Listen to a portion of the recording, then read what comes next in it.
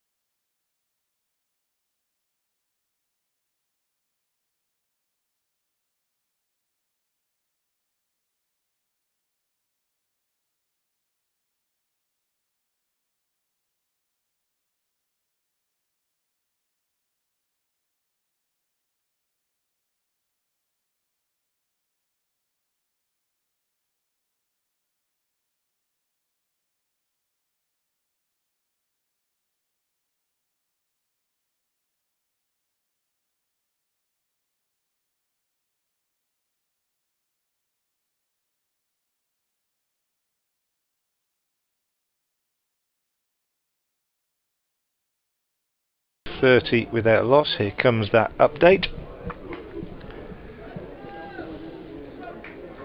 Durham won the toss and chose to bat here at New Road, and they've made a fairly solid start. 30 without loss at the moment in the 9th over, although the last 4 of those runs are rather fluky inside edge off the bat of Alex Lees, running down to fine leg for 4 off the bowling of Joe Leach, who started very tidily from the Diglis end. Leach in his 5th over so far has conceded 13 runs, and 6 of those to one shot from Graham Clark, who smashed him over square leg in his last over. Charlie Morris is bowling at the other end. His 4 overs so far have cost 17. So a solid start by Durham. Clark is on 9, Leach on 20, and in the 9th over, having won the toss and chosen to bat, they're 30 without loss. Leach is in again round the wicket, bowls to Leach, who clips this very nicely off his hip down to backward square leg, where Jack Haynes does the fielding, running round from in front of the ladies' pavilion. They take 2 comfortable runs. It's turning into a good start now. Very solid. Get through the first 10 overs without losing a wicket. You can certainly feel that you're building the base for a big score, and both batsmen have found the middle of their bats with reasonable consistency. Leach perhaps a little bit more fluent than Clark, but Clark has hit the shot of the day so far with that 6 over square leg off Leach, and Leach whips this one from Leach to mid-wicket. Another good stop from Tom Fell, sliding across to his left at mid-wicket. Second good stop from Fell. D'Oliveira's got something to say. He just had a run up all the way from backward point to Joe Leach to have a word with his captain. Obviously got an idea, and that's good to see, I think, from one of the senior pros in the side. Just going to have a little word with his captain. Hasn't resulted in any change in the field as yet, but food for thought for Joe Leach as he comes in now again round the wicket to the left hand. Leach bowls, and Leach clips this one in the air on the onside.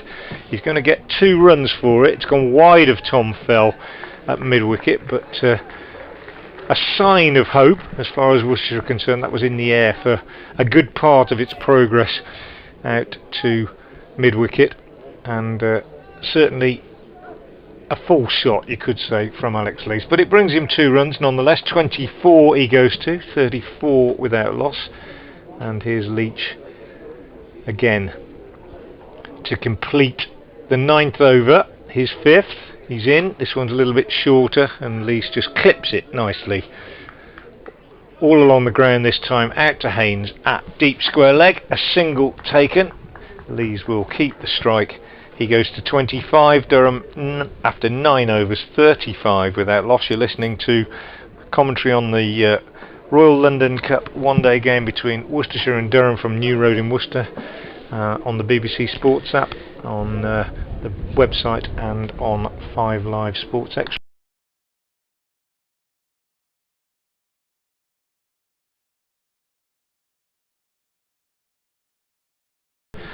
The Worcestershire spinner and all-rounder has been added to the squad for the second test against India, which starts at Lords on Thursday. He last played Test cricket in February in the second test in Chennai during England's tour of India. He's played 1 game of red ball cricket in 14 months. Well, he'd be well prepared then, wouldn't he? Morris round the wicket, comes in and bowls. This is played by Lees out to mid-wicket, no run there. We ended up in a lengthy debate about the 100 the other day, and was it really needed? Has it won over fans? Has it not? Lots of different views, but I mean, the North East is not struggling in attracting young cricketers. The cricket clubs up our way are full of young players.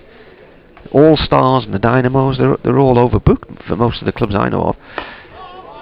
It's defended by Lees. In fact, my local club are putting on extra sessions this summer because so many kids wanted to get involved. But I did ask the question the other day, how many children still play cricket at school, in state schools? I mean, we had quite a good cricket team at Whitburn and played a lot of the other schools, but I just don't know if there's much cricket being played in state schools anymore, if it's purely in the public schools and the private schools.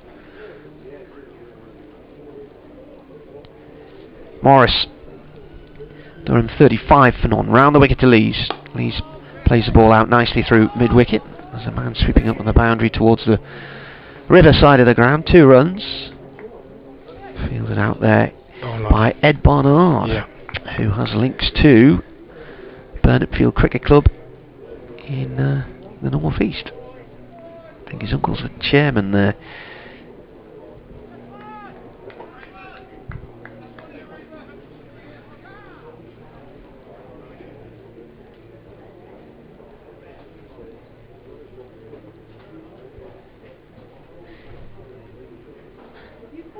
Morris round the wicket.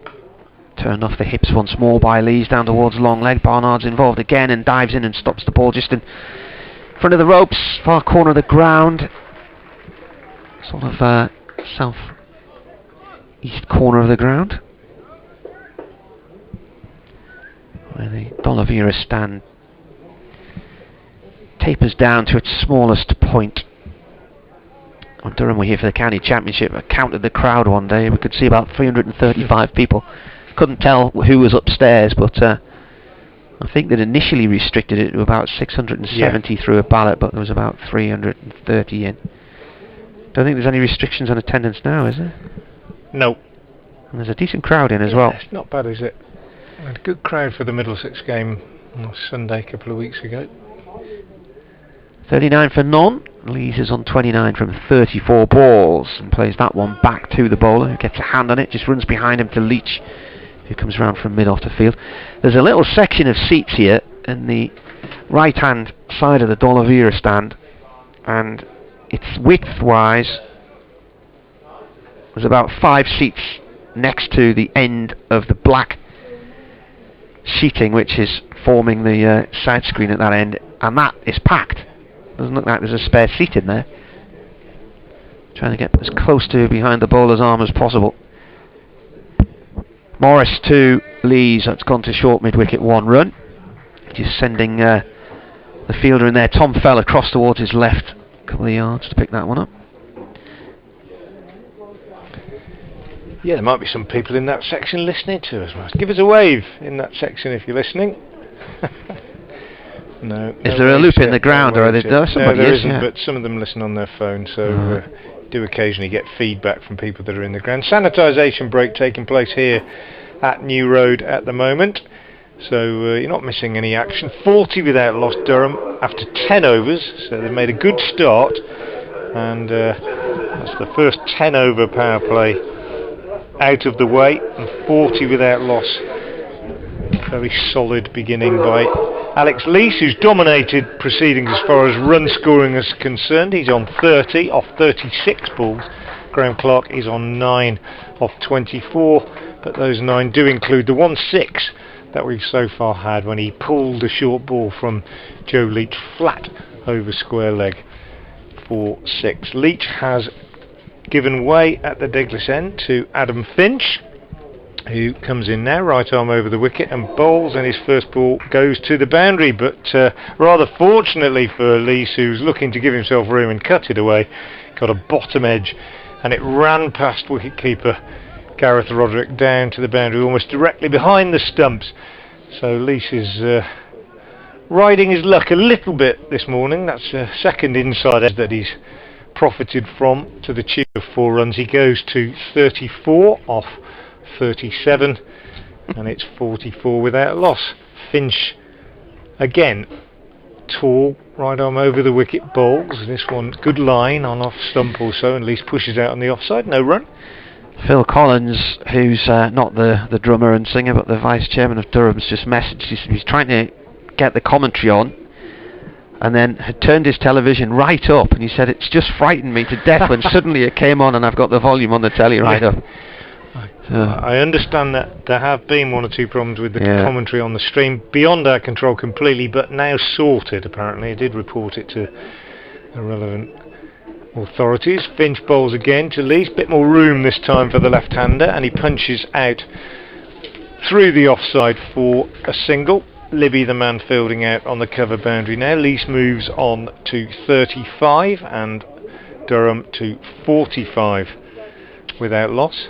Bowled 31 overs in the tournament so far this season, Finch, and taken 4 wickets, best figures 1 for 15.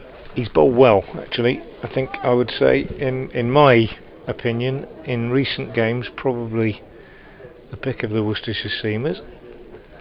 Although Leach did bowl an excellent spell at Chelmsford that you alluded to earlier. Finch again bowls, and this one is pushed back up the pitch to him by Clark.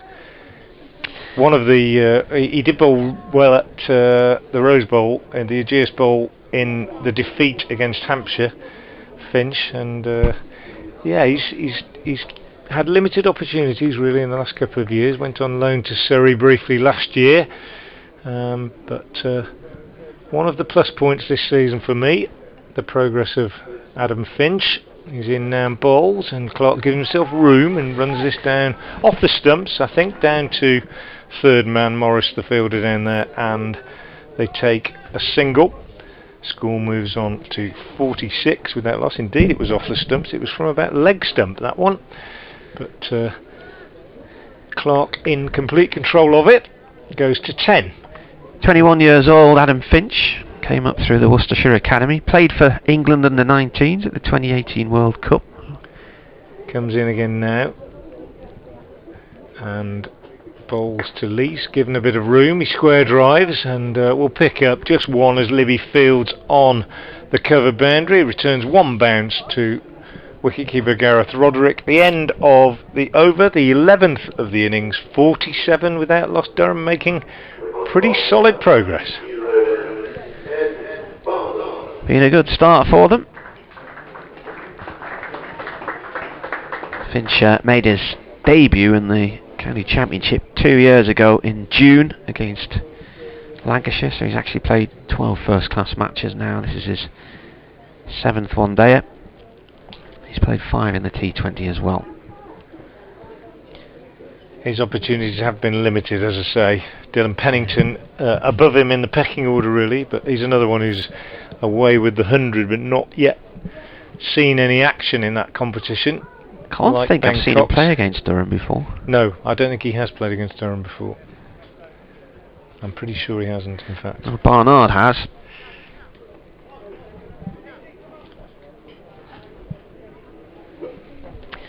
And he's going to bowl from the New Road end, our end of the ground. Up at the back of the smallish stand here in the corner. So for the left-handed Alex Lees, who's about to face Barnard, we are at long off. Ball's gone to mid-wicket, first up. Missed though, not taken cleanly there, and it's a single. Tom fell diving over the ball, got a hand to it but couldn't stop it. Head to head, we've mentioned Durham's recent travails here, but this is game number 26 in one-day cricket between these two. They first met in a Gillette Cup competition 1968. Pre-me being born, that one. Barnard over with a wicket driven by Clark up to mid-off, no run there. Were you around then, Frank? 68? I was around, yeah. Yeah, that game? I was in my last year at primary school. Durham have won 7 at home and 4 away. The last home win was in a Pro 40 League game in 2009. As Barnard bowls, slower ball, and he gets a foot on it as it's played back to him by Clark. Just takes the pace off it as it rolls back down to mid-off again. Durham's last win here was in 2008. They won by 8 wickets, one of only 3 consecutive victories at New Road. And Worcestershire have won 6 at home and 5 away. Barnard in again, and pulled by Clark, and he didn't time that well. Was quite high up the bat, and it looped towards Leach, and for a moment or two I thought it was going to be a fairly straightforward catch, but when it died on Leach, feeling just inside the discs at mid-on, and eventually it pitched about 3 or 4 yards in front of him.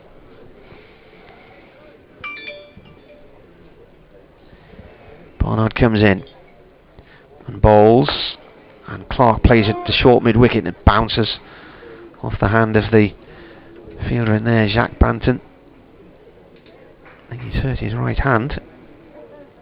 Just pitched on the edge of a used strip. Do we say Jacques or Jacques? What do we go with there? Jacques. Jacques. Yeah. I think most people say Jack, as in the English. That's the way he's generally known, but it is actually Jacques, as you quite rightly say. This is pushed towards mid-wicket, and a single. And in fact, it's Jack Haynes, not Jack Banton. Yeah. You could see the 7. And it's gone to him again. He dives in, and it's still in pain with his hand. The physio's now, I think, coming on to see him, is he, or not? No, it's the 12th man with some sweaters and whatnot. But he might need a bit of attention to that right hand. He's still looking at it. Finger end there. Durham, 1 run away from 50, 49 for none. Yeah, Jacques Bantam, brother of Tom.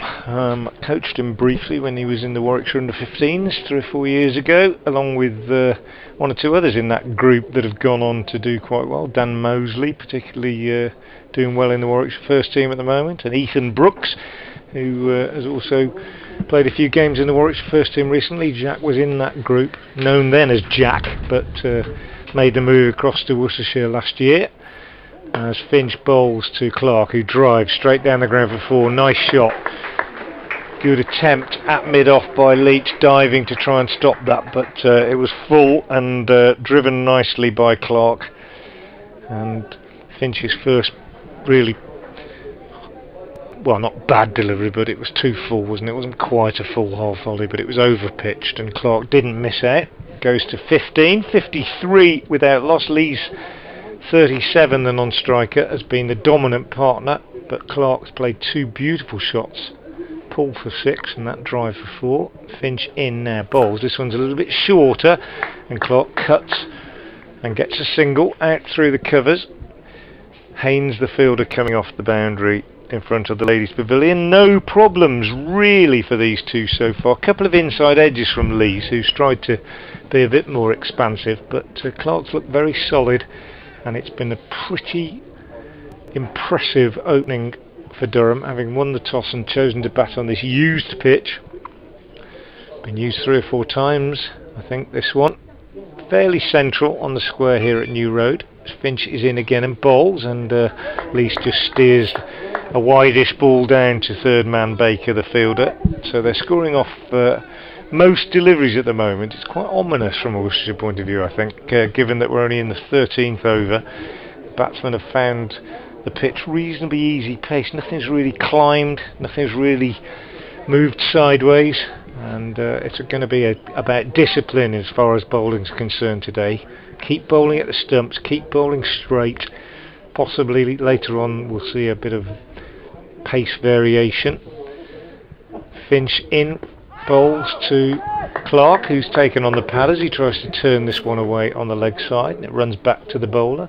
I think we'll see quite a bit of spin. It's been Worcestershire's custom since Baker came into the side to introduce him quite early, but in this competition it's been noticeable after the first couple of games that teams have targeted him when he's come on. Young spinner, 18 years old, they know he's not been around long, and he's come on early and they've gone after him, and he's found that difficult, and I think that's why we haven't yet seen him. Finch in, bowls and beats Clark outside the off stump with one that maybe just did keep a little bit low, a bit wide. He went to cut it and didn't bounce enough, and it went under his bat and through to Gareth Roderick. So we might see Baker just a little bit later than we have been seeing him in this competition, but he's made a good start to his career, fresh out of school, and impressive control from the young man. And Banton, who played his first game the other day, made a good start, picked up 3 quick wickets in his very first spell. Here's Finch from the Diglis end, bowls, and this one's short, and Clark heaves it away for 4 on the leg side. Meat and drink really to a player like Clark, very quick to see the length, like all good players, and swivelled round and smashed that away behind square 4 on the leg side. So he's getting in on the act a little bit now. Graham Clark has moved on to 20 off 36 balls. Lees has 38 off 42 balls, and Durham after 13 overs 59 without loss.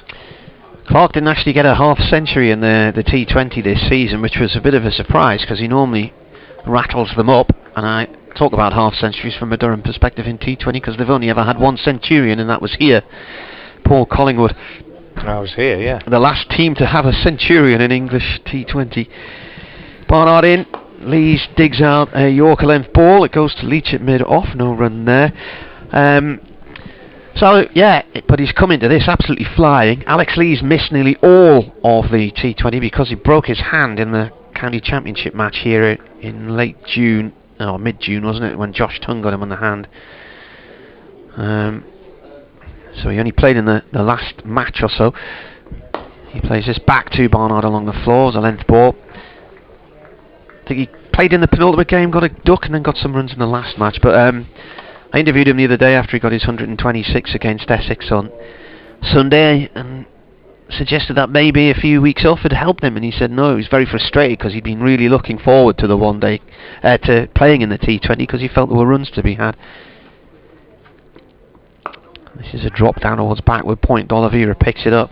So Durham started off okay in that format, won 4 of the first 5 and then just fell off a cliff. Has lost 7 of the last 8 and they badly missed him. They were affected by injuries, and at one point the entire second team was isolating because of coronavirus, so they only had 10 fit players, and it started to show as the tournament rolled on. Barnard is played out through the covers this time by Lees for 1 run. John Hutchison has emailed from Bolton. He says, greetings from a sunny bin day in Bolton, and he says, just the black bin today. And he said, I've just seen this sad news about Chris Cairns. No, John's from the North East. Chris Cairns is somebody who I knew. He's a year older than me, and his father, Lance Cairns, the New Zealand international bowler, played for Whitburn Cricket Club in the early 80s, and I think for Bishop Auckland and County Durham as well.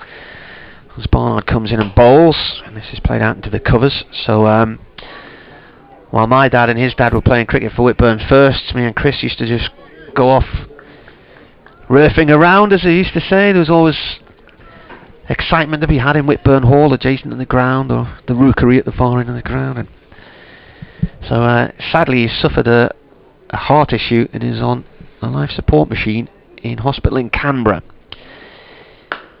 This is pushed up towards the cover area. That's a dot ball. That is the end of the over. 60 on the board, 60 for none. So he's, I think there's talk of trying to transfer him to a specialist heart unit in Sydney from Canberra. So he collapsed last week. So thoughts with the Cairns family. And we're going to see some spin. Brett D'Oliveira being introduced into the attack at the Diglis end. So just 2 overs from Adam Finch. They cost 17. The other bowlers used so far: Joe Leach, 5 overs, 1 maiden, no wicket for 18. And Charlie Morris, 5 overs, no maiden, no wicket for 22. Ed Barnard's 2 overs so far have cost just 3 runs. And it's D'Oliveira coming on at the Diglis end to bowl to the left-handed Lees. You're listening to live cricket on BBC 5 Live Sports Extra and on the BBC Sport app and website. I'm Frank Watson, BBC Hereford and Worcester. Alongside me is Martin Emerson of BBC Radio Newcastle. And if you want to get in touch, I'm at Frank Watson 58 on Twitter, and Martin is at Marty Cricket. Here's Brett D'Oliveira over the wicket from the Diglis end, bowls, and Lees drives his first ball back to the bowler. Good diving stop by D'Oliveira, moving to his left, and no run. Lees fluent this morning, couple of inside edges for 4 in amongst his 39, but also lots of good punchy shots, particularly on the leg side. D'Oliveira into him bowls. This one is short and he swivels round and gets a run on the leg, so doesn't really get hold of it. Bottom edged it really, but it runs away to backward square leg. Jack Haynes comes in to do the fielding, and the score moves on to 61 without loss. Good crowd in at New Road this morning if you're just joining us, and if you're in the Worcester area and you want to come down, there's plenty of room in the ground. But a decent crowd in, and they're enjoying, well, it's a perfect day, isn't it? Not too warm, but warm enough. Bright sunshine. D'Oliveira in bowls, and Clark drives nicely on the offside with the spin up to long off. Perfect temperature. There by Jacques Banton. Yeah, it is. Perfect, it's about 20, isn't it? 20's plenty, I would say. It's nice and still, and it was a little bit muggy earlier on, but it's still okay now. About 20. T-shirt and shorts, not too hot. Lovely. D'Oliveira over the wicket to the left-handed Lees, who drives off the back foot out through the covers. Finch is the fielder on the cover boundary. There's no run. 63 without loss. Durham in the 15th over. If you're of a Worcestershire persuasion and you're watching this game, I would think you are feeling that things are looking a little bit ominous at the moment. I'll expand on that in a moment as D'Oliveira drives, and this is punched up by Clark to long on for a single. 64 without loss. What I mean is, it doesn't look very threatening. The batsmen don't look in any trouble. They're scoring freely. D'Oliveira in again, bowls, and Lees clips this one away on the onside for a single. And when they're scoring as freely and as comfortably as this in, well, that's just the 15th over completed, 65 without loss to score, you'd have to think that if they lay a real basis, 100, 120, 130 without loss off, say, 30 overs, then you could fear the worst in terms of a big score. I suppose what I'm trying to say, Marty, is Worcestershire need a wicket, 65 without loss. A wicket can change things, though. These two have put some excellent stands together this year, 240 at Kent, so... But we have seen one, and plus 100 against Gloucestershire at Scarborough. Barnard bowls, keeper standing up, and a wild swipe there from Lees. A play and a miss, is that? That's a bye, is it? Yeah. Played and missed. The umpires today, by the way, Ian Blackwell, the former Durham all-rounder. He's currently a point, and Neil Pratt, brother of Gary and Andrew, the former Durham players.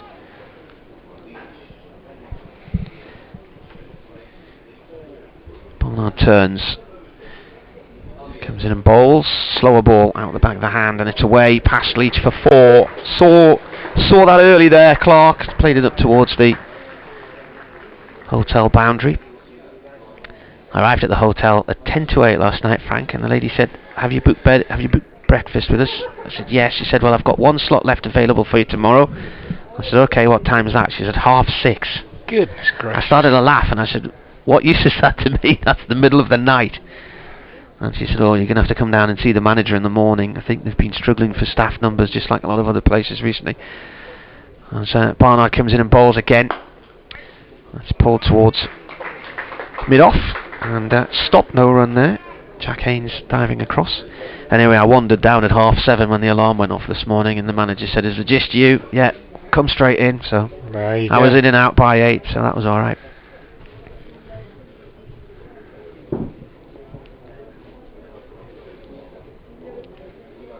Barnard up to the stumps and bowls. Clark plays this into the ground and up to Baker at long on. Ian Foster says this is a good steady start, but what is an average 50 over score at New Road? I'm not sure if he said earlier because of the sound issues. I'm sorted now. And Phil says his ears are now just recovering after the sound returned with his telly. Turn right up. What would you say is a decent score here then? Well, it's difficult. I'd probably 250. I think it'd be about par, I would think, on this pitch. Barnard in. Another slower ball, cut by Lees down towards third man for 1. Well, the best score here for Worcestershire this season has been 323 for 7 against Kent, but I mean, just how many games ago was that on this wicket? And also, that was a very late flurry, and it was the first game.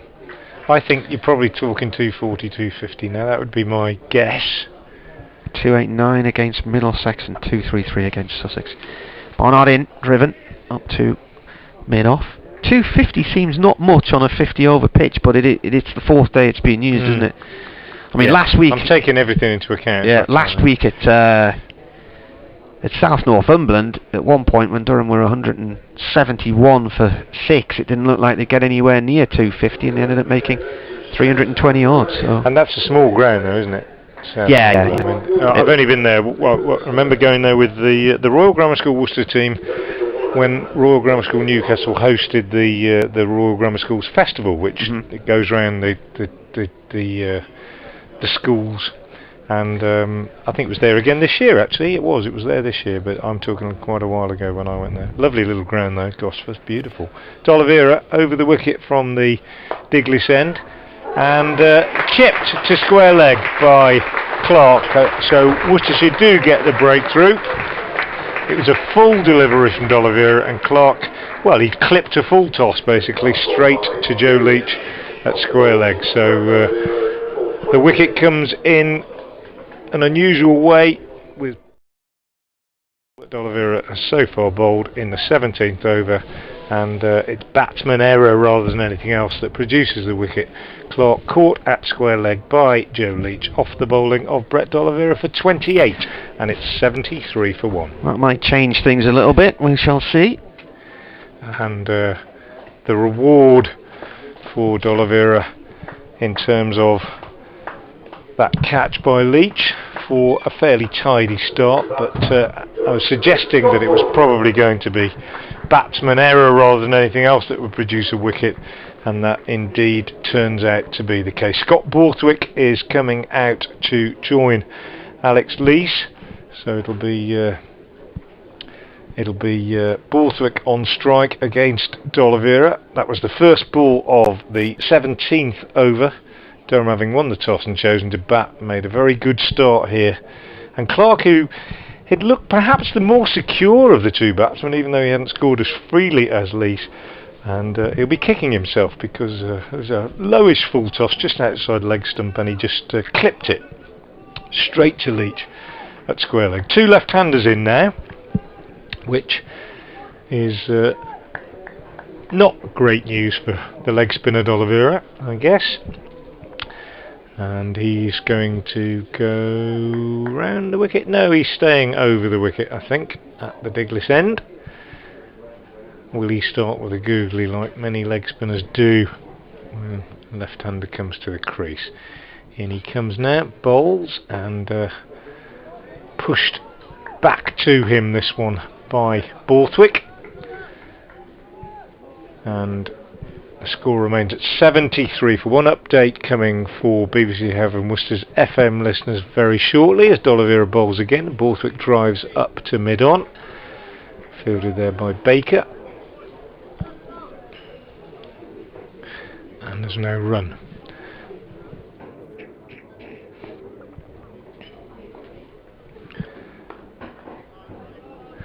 Well, Worcestershire have just taken the first wicket in this Durham innings. It was that of Graham Clark, who looked in good touch for his 28, but having added 73 for that first wicket with his captain Alex Lees, he clipped a full toss from Brett D'Oliveira straight to Joe Leach at square leg, and Leach took the catch comfortably. So that was 73 for 1. Since then, Scott Borthwick's come to the crease. He's off the mark. Alex Lees is on 43, and in the 17th over, Durham, having won the toss and chosen to bat, are 74 for 1. Make that 75 for 1 as Lees drives this away into the covers. And there's a slight misfield by Jake Libby, and they take a single. So Scott Borthwick, the captain in the Championship, but Cameron Bancroft, the captain in one-day cricket, I think is the situation at Durham as D'Oliveira bowls, and Borthwick pushes this out on the offside, and there's no run. And that's the end of the over from D'Oliveira, 75 for 1, and Borthwick on 1, Lees on 44. You're listening to live cricket on BBC 5 Live Sports Extra and on the BBC Sports app and website. And it's Worcestershire against Durham in the Royal London One Day Cup, Group A. Durham coming into this game top of the group, and Worcestershire in 4th place. Durham knowing if they win this game they've got a real chance of progression, a very good chance indeed. Worcestershire knowing that they have to win this game to keep alive any hope of progressing further, and even if they do win they will have to wait and see the result of games elsewhere, not just today but also later in the week. Jake Libby is being introduced into the attack at the New Road end to bowl his occasional off spin round the wicket. This is almost certainly because we've got two left-handers in at the moment, and the two left-arm spinners in the side, both rookies, Jacques Banton and Josh Baker, probably would prefer to bowl to right-handers as Libby bowls, and Borthwick, Lees goes back and drives this up to long off where Jack Haynes does the fielding, and they take a comfortable single. 75 for 1, Lees goes to 45, 76 for 1 in fact now, and Libby will stay round the wicket to another left-hander, Scott Borthwick. Borthwick just taking his guard from umpire Neil Pratt. Hasn't faced the bowling at the Diglis end yet. He waits now as Libby comes in and bowls to him, and he goes back and pushes defensively back up to the bowler, and there's no addition. Lovely day here at New Road, blue sky, bit of fluffy white cloud, cathedral looking glorious, and the crowd enjoying it as Libby comes in again and bowls, and Borthwick turns this to mid-wicket. D'Oliveira does the fielding and there's no run. The teams, Worcestershire unchanged if you're just joining us: Haynes, D'Oliveira, Fell, Libby, Barnard, Roderick, Leach, Baker, Morris, Finch and Banton. Libby in, bowl short to Borthwick, who pulls this away. One bounce to backward square leg. Finch the fielder. Just as well he didn't really get hold of that Borthwick, or he might have found himself holding out to the fielder on the square leg boundary. Just kind of checked the shot as he went into it to make sure that it didn't carry. One bounce it was. He got a single. He goes to 2, and Libby round the wicket again now. Bowls to Lees, who drives confidently up to long on. Morris the fielder, and they take a single. 78 for 1. Lees goes to 46. The one man out. Graham Clark caught at square leg off a full toss from Brett D'Oliveira for 28. Here's Libby again. He's round the wicket now. He bowls, and big shout for LBW as Borthwick sweeps at this one. But umpire Pratt not interested. Signals leg by as they go through for a single at the end of that over from Libby. I think it was just drifting on with the arm, that one going down the leg side. It's my initial impression. I haven't seen a replay. 79 for 1 at the end of the over. 18 overs completed. Borthwick has 2 and Leach has 46. Bowling figures so far for Worcestershire: Leach 5 overs, 1 maiden, no wicket for 18. Morris 5 overs, no maidens, no wicket for 22. Finch 2 overs, no maidens, no wicket for 17. Barnard 3 overs, no maidens, no wicket for 10. And Libby just that 1 over for 3 as D'Oliveira begins his 3rd over with a ball just short of a length outside off stump, which is pushed out through the covers by Borthwick for a couple, which takes him on to 4, and the total to 81 for 1. And D'Oliveira, just to complete these bowling figures, has conceded 7 runs so far. He's picked up the 1 wicket to 4, and he's just about to bowl the second ball of his 3rd over, which he bowls now, and this one's clipped by Borthwick up to long on, where it's fielded by Banton. And they take a single. Just musing about captaincy. Borthwick captain in the red ball game, yeah. Bancroft captain in the white ball game. Yeah. Is that right? No, well, Borthwick's captain in this as well. Oh, is he? Right. So okay. Bancroft was T20. Ah, okay. So Borthwick's captain in this as well. Okay. This one clipped away by Lees to mid wicket for a single. Fell the fielder. 83 for 1. What's he got in this so far this season? Borthwick's highest score, 76 in this competition, 98 runs. Average is 32.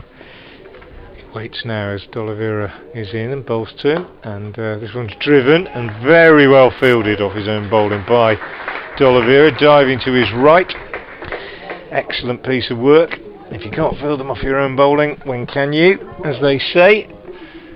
Really bright sunshine now as D'Oliveira is in and bowls, and that one's quicker and flatter and almost through Borthwick. D'Oliveira's arms thrown skyward as the Durham skipper made a late adjustment, punched it up to mid-wicket for Fell to do the fielding. D'Oliveira again is in and bowls, and this one is whipped away again in similar fashion by Borthwick, this time wide of the fielder at mid-wicket, and he picks up a single, which means that he keeps the strike. It's the end of the 19th over. Borthwick has 6, Lees 47, the one man out, Clark for 28, and Durham are 84 for 1. Borthwick 76 came at Radlett a couple of Tuesdays ago, just inside the M25 in Hertfordshire, and the hotel I stayed in backed onto the M25. It's a nice setting though, quite a wooded environment up on the top of the hill. He's here to face Libby as this is turned to short mid-wicket. This is Libby's his second over. It's his second over, yeah. Occasional bowler, but because the 2 left-arm spinners probably don't want to bowl with the 2 left-handers in, I think is the reason that he's been introduced ahead of Baker and Banton. Wonder how many other occasional bowlers we might see today. Borthwick down the track, A lot of dust comes up there as he plays that one. It's a diving stop from D'Oliveira, short mid-wicket.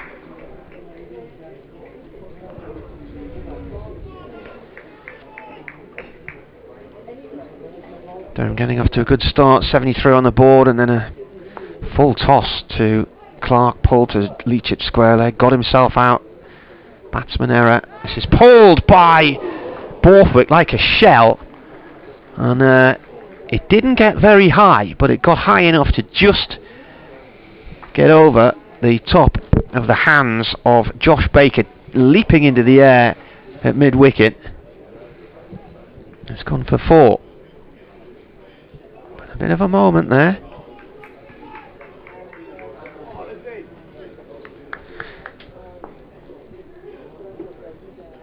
Libby in, bowls. Borthwick back into his crease. It hit his pads, but I think it's done too much. He's hit it. I think he's hit it. Otherwise, I'm just having a look at the replay. Oh, yeah, going down. Yeah. He stepped across towards the leg side, didn't he? Libby again bowls. An attempted sweep. There's an appeal for LBW. Oh, Borthwick set off. He's run out. He's got himself run out again. He set off for a single. Lee's never left his crease. Borthwick's run out for 10. He got run out for 1 against Lancashire the other day. And Durham inflicting wounds on themselves once more. Calamitous. Yeah, really. Second big appeal that they'd had against Borthwick from Libby when he was sweeping. Same thing happened in his first over, but extraordinary to see him set off for a run like that, really. And I mean, as you said, Marty, Lee's just, well, he wasn't even considering it. He hadn't even started, had he? No. Who got the throw back to the keeper there? Not on the same wavelength. Not exactly sure. I'll have a look in a minute. And here's Cameron Bancroft. He could do with some runs. It was Barnard got the throw. Was it? Yeah. He's had 1 decent score in this tournament. Yeah, Barnard. So Cameron Bancroft, the new batsman, and well, 2 unlikely wickets, really, you'd have to say, given away by Durham. Really, a full toss from D'Oliveira, hit straight to square leg, and now a needless run out. But Worcestershire grateful for all offerings, because to be fair, they hadn't been looking too threatening with the ball. Got a right-hander in now.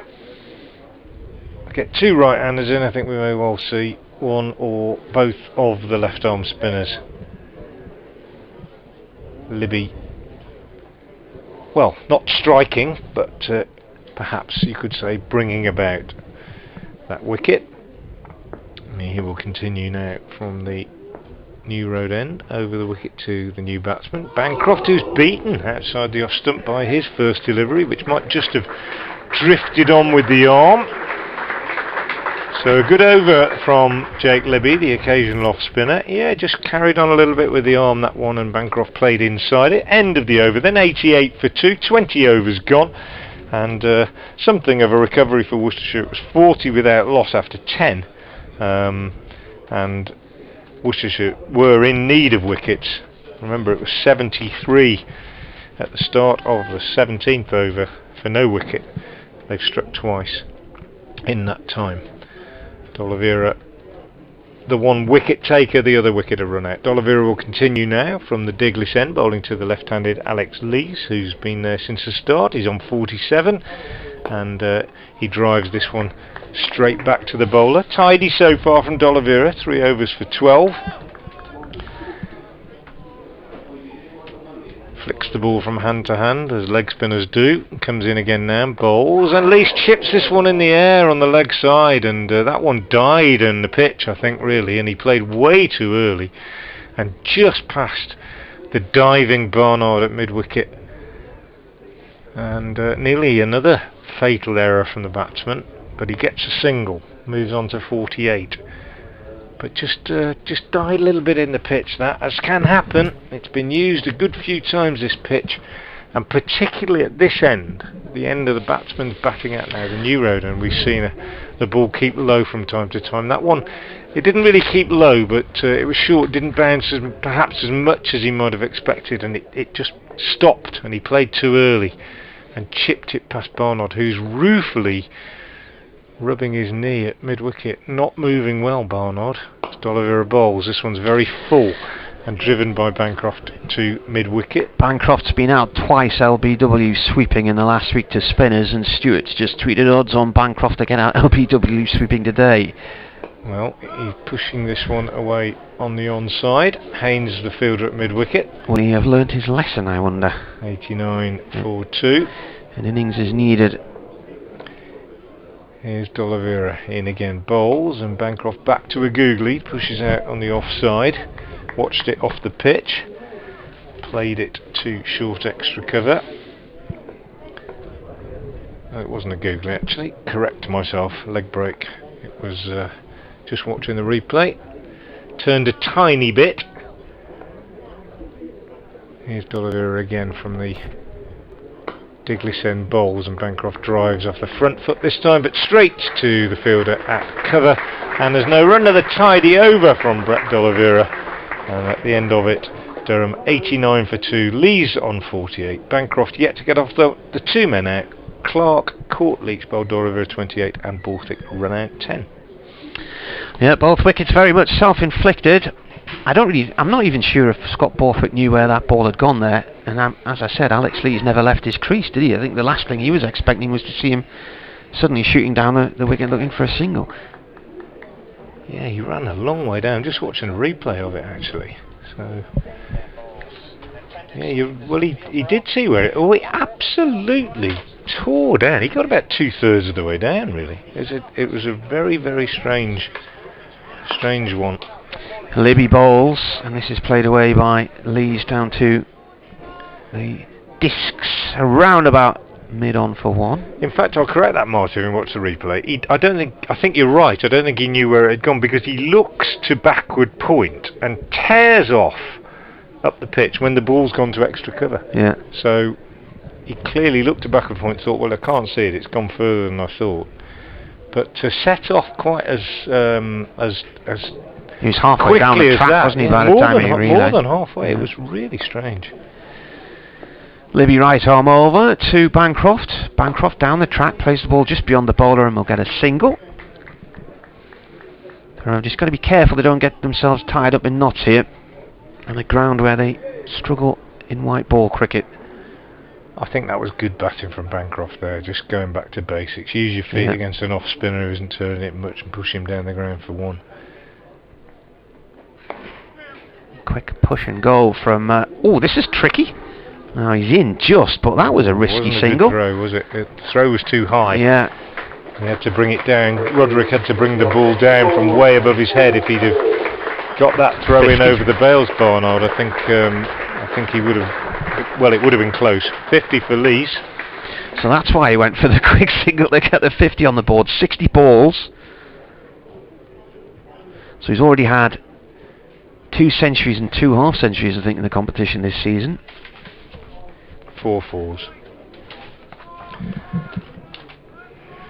So he's in good nick, and just like the other day, Durham need him to stay out there. Yeah, 2 50s, 2 centuries so far, so that's another 50. This is played by Bancroft towards just wide of point.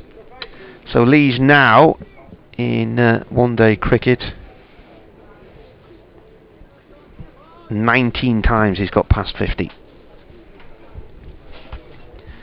Maybe round the wicket to Lees, and then it'll play out through the covers for 1.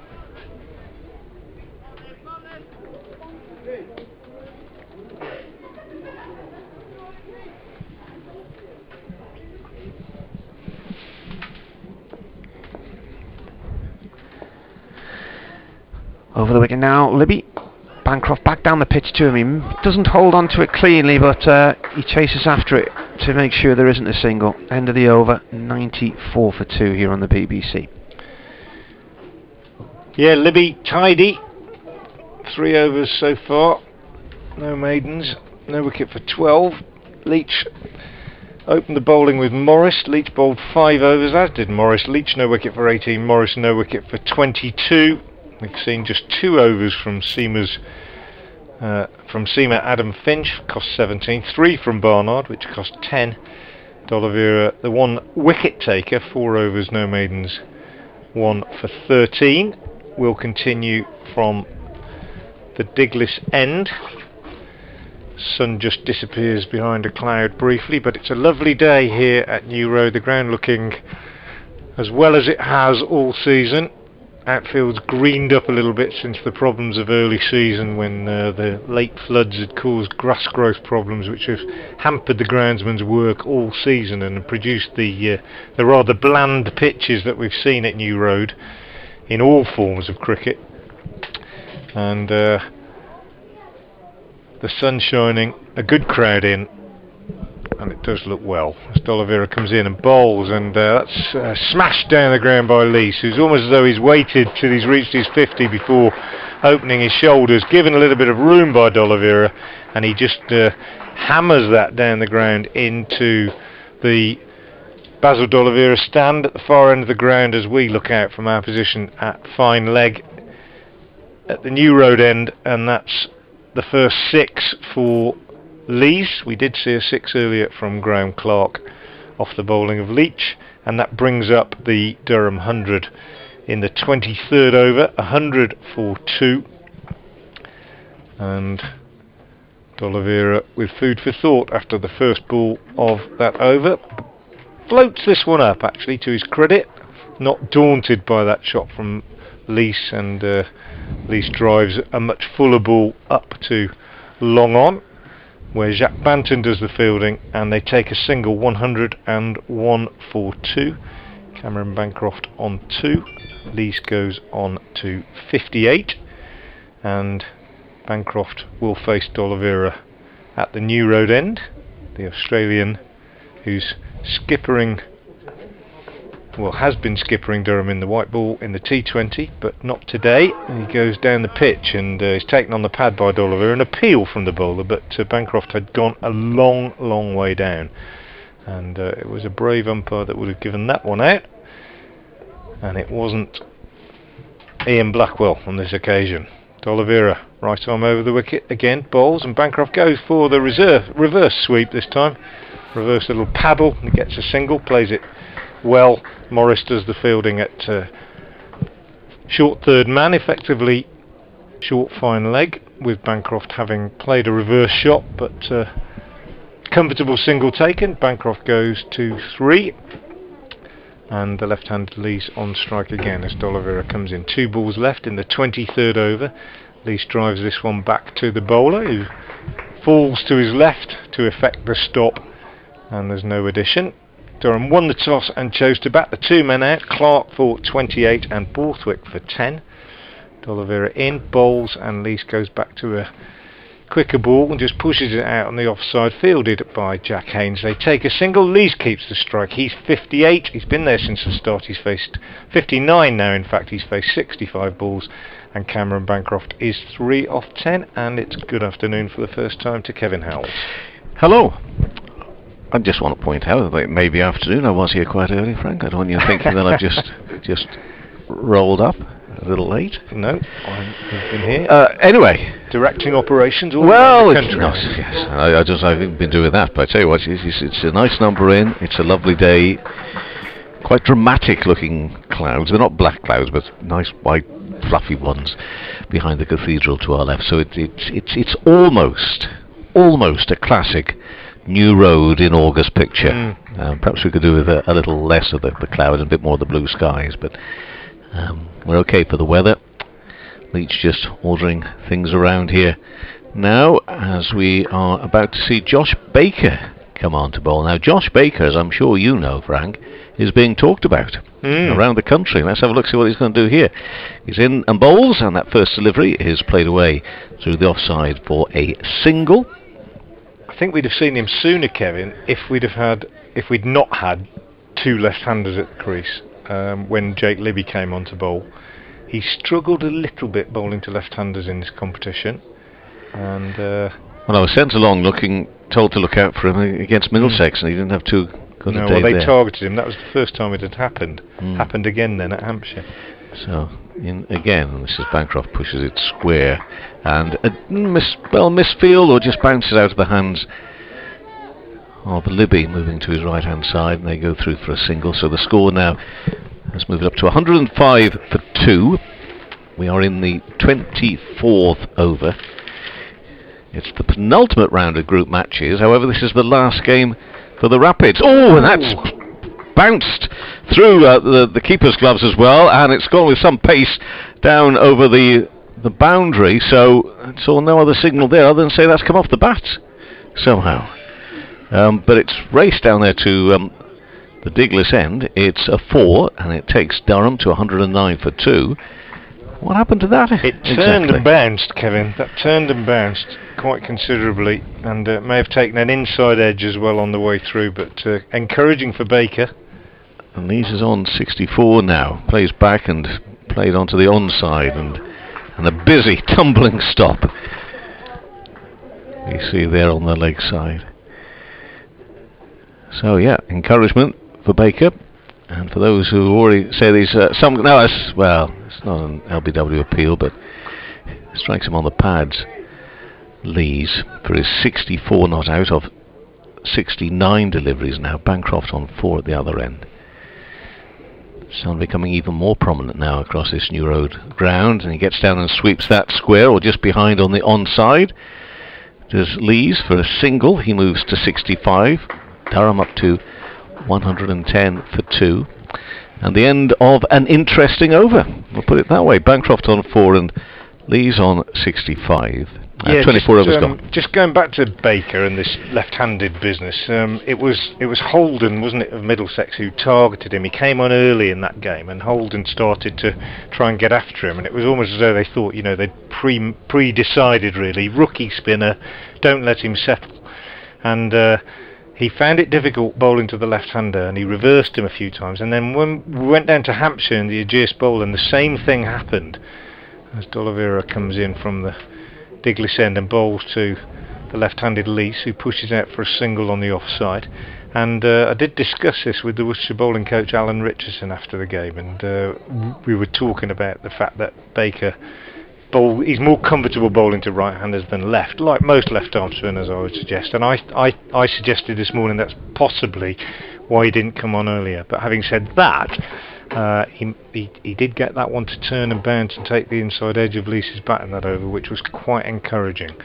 D'Oliveira to the right-handed Bancroft meanwhile, bowls, and Bancroft drives back up to the bowler, who tumbles to his right and shins it, I think, to the fielder at mid-on. Libby saves a single, but didn't look the most comfortable experience for D'Oliveira. Score remains on Nelson, 111 for 2. And D'Oliveira in again to Bancroft, and Bancroft goes for a little paddle on the leg side. By that, I don't mean he takes his shoes and socks off and goes for a little walk in the water. I mean he goes for a little paddle shot down the leg side, but he missed it anyway, and it was taken. Well, it dropped down off his pad in the crease and was picked up by the wicketkeeper Roderick. D'Oliveira again bowls to Bancroft, who more conventionally this time is rocking forward and just pushing back to the bowler. Good spell from D'Oliveira this so far. He's picked up a wicket with a full toss, admittedly, but in his 6th over, so far only gone for 23. He's in now and bowls, and that one's quicker and flatter, and Bancroft watches it very carefully. Just goes back and pushes out on the offside. Good little contest at the moment between the Australian and Brett D'Oliveira, who's in again, and Bancroft tries something different this time, runs up the pitch a little bit but doesn't get to the pitch and drives back to the bowler, who does his own fielding. Tidy over from D'Oliveira, just 1 run from it, and Durham 111 for 2 in the, at the halfway point. 25 overs gone, 25 left. If I can just do a quick plug for those listening on 5 Live Sports Extra. Obviously every ball of every game, uninterrupted coverage to be found on the BBC Sports website and the Sports app as well. But on Sports Extra, coverage of the Royal London One Day Cup until 5 to 3, then it'll be off to the 100, first the women's game, then the men's game today, Originals versus Spirit from Manchester. But we're going to see Baker meantime here. Well, we were going to, and then there's a slight change in the field, and I think we have an issue of one too many outside the circle there, which is very nearly a bit of a mess up, but they get it sorted. And this next delivery, looking to sweep, and again it wraps him on the pads, but flies out into the offside. So he's a very, very tall individual. He's Baker. So tall that I must say, although fashion is not my main thing, he looks as if his trousers could do with a little bit of length thing. Again, wraps him on the pads. And I think we're going to get a bit of an update here, so I'll keep quiet here with the score. 111 for 2. Bancroft on 4, Lees on 66. Yes, update for BBC Over Worcestershire FM listeners coming imminently. As Baker bowls this ball, and it's pushed up to long on for a single. Even Stevens, I would say, Malcolm, at the moment. Durham, having won the toss and chosen to bat, made a very good start. 73 added for the first wicket, but then Graham Clark hit a full toss from Brett D'Oliveira straight to Joe Leach at square leg and went for 28. And 88 was the score when the second wicket went down. Scott Borthwick, the Durham captain, inexplicably really running himself out, going for a non-existent leg bye. He was out for 10. That was 88 for 2, and Durham have progressed steadily since then. Alex Lees has passed 50. He's on 67. Cameron Bancroft is with him. He's on 4. And in the 26th over, Durham are 112 for 2. As that one's pushed out on the onside for a single by Bancroft. Back to you, Kevin.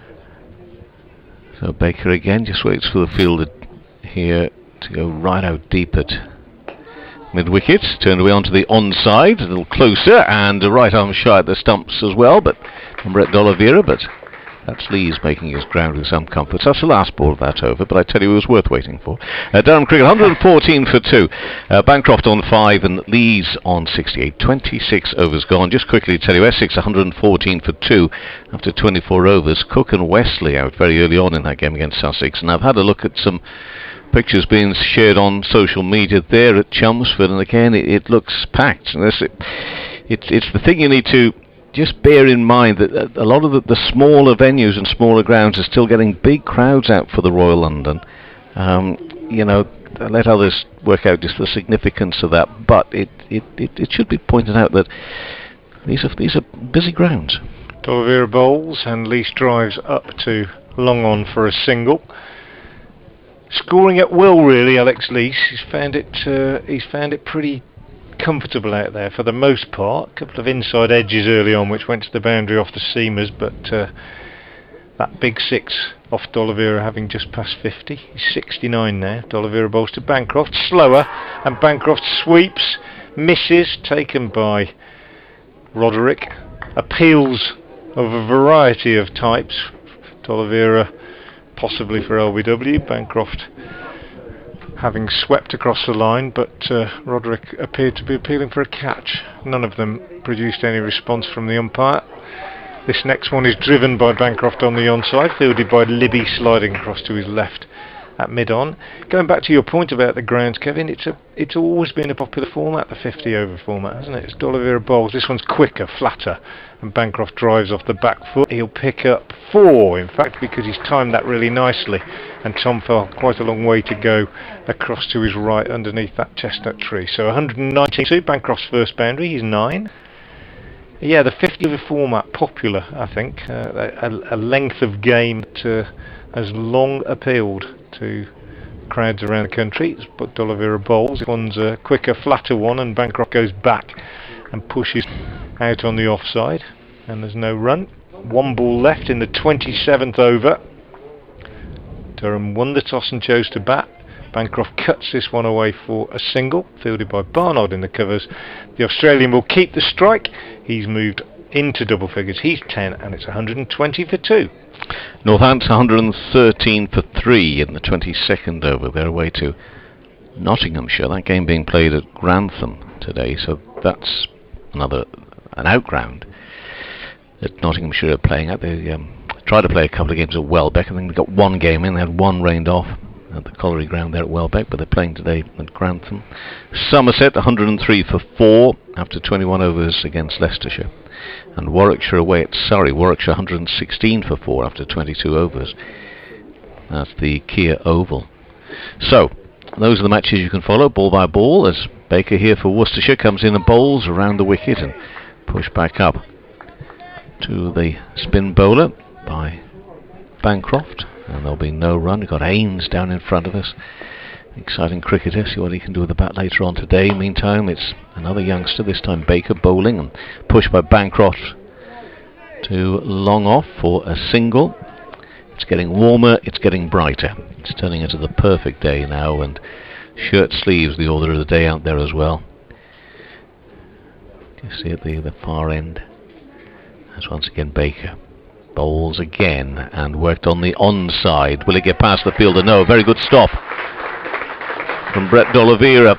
He's an exciting fielder to watch because he's so busy, and if he can do something and involve a tumble at the same time, he'll do it. He loves it. Baker in and bowls, and again work to D'Oliveira. Oh, that time it's a bit of a boring one for him. He just has to get down and pick it up. Not even he could have tumbled for extra effect there. But he's alert, he's busy, as I say.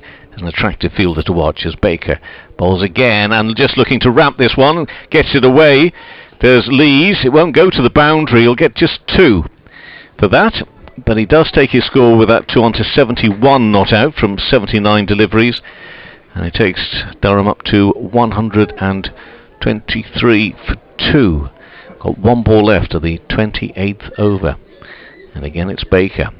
In bowls, a little quicker perhaps that time, and pushed. Oh, and he's effected a stop there, but couldn't quite field it cleanly. But he perhaps did save runs all the same. Did D'Oliveira again on the onside, and Lees will get a single. He moves to 72 not out. It's the end of the over being the 28th, and it's 124 for 2. Bancroft on 11 and Lees on 72. Both wickets which have fallen this morning. Durham will be looking back on them and thinking, what were we doing? However, that's the way it sometimes goes. Yeah, they will, you're right, because Clark's dismissal was a full toss from D'Oliveira, which he clipped straight to the fielder at square leg, and Borthwick's run out was really unusual in that you rarely see a player go as far down the pitch as he did and get no response whatsoever from his partner. The least almost didn't leave his crease. Borthwick went about 2/3 of the way down the pitch before realising he'd made a mistake, and he didn't even bother trying to get back as Barnard came in to do the fielding. Change in the bowling. We're going to see Jack Banton introduced at the Diglis end. So it's the 8th bowler, is it? 1, 2, 3, 4, 5, 6, 7. 8th bowler that was sort of used in this first 29th over. He's a left arm spinner like Baker, but bowls a bit flatter and a bit quicker than Baker. He's a lot smaller. Shorter, I should say, and his first ball is driven by Lees out to extra cover, where Baker, the other left arm spinner, does the fielding, and they take a single. But he's a confident young man, Banton, and made a good start with the ball the other day against Sussex. Picked up 3 quick wickets when he came on to bowl. Goes round the wicket now to the right-handed Bancroft. He's in and bowls, and this one is right in the block hole, and Bancroft squeezes it up to the busiest man in Worcester, Brett D'Oliveira.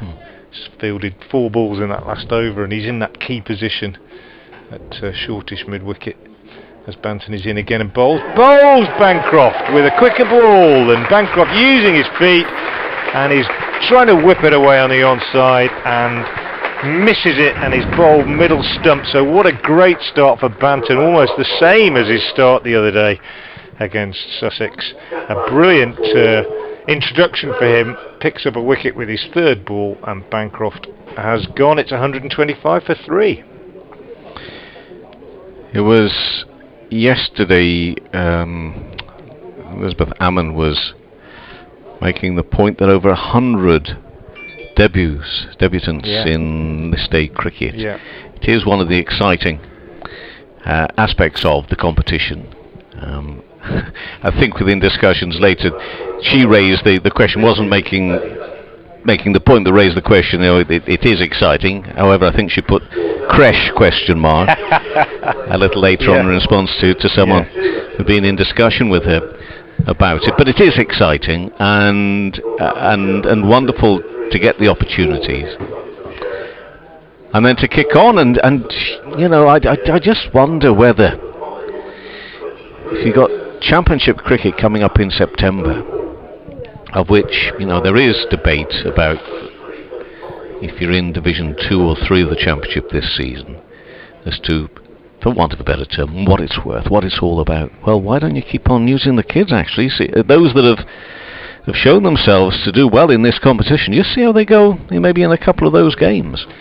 I don't think there's any doubt that Worcestershire will be using Banton and Baker in the remaining Championship games. I think that's already been decided, really. Not sure whether one or two of the other people that have been introduced will keep their places. Well, no, not sure. Anyway, Banton into bowl from the Diglis end to the new batsman, who is David Bethingham, one of the best or most productive run scorers in all forms of cricket in the country at the moment, Bethingham, and he clips this one away to D'Oliveira at mid-wicket, and there's no run.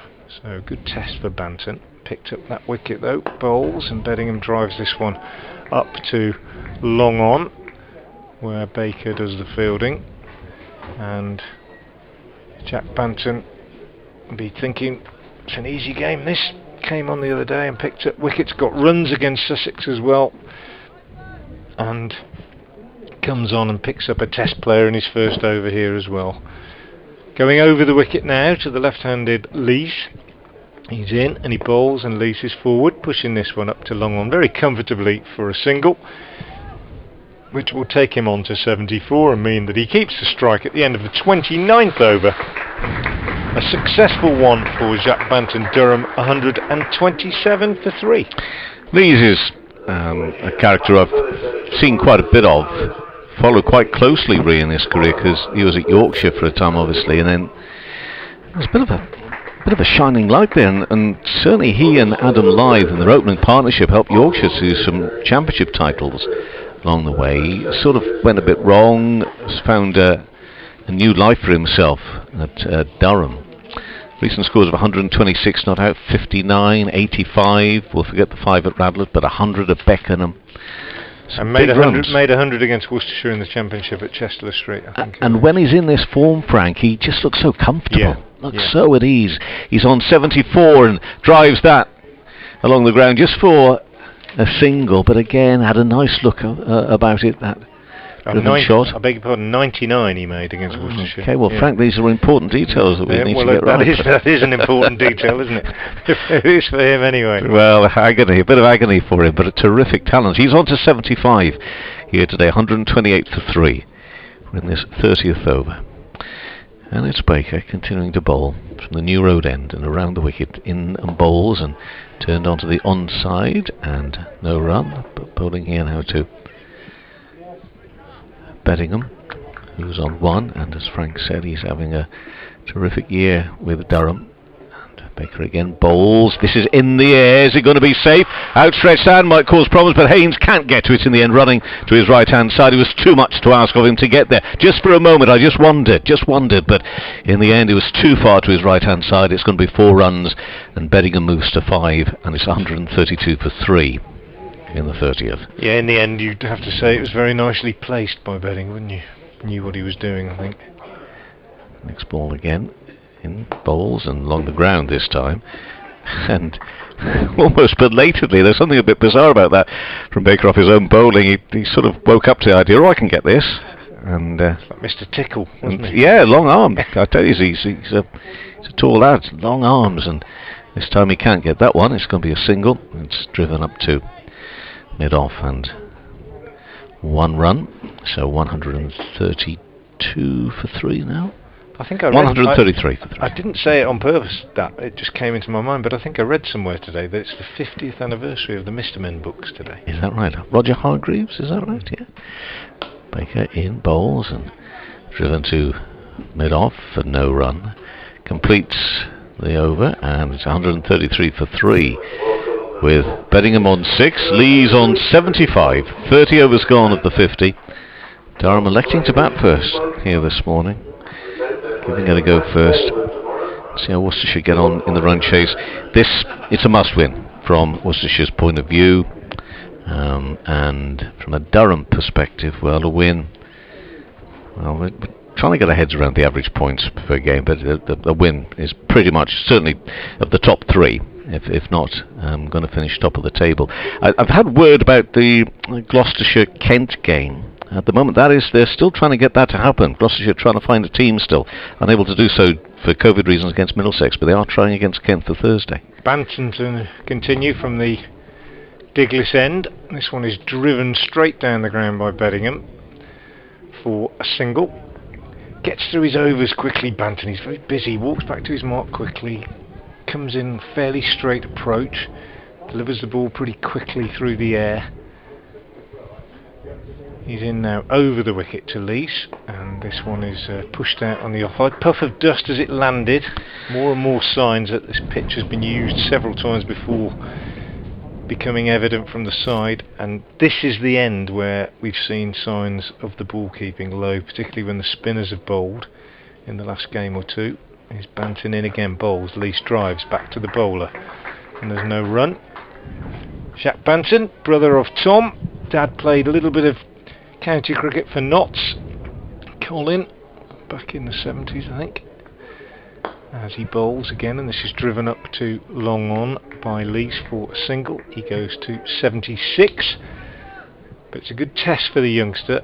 He's got a test player out in Cameron Bancroft. He's now bowling at one of the best batsmen in the country this season in terms of figures, David Bettingham, and a man of great talent, Alex Lees, as you were saying, Kevin. So it's a good test as he's in again and bowls, and Bettingham drives on the offside for a single. And that goes back to Elizabeth Hammond's point that you were making about all the youngsters coming through, and they're not just coming into first team cricket in a competition that doesn't include any senior players. They're coming in and having the experience of bowling against some quite big talents. This one is driven again by Lees up to long on. Again a puff of dust as it landed, that one, and Lees gets another single. That's the end of another over from Banton. 31 gone, 19 left. Durham won the toss and chose to bat. 3 men out. Clark for 28, Borthwick for 10, and Bancroft for 11. Lees 77 on out, and Bettingham on 8. Two big games coming up on Thursday. So you've got Durham versus Hampshire, and you've also got Lancashire versus Essex, in terms of those teams trying to make sure of their top 3 finish.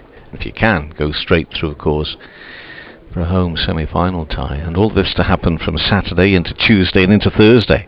It'll all be done and dusted by a week on Thursday.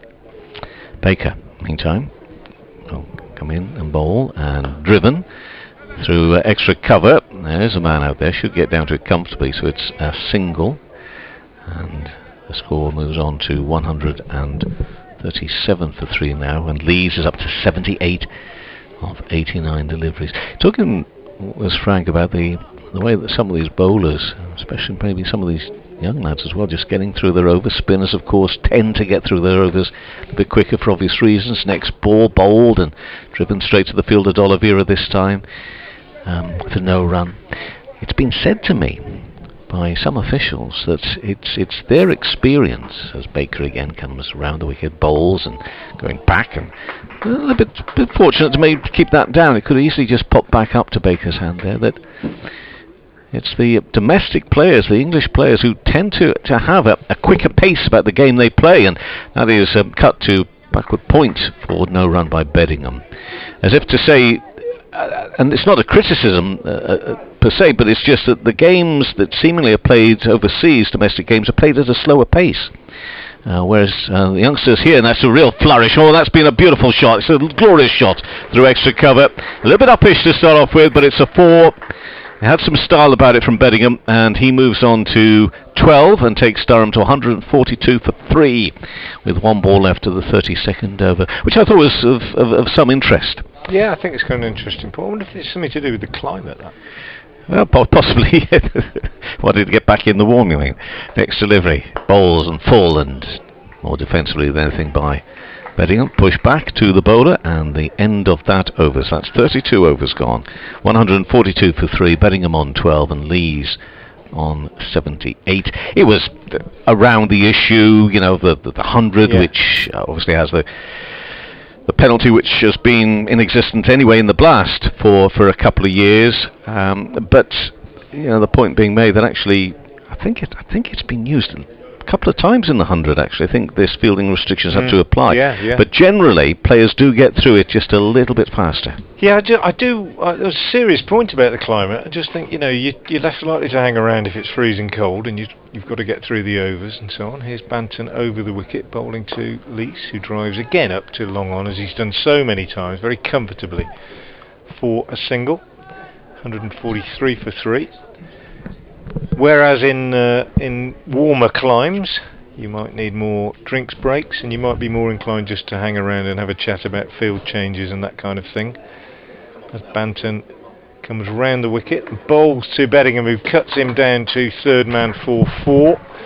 Slightly quicker ball and a little bit wider from Banton, and Bettingham just going back and cutting it. I wouldn't say he got it exactly where he intended, but fast hands, and the ball racing away down to third man for a boundary. Bettingham looking ominous now, moves on to 16. He's faced just 14 balls. Lees is as comfortable as he's been all day, and these two have added 22 pretty quickly for this fourth wicket. 147 for 3 now. You'd expect the acceleration to come around about now as Bettingham drives this one over extra cover. Lovely shot and 4 more runs. An attempted sliding stop out on the long off boundary by Libby, but unable to haul the ball back in. And Bettingham's second lofted cover drive in consecutive overs brings him 4 more. He's a man in form, David Bettingham, no doubt about that. 151 for 3 as Banton bowls, and he drives more conventionally this time all along the ground, out to cover Felder fielder, and they take a single. 152 for 3. Bettingham moves on to 21, and Banton changes back to over the wicket to bowl to the left-handed Lees. And Lees drives him again up to long on, as he does almost every ball he's faced from Banton. He just punches up the ground for a single, no problem whatsoever. Moves on to 80. Since he got to about 20, I would say he's hardly made an error, Lees. He got a couple of inside edges early on to the boundary, but since then it's been very impressive. Banton bowls, quicker ball, beats Bettingham, and it's taken on the pad. Big shout, but turned down either an inside edge or looking at the replay, maybe just sliding on down the leg side. I think end of the over. Ian Blackwell, a left arm spinner. If anybody was going to give it out, it would have been him. It wasn't out. It's 153 for 3 at the end of the 33rd over. Former Durham man Ian Blackwell, and when Durham got relegated over financial issues at the end of 2016, 1 or 2 people tried to suggest they'd been living beyond their means. He was the last player they'd brought in from another county side. That had been in 2009. So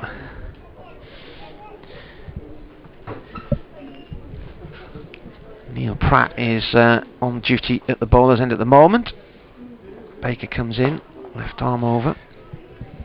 This goes down to long on for 1. So his brothers Gary and Andrew played for Durham.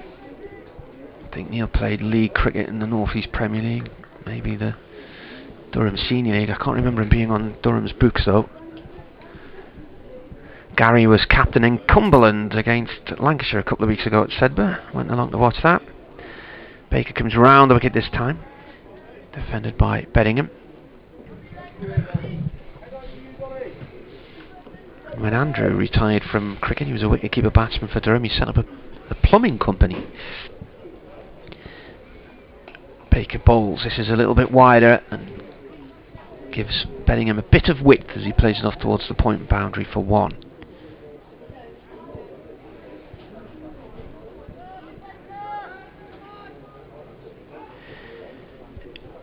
Adrian Thomas has tweeted he's an aficionado of everything Gloucestershire as Baker comes in and bowls. This is played up to mid-on, no run. He says he's just heard on the radio Gloucestershire may play Kent at Beckenham. He said, but we've only got 1 player available, and that's from the academy. Well, it comes in again. This has gone to short extra cover, no run. He says the remainder of our 25 first team squad are in quarantine or in the 100. So he's already cancelled his trip to Beckenham, he says. Pulls again, Baker, played away by Lees to short mid-wicket, no run there. End of the over, 55 for 3. And just a couple of runs from it. Looking at Worcestershire's fixtures, you've not been anywhere interesting, have you, really? They've all been main grounds. There's been no outgrounds. Yeah, you're probably right, actually. I don't think I've been to any outgrounds this year. You've been Worcester, Bristol, I went to that Chelmsford. Chesterler Street. That was... Yeah, that was a bit... not Yeah. for this, you didn't. I'm on about in this tournament. I know. Yeah. I know. No, you're right. You're right. It's just the way it goes, isn't it? It depends who you play against and how... Well, all sorts of factors, aren't there? Well, Lancashire played their first match at home in the competition at Sedbergh School in Cumbria. I think they played some T20s at Egbert as well, didn't they? Yeah. Were they due to play a game at Liverpool? Yeah, that's right. Egbert. Well? When I say Egbert, that's what I mean. Yeah, I think they did. Anyway, here's D'Oliveira from the Diglis end, continuing. He's bowled pretty well today. Well, not continuing. He's replacing Banton. I say continuing. He did bowl 7 overs earlier on, 1 for 29. Banton coming off 1 for 18 off 3, and D'Oliveira in again, bowls. This one's short and hammered by Bethingham over long off for 6. Flat batted now over long off for 6. Don't know if Banton lost that looking back towards the sort of paler coloured brick of the the hotel, but he came in off the rope, didn't he, and then was backpedaling. Right over him, didn't it? Yeah, I think if he stayed on the line, a flat 6 from Bettingham. He's looking ominous actually, and goes big again this time on the onside, and it's 6 more over long on. Baker looked interested at long on, but it cleared him by a good 5 or 6 metres. Did still drop on the grass though, didn't get into the stand. Successive 6s though for Bettingham, just pressing the accelerator at the right time with 15 overs left after this, and that I suggested 250 was par. I'd suggest it's looking more like 280, 300 now, with 167 for 3 on the board, and Bettingham racing on to 34 off 22. Waits again now as D'Oliveira bowls. This one's short and he pulls it away on the onside. Doesn't really get all of it. Thickish bottom edge really out to Finch on the deep mid-wicket boundary. 1 more run to Bettingham. 35 to him now, 168 for 3. Got to think that Durham might be a bit light on the bowling front though today, and whatever score they get here, it never seems enough in white ball cricket. So if you think 250 is par, then add on another 30 or 40 for runs they might concede. Brett D'Oliveira now staying over the wicket to the left-handed Lees, who's on 81, and he's playing and missing at this one outside the off stumps. It's floated up, taken by the keeper Gareth Roderick, and continues behind the stumps. Looks dusty, doesn't it? In the absence of Ben Cox. Yeah, it's well, think of a 5-day-old pitch. D'Oliveira bowls this one, keeps a little bit low, but tucked away on the onside by Lees for a single, which means he'll keep the strike, because that's the end of an expensive over from D'Oliveira. Lees has 82, Bettingham 35, Durham having won the toss and chosen to bat 169 for 3. The men out, Clark caught by Leach at square leg off a full toss from Brett D'Oliveira for 28. That was 73 for 1 in the 17th over. Scott Borthwick inexplicably run himself out, going for a non-existent leg by when he'd made 10. That was 88 for 2 in the 20th, and it was 125 for 3 when Bancroft was bowled by Jacques Banton for 11. But since then, good progress by Bettingham and Lees. 169 for 3 as Baker begins the 36th over. Left arm over to Lees. Lees plays it to mid-wicket to D'Oliveira, no run now. I was a bit surprised to see Bancroft go down the track to Banton. It was only his 3rd delivery. I mean, you wouldn't have seen him bowl, I wouldn't have thought much.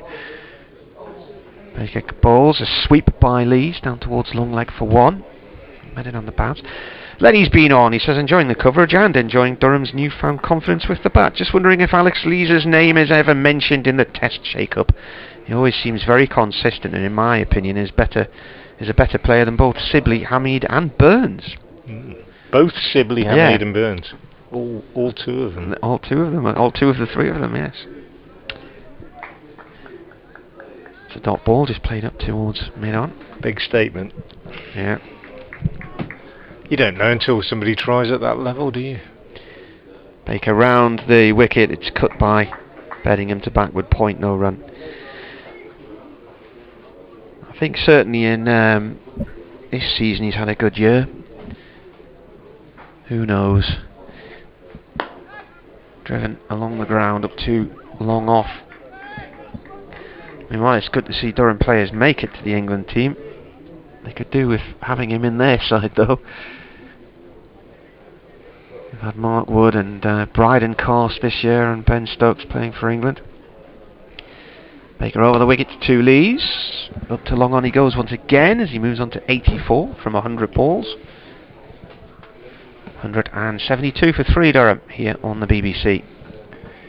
Yeah, BBC 5 Live Sports Extra, and on the BBC Sports app and on the website. You're listening to Royal London Cup action from New Road in Worcester. I'm Frank Watson of BBC Hereford Worcester, and alongside me at the moment Martin Emerson from BBC Radio Newcastle. You can get in touch with us if you'd like to on Twitter. I'm at FrankWatson58 and Martin is at Marty Cricket. Always keen to hear what you think. Ed Barnard is coming into the attack to replace Brett D'Oliveira at the Diglis end after that expensive D'Oliveira over. Worcester have used 8 bowlers so far today. Durham won the toss and chose to bat. They're 172 for 3 with 14 overs left, so they're in a very good position to launch an assault to take them up somewhere near 300, you would think. Update coming for BBC Hereford Worcester's FM listeners shortly. In the meantime, Barnard, with the keeper standing up, comes in from the Diglis end and bowls to Lees, who tucks him away on the leg side for a single. He's happy to take singles at the moment, Lees, and chip away towards that 100 that looks very likely. He's 85 now for 101 balls, and the reason he's happy to chip away with singles is because at the other end David Bettingham has batted with great fluency since he came in, and he waits now as Barnard is in to him. Pushes defensively back to the bowler this time, but Bettingham 4 4s and 2 6s so far in his 36 off just 26 deliveries. Those 2 6s off consecutive deliveries in the last over from Brett D'Oliveira. 1 over wide long off, 1 over long on. He's also hit 2 glorious cover drives for 4 in the air but controlled over the fielders. Deliberate shots. Barnard is in again, bowls. Bettingham gets a single this time, pushing out on the onside. Joe Leach, the fielder, moving to his left at mid-wicket, and a comfortable single taken. Good crowd in at New Road. Sun's just briefly gone behind a cloud, but it's almost a perfect cricket day here. Warm but not too warm, and a shirt-sleeved crowd enjoying things. As Barnard is in again and bowls to Lees, who gets a single, pushes up to long on.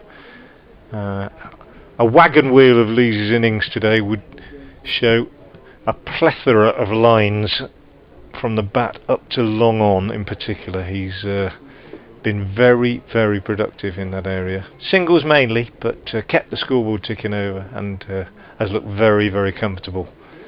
86 now to him. Bettingham on strike. Barnard in, bowls, and Bettingham steers this one away square, or just behind square on the offside. Here comes that update for BBC Hereford and Worcester.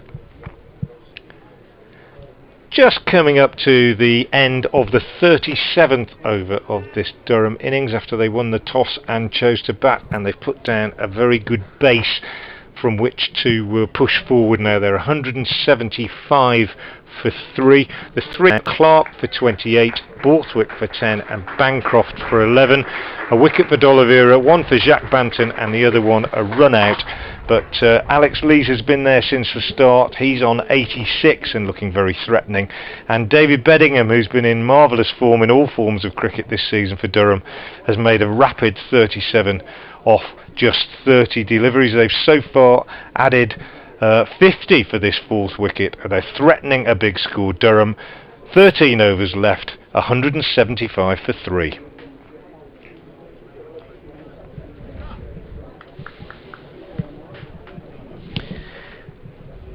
Baker from the New Road end, left arm over to Lees. Lees down the field to that one. One, and it's gone. Guess where it's gone again? Long on. It would be a thick line, a really thick line to long on. And he uses wagon wheel.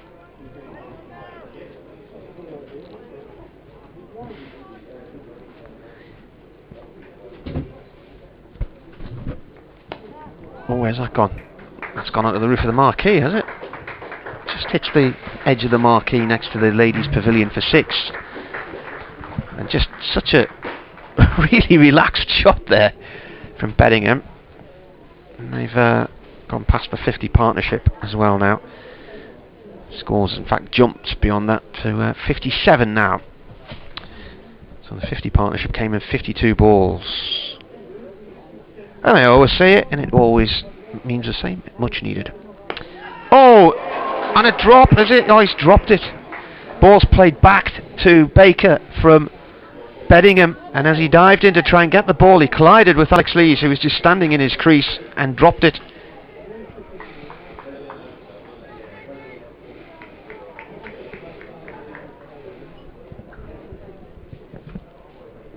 Bettingham again cuts this time out through the cover area for 1, dropped on 43.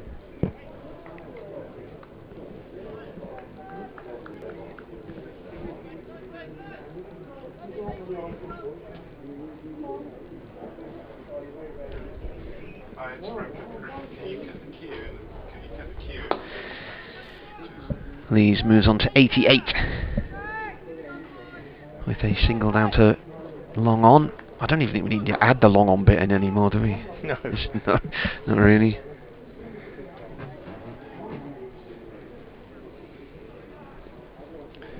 No, he's just kept doing it, hasn't he? Bettingham goes Where's big this time, 6 more straight down the ground. Expensive drop for Baker. He'll be cursing himself, won't he, after that? 6 more for Bettingham. He's looking very, very threatening. And his 50 comes off of just 34 balls. 4 4s and 4 6s. Very good, impressive effort. And who knows, Josh Baker will be ruining that drop catch. He dropped it and then kind of fell into the non-striker, but it had already slipped out of his hands. It wasn't easy, and it was tight. It was close to the non-striker. It was difficult for him, but not able to hold on to it. And Bettingham has already made him pay. 50 off 34 balls then, 190 for 3, with 12 overs remaining. And just hang 5 for 6. I've got to go and do an update for Radio Newcastle now. So okay, I'll keep going for a bit. And then eventually, when we all get sorted out, it'll be Kevin Howells and Martin Emerson. Meanwhile, Ed Barnard from the Diglis end comes in to bowl to Lees, who drives straight down the ground for 4. Hammered that one back past the bowler. Really good shot. Probably the most aggressive shot Lees has played for some time. Takes him on to 92. Just 8 runs away from that 100 now that he so richly deserves, really, having been there since the start. He's played very well. A couple of inside edges for 4 early on, but other than that, a very accomplished innings from Alex Lees. And food for thought for the Worcestershire captain Joe Leach, who changes the field slightly now. Banton goes back at long on, and Barnard comes in again over the wicket and bowls, and Lees pushes this one to mid-wicket, where Jack Haynes does the fielding and there's no run. So, projected score, let's see. 11 overs left after this, 194 for 3. Got to be looking at 300, I would think. Durham will certainly be eyeing that total, if not more. As Barnard is in again and bowls. Slower ball, and almost deceived Lees, but he waited, kind of checked himself, and then waited for it and steered it very diligently down to short third man for a single, where it was fielded by Adam Finch, who immediately starts loosening up. He's just had the nod from Joe Leach that he's going to come into the attack shortly. Finch, who bowled just 2 overs in his first spell earlier on. Worcestershire have used 8 bowlers. Barnard in, bowls to Bettingham, who drives out on the offside, no run. Leach 5 overs 1 maiden no wicket for 18, and Morris 5 overs no maidens no wicket for 22 opened the bowling. And as I say, Finch just 2 overs. His 2 overs cost 17. D'Oliveira 8 overs no maidens 1 for 43. His figures dented by an expensive 8th over when Bettingham hit him for consecutive sixes. Libby 3 overs of occasional off spin, no wicket for 12. Barnard is in. Bettingham gets a single, pushing out on the onside. Baker 8 overs no maidens no wicket for 45. Did miss a chance of his own bowling in his last over off Bettingham. And Banton 3 overs no maidens 1 for 18, picking up the wicket of Cameron Bancroft in his first over. And Barnard, the other bowler used, he's in his 5th over, and he's just about to complete his 5th over, and he's so far gone for 19. He bowls to Lees, who steers this out on the offside, and there's no run as Baker comes into field. So good over from Ed Barnard in the circumstances. 5 overs, no maidens no wicket for 19, his figures. And Durham are 196 for 3 after 39 overs, having won the toss and chosen to bat here at a sunny New Road, and a sunny, well populated New Road, I'm pleased to say. Not many figures in the Graham Hick Pavilion and the Ladies Pavilion, which are restricted because of COVID, but around the ground a good smattering, well, more than a smattering, a good crowd in, particularly in the D'Oliveira stand at the far end of the ground as I look out from my position underneath the New Road stand, and enjoying the scene as the bright sun comes out from behind a cloud now again, and it really looks a picture. Adam Finch is being reintroduced into the attack, as I suggested, and he's going to be bowling from the New Road end now to the right-handed David Bettingham. He's in now, right arm over the wicket. Finch, tall figure, and Bettingham heaves his first ball over long on for 6. Lots of elevation. It was in the slot, as they say, and he just lifted it over long on, and it landed in the vacant seats down in front of our position here in the press box, or alongside the press box. So 6 more for Bettingham. 57 now to him off just 37 balls.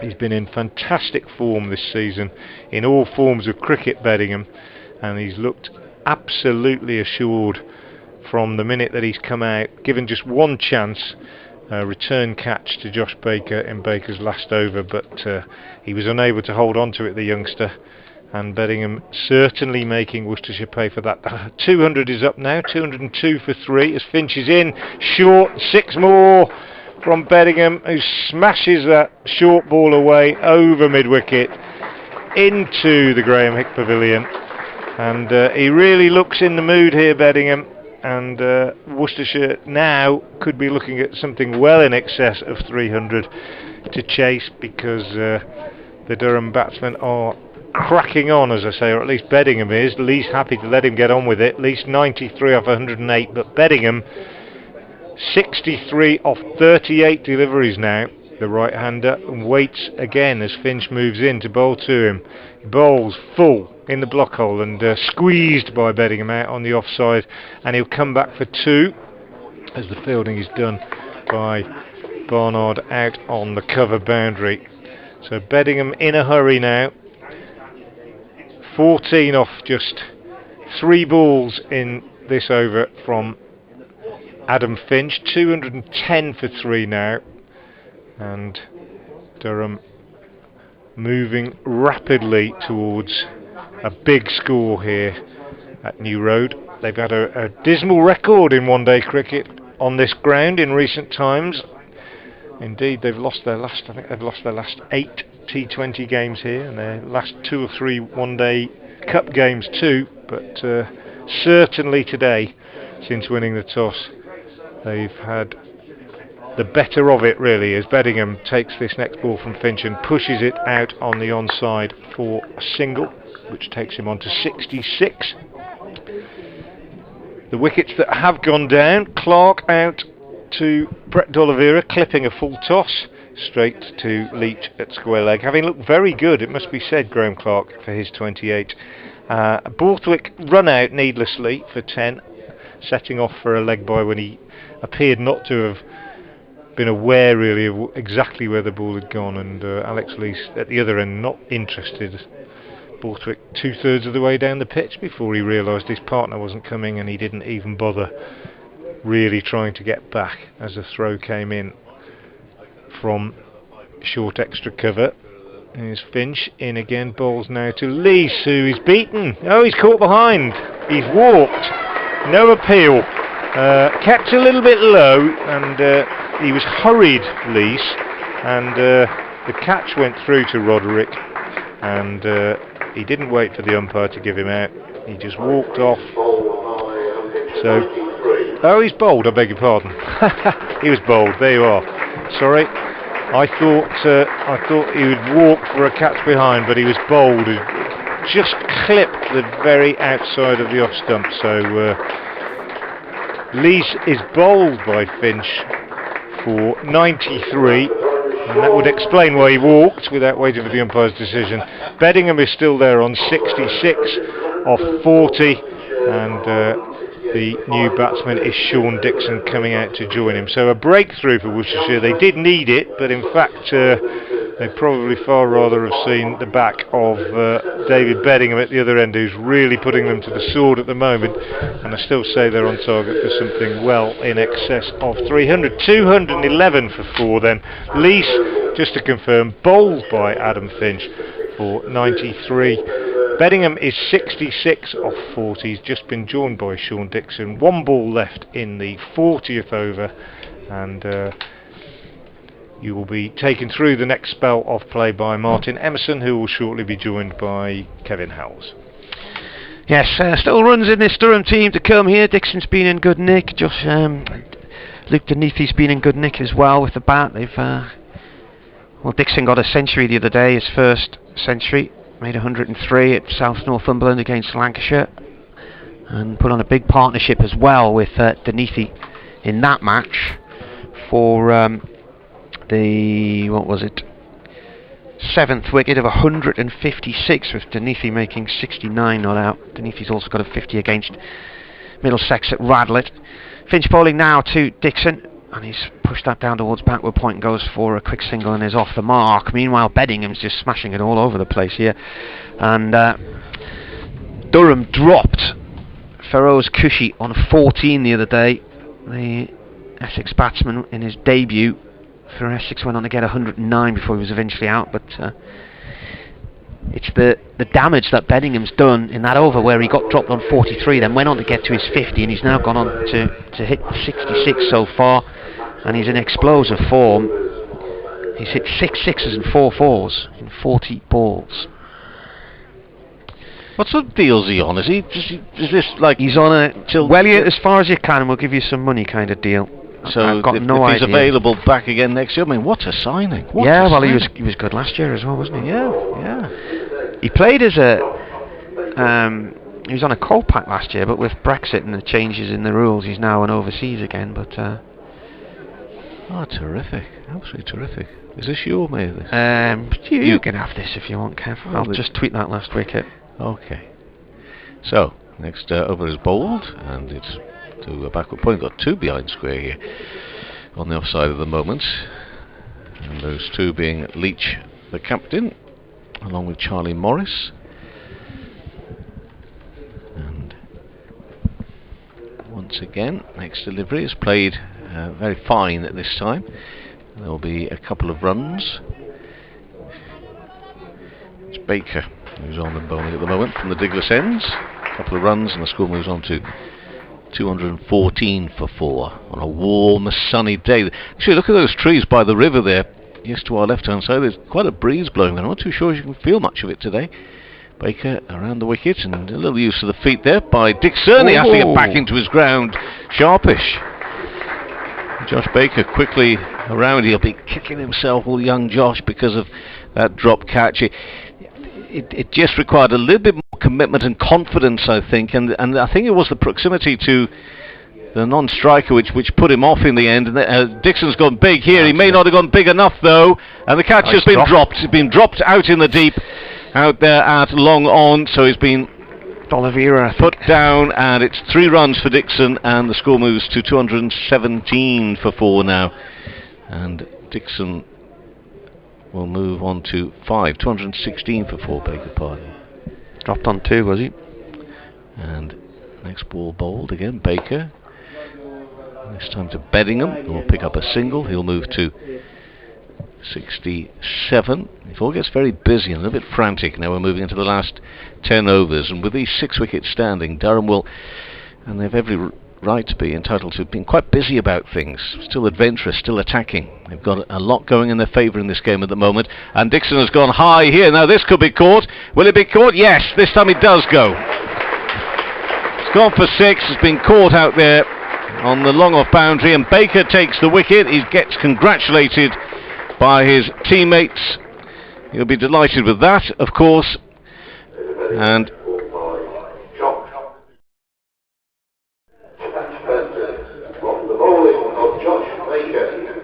that is,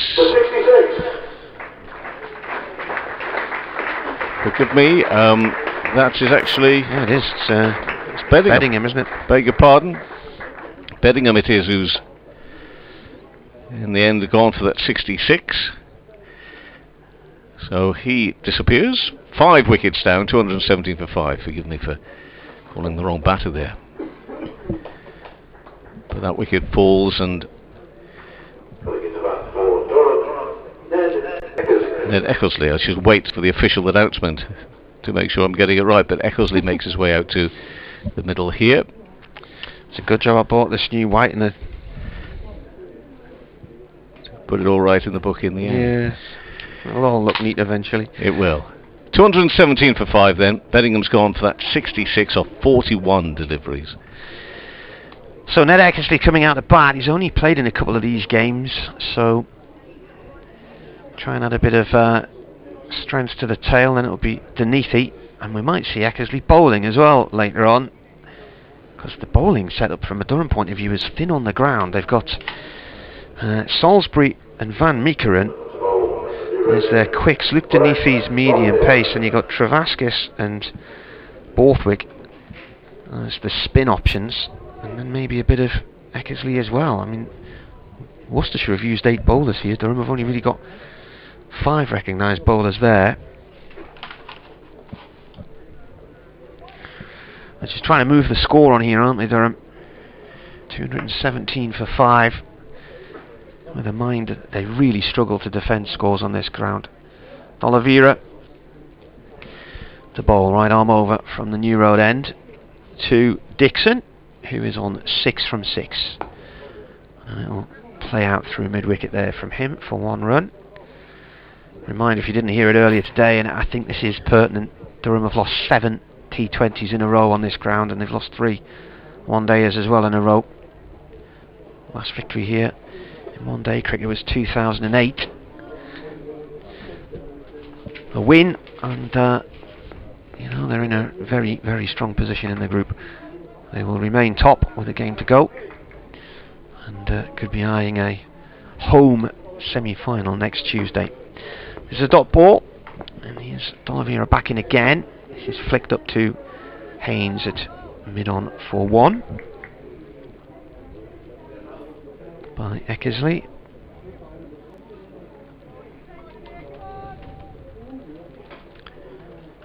Beautiful weather now. Glorious. Pulled into the air by Dixon. He could be in trouble here. Oh, it's just landed short over the fielder in cow corner. Coming out towards our position. Barnard's there. Just dropped about 3 or 4 feet in front of Barnard.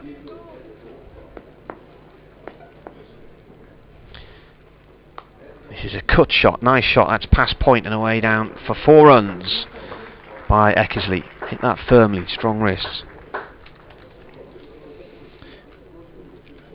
I mean, there've been some dismissals, you know, early on, which are questionable from Durham, but also the Alex Lees knock, particularly for me, looks, you know, when he's in full flow, he just looks so composed, so confident, so assured. This is another cut shot, this time from Eckersley for 1 down towards that point boundary. Yeah, there was a couple of inside edges early in his innings. He's just not quite timing it right, when sort of about 12, 14, something like that, but then he got going, got it nicely. And as he was approaching his 50, I was talking to a steward downstairs. He said he's lucky to still be out there. He's had a load of luck him today, but he then added, you do make your own luck in this game at times. But disappointing to see him depart for 93, but he was bowled and marched straight off the pitch. Bethingham looked rather crestfallen when he was out, didn't he? Not as crestfallen as I was. Yeah, well, I'll not mention it if you don't. Baker.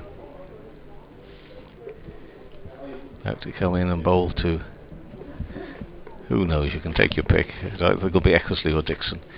And he's in and bowls and looking to sweep this one. LBW appeal, but that's been turned down or ignored by the umpire.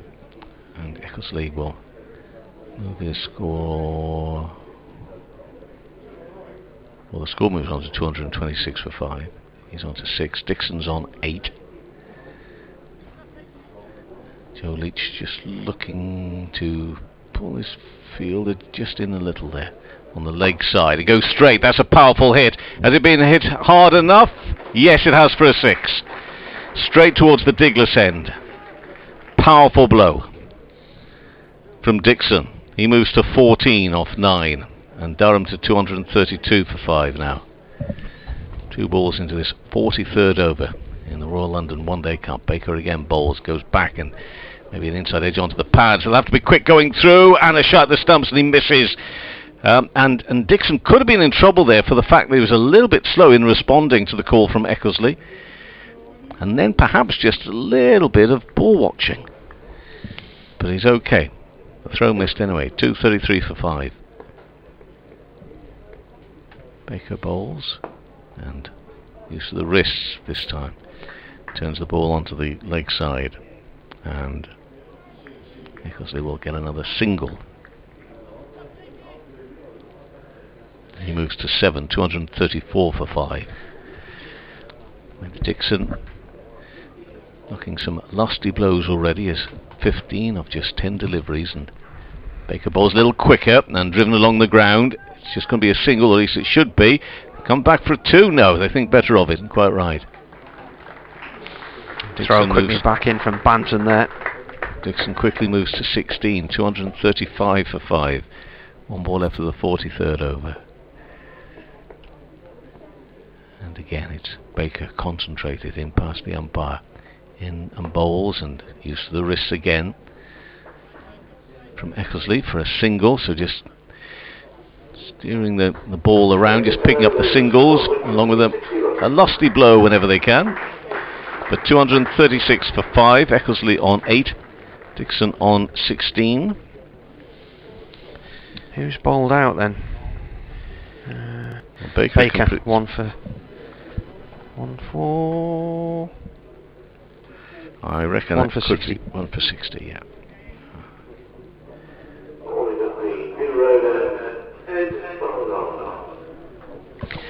Bowling figures for you. Leach, none for 18 from 5. Morris, none for 22 from 5. Finch, 1 for 33 from 3. Barnard back into the attack, none for 19 from 5. D'Oliveira, 1 for 51 from 9. Libby, none for 12 from 3. He was quite frugal. We've only seen him bowl the 3 overs. Baker's bowled out, 1 for 60 from 10. Banton, 1 for 18 from 3. Graham Clark at the top of the Durham innings put on 73 with Alex Lees before he was out for 28. Borthwick made 10, ran himself out. Clark pulled one off D'Oliveira, full toss to square leg. Bancroft went down the track to Jack Banton and got himself bowled on 11. It's Banton's 3rd ball. Lees bowled by Adam Finch for 93, and Bettingham caught by Banton off Josh Baker for 66 at long off. In comes Barnard. It's dropped down to 3rd man on the discs by Eckersley.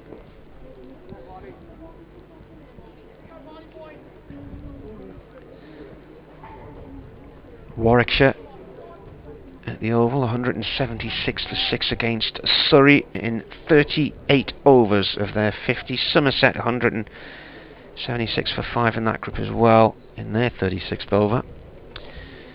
Barnard in, pulled by Dixon out through mid-wicket for 1. Oh, he's going back for 2, and he's out. Not a throw. Great throw from D'Oliveira, who came racing in off the mid-wicket boundary, scooped the ball up and threw it in a diving motion to the wicketkeeper's end and ran Dixon out. I was surprised to see him going back for a second, to be honest with you. Extremely accurate, and it was from D'Oliveira. Great work from him. So Dixon's run out for 16, 237 for 6 now, Durham. Yeah, I'm going to give that to the fielder. You're right, especially now we know what we know about that throw as well.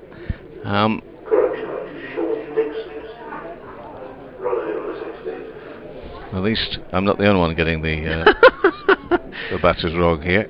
But anyway, but that throw really, I'm going to give that to the fielder in terms of the credit for it, because I thought it was just exceptional. We've been talking about it all day today. It's something that people that watch Worcestershire know anyway about D'Oliveira.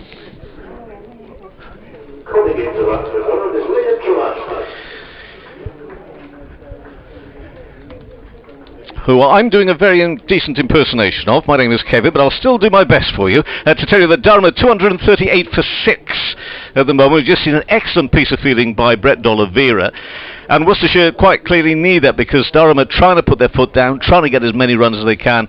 We're in the 44th over at the moment with Eckersley and Travaskis, the not-out pair. We've seen the wicket for Josh Baker. He's just got rid of Bettingham just a few overs ago and well caught on the boundary, but a little bit of pressure at the moment upon Worcestershire, with Durham going along at 238 for 6, this in the 44th over.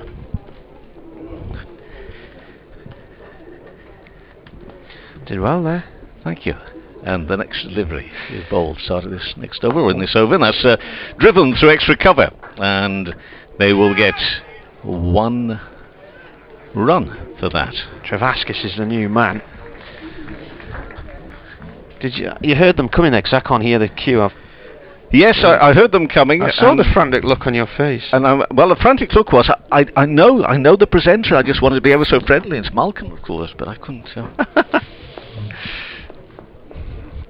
And now I've lost track of if this is my over or not. It's not. I don't think it is. It's Barnard bowling here, and it's played by Eckersley out through mid-wicket. Right, in the last few moments, Dixon's been run out. Brett D'Oliveira, he played the ball out towards mid-wicket on the discs. D'Oliveira came racing in, scooped it and dived in one motion, a really lunging forward dive and an underarm throw back to the keeper's end and ran him out. It was a great piece of fielding. And Travaskis has come in. So there were 237 for 6 there. Travaskis is a left-hander, he's on strike. There's 3 men on that leg side boundary for him as Barnard comes in from the New Road end. And this is punched back past the bowler just for 1 run. So he moves on to 2. Eckersley has 10. Denisi to come in next. And then it's Van Meekeren and Salisbury.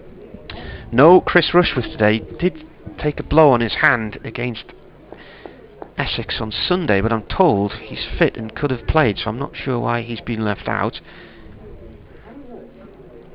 because on paper Durham do look thin on the ground on the bowling front. Barnard, right arm over, bowls to Eckersley, a slower ball. Eckersley guides it to third man on the discs for 1. Finch is warming up here and takes his cap off. He's going to come out of a dart from the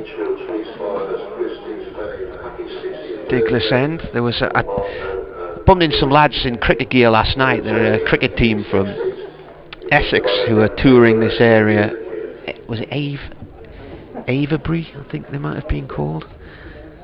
Anyway, Dave Bradley's just announced that they're in the ground and they got a warm round of applause, and then he said, and tomorrow they're playing so-and-so, so-and-so. I didn't hear who they're playing tomorrow, but he said that he had good luck finding that location, lads. So it's out in the Malvern Hills somewhere. Right, okay. And an area he knows well. He could probably direct them there. Yeah. Well, he stalks the Malvern Hills, doesn't he, Bradders? Lives out at Great Malvern. Just came on my timeline this morning from, I think it was 2014, me and my wife and kids on the top of Great Malvern on a Saturday morning after I'd covered a game at Cardiff the day before, and it was such a lovely sunny day, a bit like this. You could see 6 counties from up there. Finch then into the attack. This is turned by Eckersley off past square leg for 1 towards the river side of the ground. probably say you're the land of your birthplace, Kev. Where's that? Deepest Wales. No. That's where your ancestors are from, isn't it? Yeah. Well, some of them. Half of them. Where do they come from? Shropshire lad, really. Shropshire lad, yeah. I can see Shropshire from there. You can see Shrewsbury's new ground. 243 for 6. Finch to Travaskis. Oh, Travaskis nearly chops on. It's got a thick inside edge. It just misses the leg stump and comes down a fine leg for 1. And is fielded by Haynes, just in front of our commentary position. The mighty Shrews, eh? Are they still in Sunderland's division, aren't they? Yeah, aren't they? League One, is it? Yeah.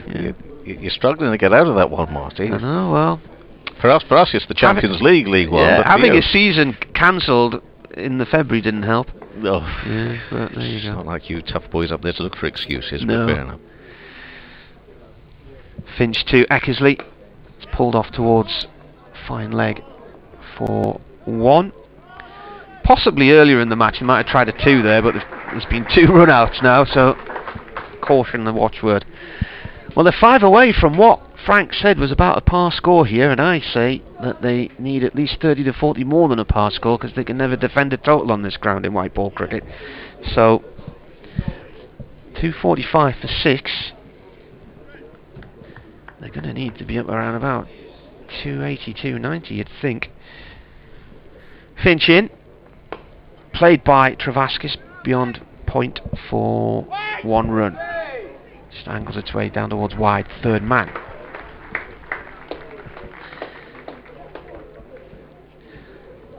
Professional cycling in Sunderland tonight, the Tour Series in the city for the first time, on a course where I rode once as an amateur, a hard course around the Civic Centre. And I think the last time professional cycling was there, I was the press officer. It was our club who put it on, back in the days of the likes of Percy Bilton and Rally Banana and the Ever Ready team, many moons ago, late 80s, early 90s. As Finch comes in and bowls, that's pulled by Travaskis out through towards mid-wicket for 1.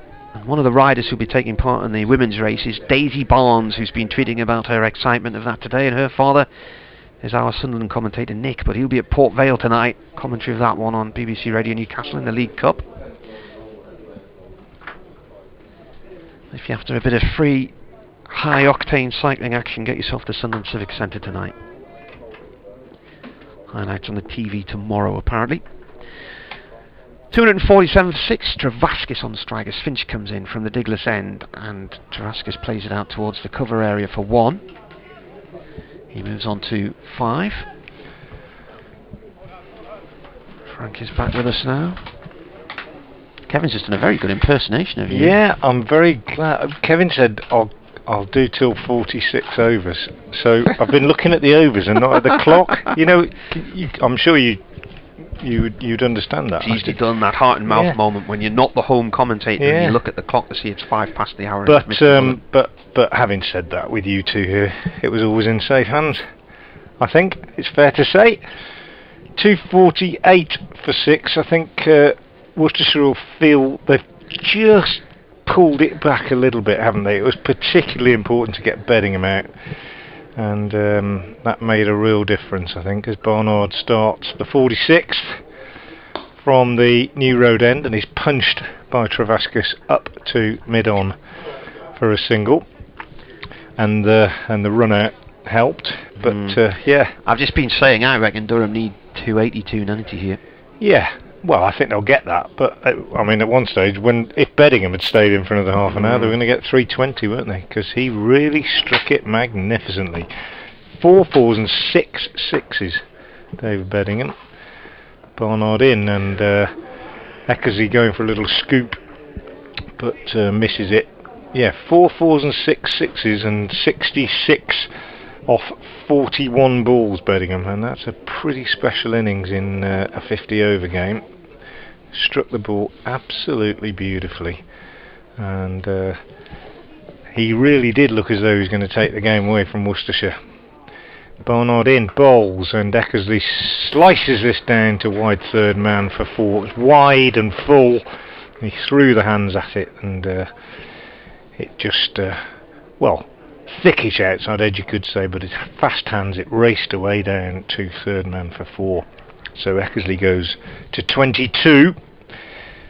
Can score very quickly, as Worcestershire know and saw to their cost earlier this season in the championship game at Chester Street, when he made 86 in very quick time.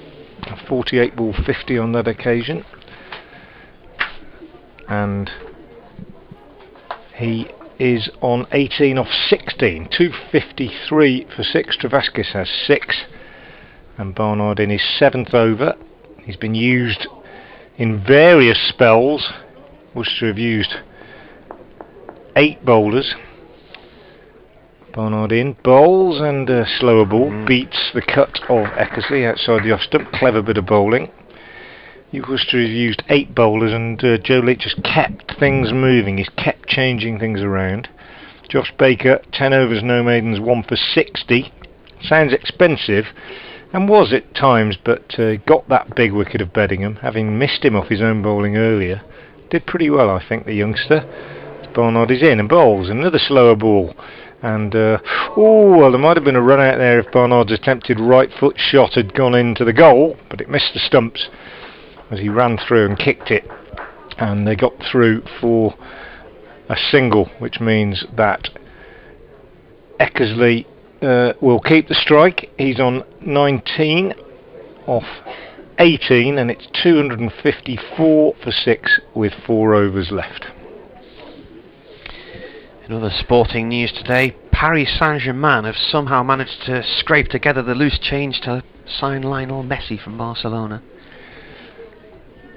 And all the rest of the teams in the world are disappointed that they couldn't get him. I wonder how many teams with no money were hoping that he might just think, well, I don't need any money, I'll just go and play for Sunderland for a bit of fun. Or or Worcester City. Do they still exist, Worcester City? Yeah. Well, in a form. Finch 2, Eckersley pulled out through deep mid-wicket for 1. They used to have a ground right on the canal, I remember they did. I used to live right by it. Is that a housing estate or something? Shrubbery Road, it is. It's got new buildings on it, yeah, absolutely. I used to live in... where do they play now then, are they? Well, they've moved around I don't know what the latest situation is. I probably should know that. I don't know what the latest situation is. They've moved around in various and they've had various places. They've been trying to get permission to build a new ground. I think that's still ongoing, that process. Somebody could tweet me and tell me. There's bound to be somebody listening who knows. Finch 2, Travaskis pulls up towards mid-on. Leach is there, throws at the stumps at the bowler's end. He misses the target. It's backed up across the other side of the square. But yeah, I used to live very close to the ground at St George's Lane, as it was called, and when I lived in Shrubbery Road, literally sort of 25 yards away from Shrubbery Road. That sounds nice. And I played my first ever game of floodlit cricket at Worcester City's old ground, St George's Lane, when they organised a competition one year with a mat on the ground, and we had a team in it. Finch, he's a bit too quick on Eckersley there. Eckersley looking to pull that through the leg side, a shortish ball. He's towed it down into the ground. He gets a single, but it rushed him a little bit. My cousin Jessica, she lives just on the outskirts of Bromsgrove now, and her husband Dave has taken over Redditch. Is it Redditch Town? Or Redditch United. Redditch United, yeah. Dave Faulkner. I think he was coaching there, and he's become the director of the club now.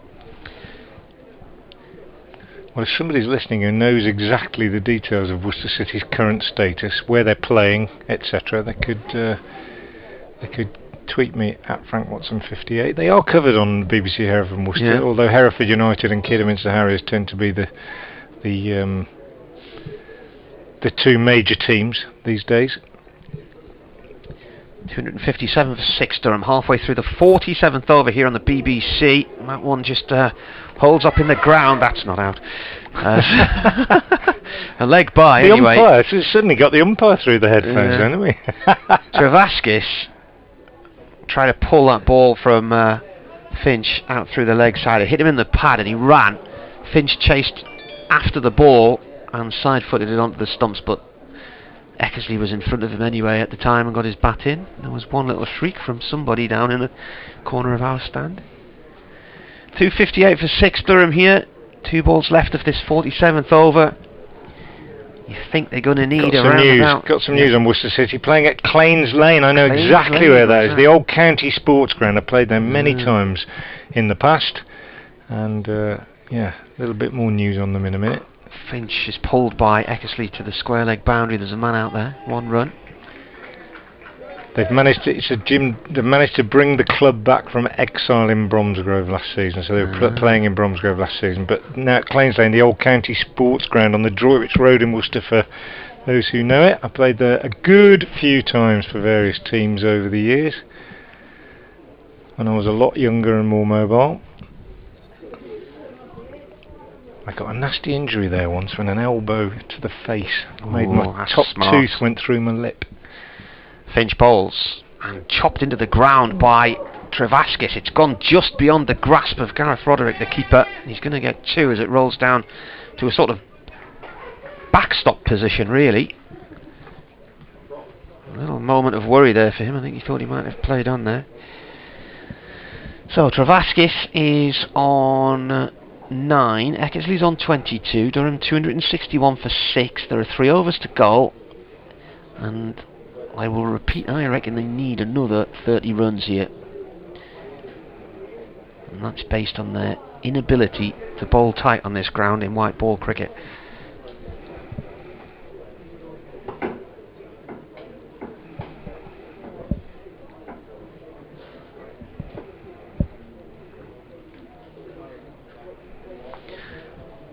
Might be nice to come and watch a Redditch game in the winter once now all the restrictions are lifted.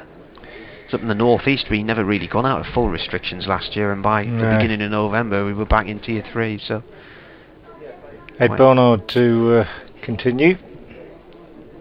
Is it me? It is me, isn't it? From the New Road end.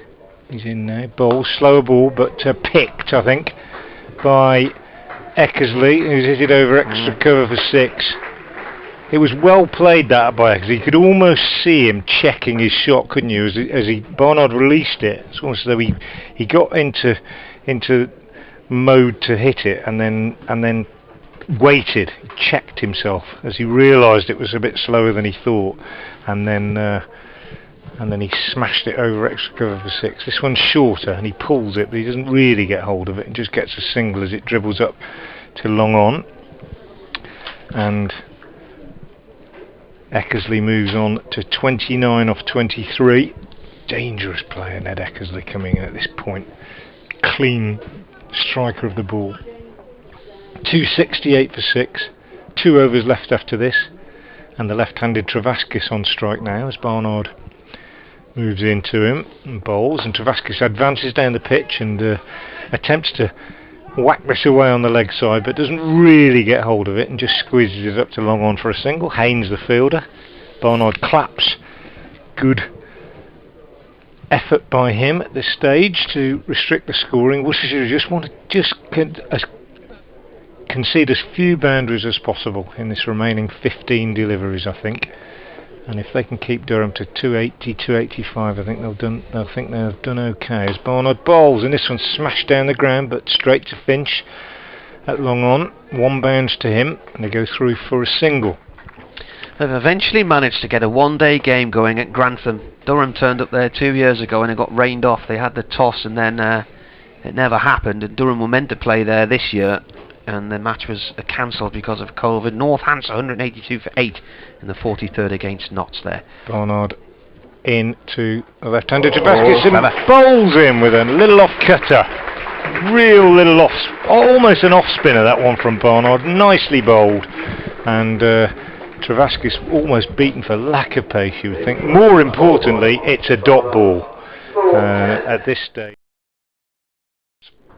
Vitally important for Worcestershire. I said earlier we were looking at a possible 300 score, and certainly I would stick by my belief that if David Bettingham was still there, I mean, they could still get it, of course, but it's looking unlikely now. If David Bettingham had stayed in, then it would have been a certainty, because he was absolutely flying. 66 off 41 balls with 4 fours and 6 sixes for Bettingham.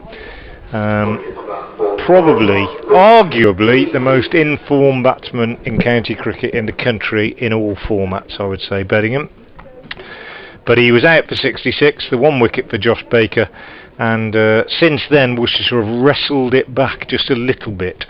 So the full scorecard: Clark out for 28, Courtleach bowled D'Oliveira, Borthwick run out 10, Bancroft bowled Banton 11, Lease bowled Finch 93, Bettingham caught Banton bowled Baker 66, Dixon run out 9, and a moment ago Liam Travaskis bowled by Ed Barnard for 10.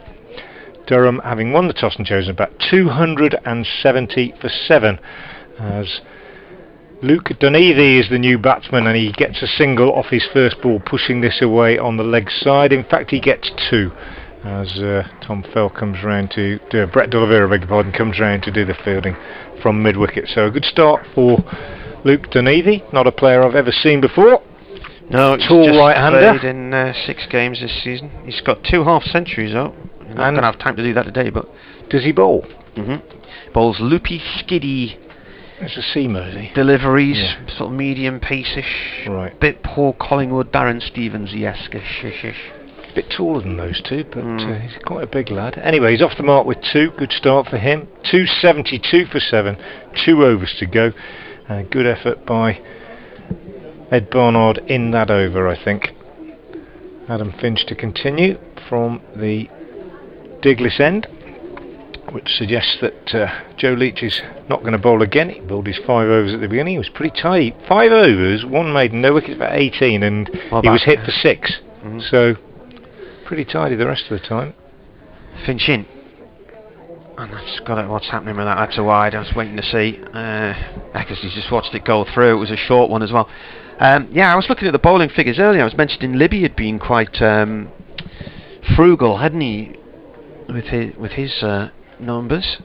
We've hardly seen much of him either. Although he's a very occasional bowler, Libby. None for 12 in 3. And he bowled when it was early on, wasn't it? They weren't really going after it, were they?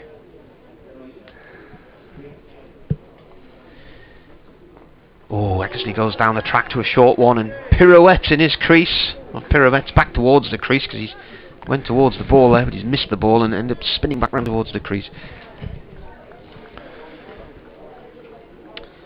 A dot ball.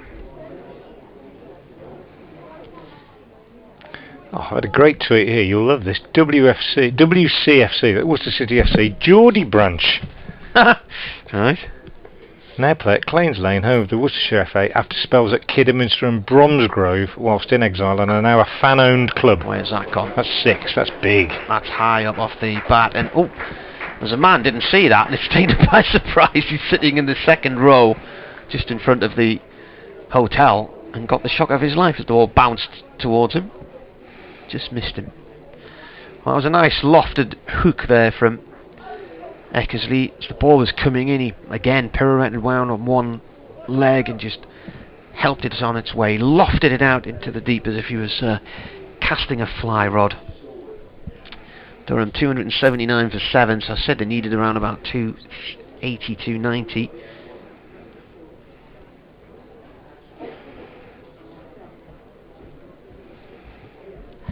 Eckersley's on 36. The last partnership was worth 33. Partnerships so far 73, 15, 37, 86, 6, 20 and 33. Finch coming in. Bowls.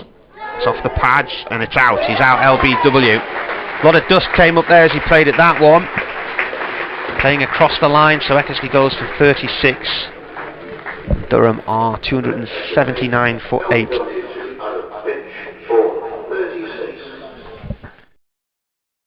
Good knock from Eckersley in the circumstances. 36 off 27 balls, so that's pretty good going.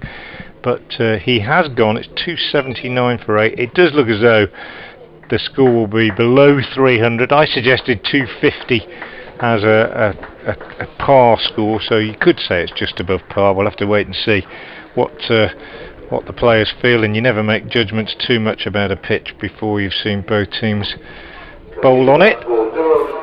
I had another tweet from Hannah Robinson. She says, Worcester City have moved to Claines Lane, where you've probably played cricket in the past. Well, I have. I've played cricket there a couple of times. I've played football there lots of times on that ground. I know exactly where everybody means. And it's good to hear that Worcester City are back in Worcester. But it's a long way from those old days you were talking about at St George's Lane, Martin, when I remember going to see them beat Wrexham in the third round of the FA Cup and beat a Newport County side that had John Aldridge in it in the third round of the Cup. We used to get some big crowds.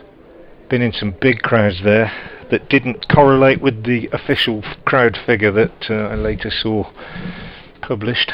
As Finch comes in again. New man is Matt Salisbury. Oh, now then, he's had a waft at that. It's not signalled as a leg by wide. Flick the pad, I think.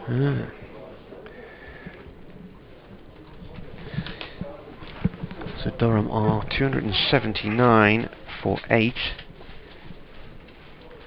And that's after 48.4 overs.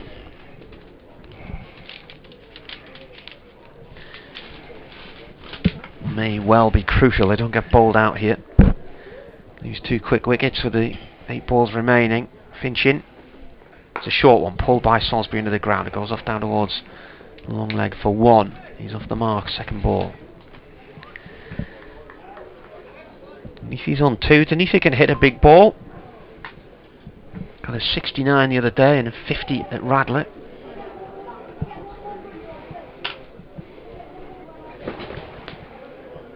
The pigeons are back again. The last ball coming up from Finch, who has taken 2 for 53 in 5.5 overs. Denise on strike. It's a short one. It's pulled out towards the square leg boundary for 1. He'll keep strike. He moves on to 2. And Durham 280 for 8. That's the end of Finch then. 6 overs, 2 for 54. Doesn't sound very good, does it? 6 overs, 2 for 54. But he bowled in 3 or 4 different spells and bowled at the wrong time, you could say. I mean, it's tough. It's been tough for him, I think, but it's been tough for all the bowlers. There hasn't been much in the pitch, has there, for anybody out there, really? And worn pitch. Yeah, an old pitch hasn't. One from Baker turned and bounced. 1 or 2. There was a popper. Kept a little bit low, wasn't it? One that popped. Yeah, my dad's just texted. He says, I remember Worcester beating Liverpool 1-0 in the FA Cup in the 50s. Yeah, absolutely. 58, I think. Yeah. I remember reading about it. I don't remember it, Marty. No.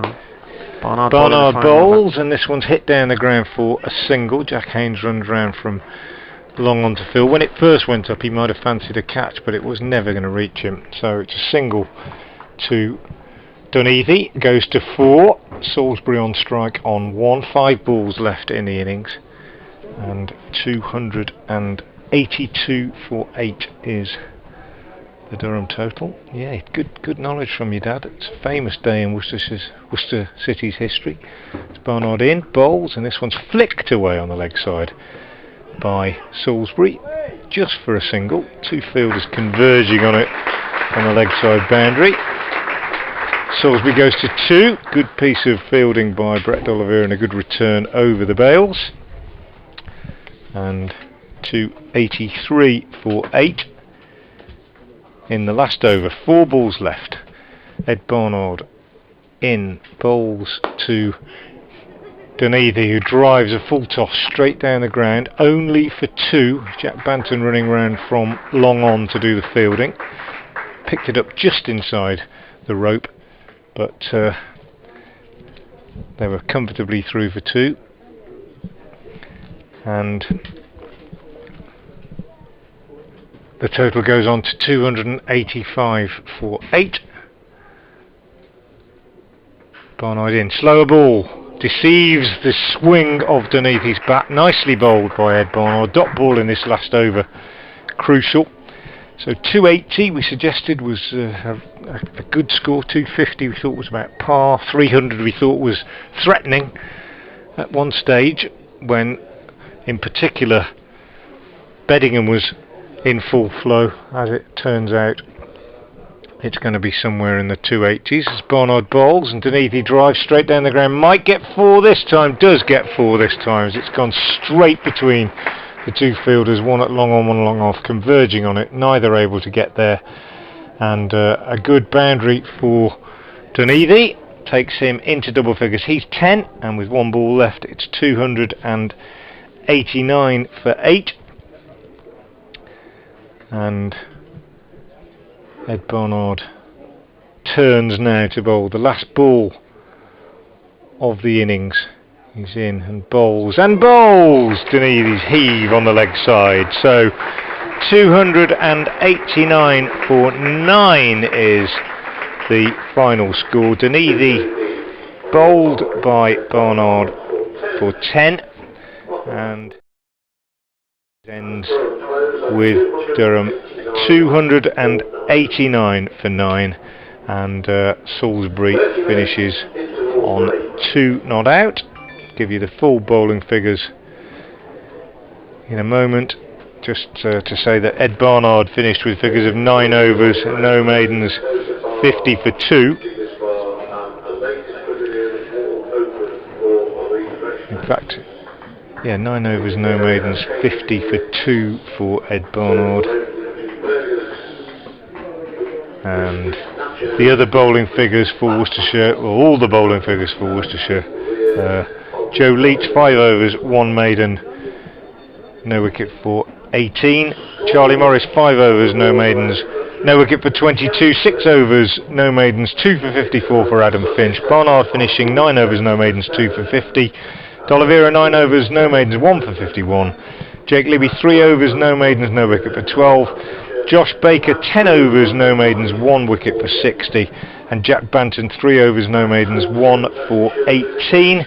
The full scorecard: Clark 28, Borthwick 10, Bancroft 11. Gosh, that's beautiful. D'Oliveira over the wicket from the Diglis end, and chipped to square leg by Clark. So Worcestershire do get the breakthrough. Exciting. Maybe again bowls.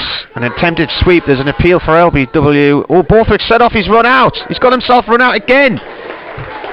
He set off for a single. Use your feet against an off spinner who isn't turning it much and push him down the ground for 1. Quick push and goal from. Oh, this is tricky. That shortish mid wicket as Banton is in again and bowled. On the line. A flat 6 from Bethingham. He's looking ominous actually, and goes big again this time on the onside, and it's 6 more over long on. Baker looked interested.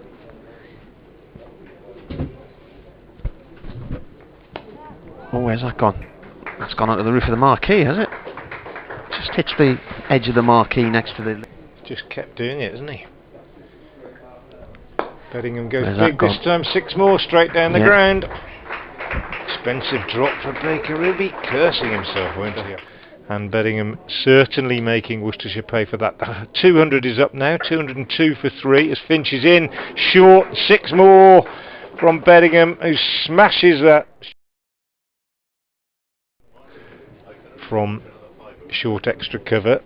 Here's Finch in again, bowls now to Lees, who is beaten. Oh, he's caught behind. He's walked.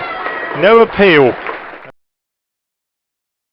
Still adventurous, still attacking. They've got a lot going in their favour in this game at the moment. And Dixon has gone high here. Now this could be caught. Will it be caught? Yes, this time it does go. It's gone for 6. It's been to pull this fielder just in a little there. On the leg side, it goes straight. That's a powerful hit. Has it been hit hard enough? Yes, it has for a 6. Straight towards the Diglis. That group as well in their 36th over. Barnard in, pulled by Dixon out through mid wicket for 1. Oh, he's going back for 2. Is it me? It is me, isn't it? From the New Road end.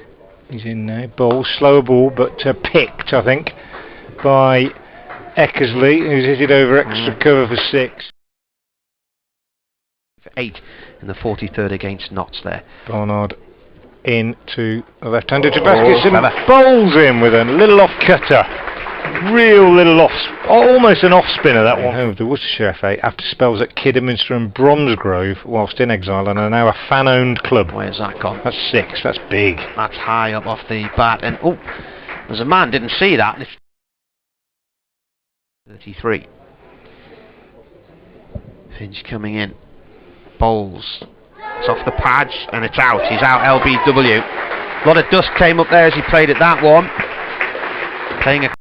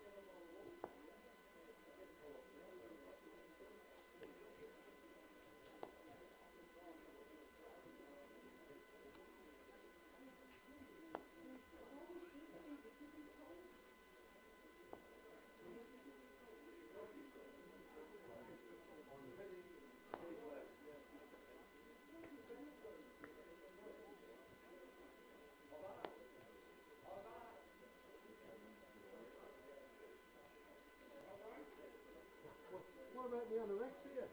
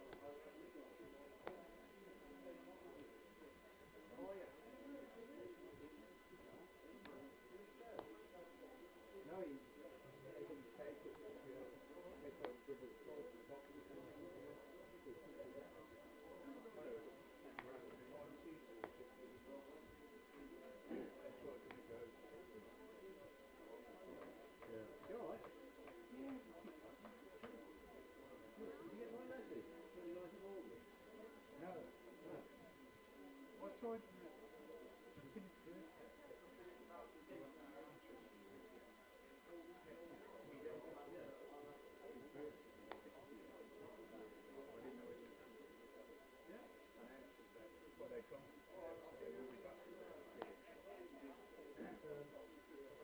your phone number?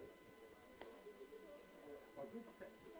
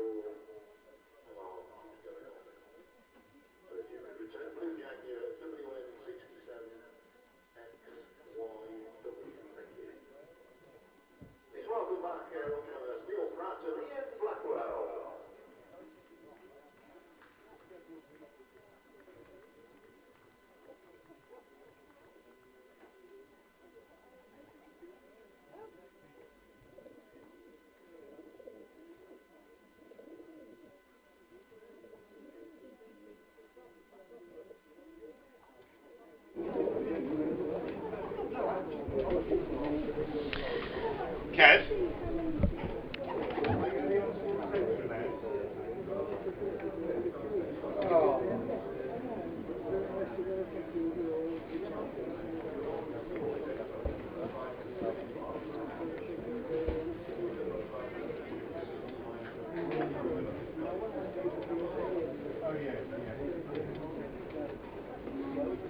batsman batting for Worcestershire Rapids, Jack Haynes and Brett Oliveira. Good afternoon and welcome back to New Road in Worcester, where Worcestershire are about to begin their chase of Durham's 289 for 9. Worcestershire needing 290 to win this Royal London Cup one-day game.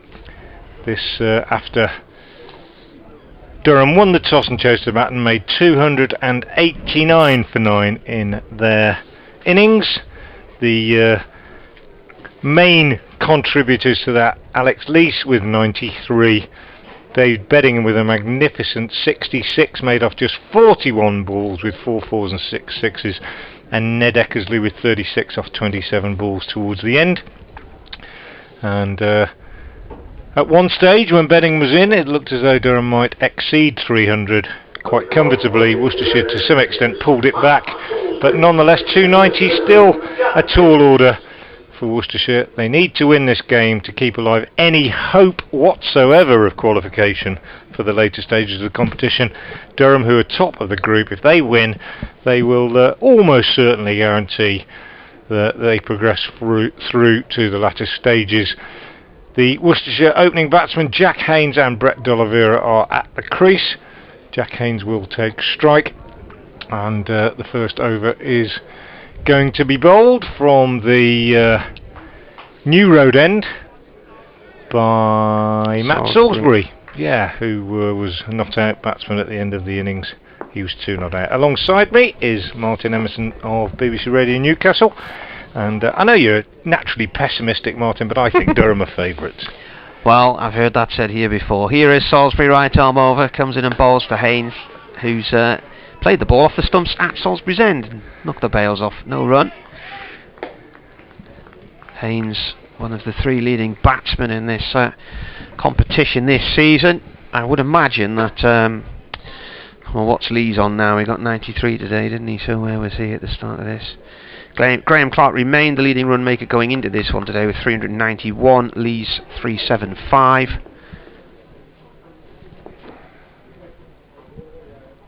There's Salisbury bowls, Haynes guides that down towards third man for 1. So I'll have to see if the table's refreshed with regards to where we are with run makers, because there were some matches yesterday when I was driving down and I didn't really have much of a look at the scorecards last night.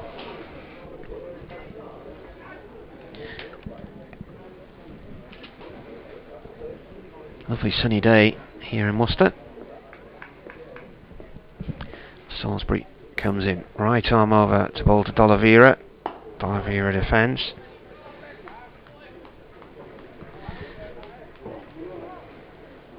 Just trying to load up the stats, it's taking a while.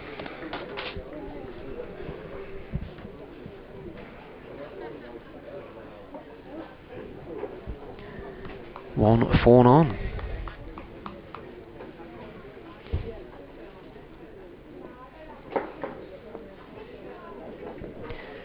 Salisbury bowls. Forward comes Oliveira, down towards third man it goes. So most runs on the table now. It is Alex Lees 468, Clark 419, Haynes 343, Ben Slater of Nottingham 342, Tom Wesley of Essex 332. George Munsey of Kent got 96 against Durham a few weeks ago. I think he's next on the list, 302. Scotland player, defended. In fact, he got 100 because all of the hundreds that Durham have conceded this year. Was it 106?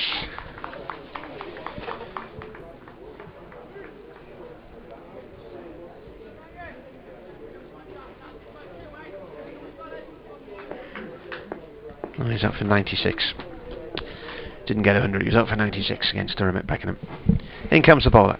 This is off through mid-wicket by Haynes. Clark's round there to field, just in front of the pavilion. 2 runs.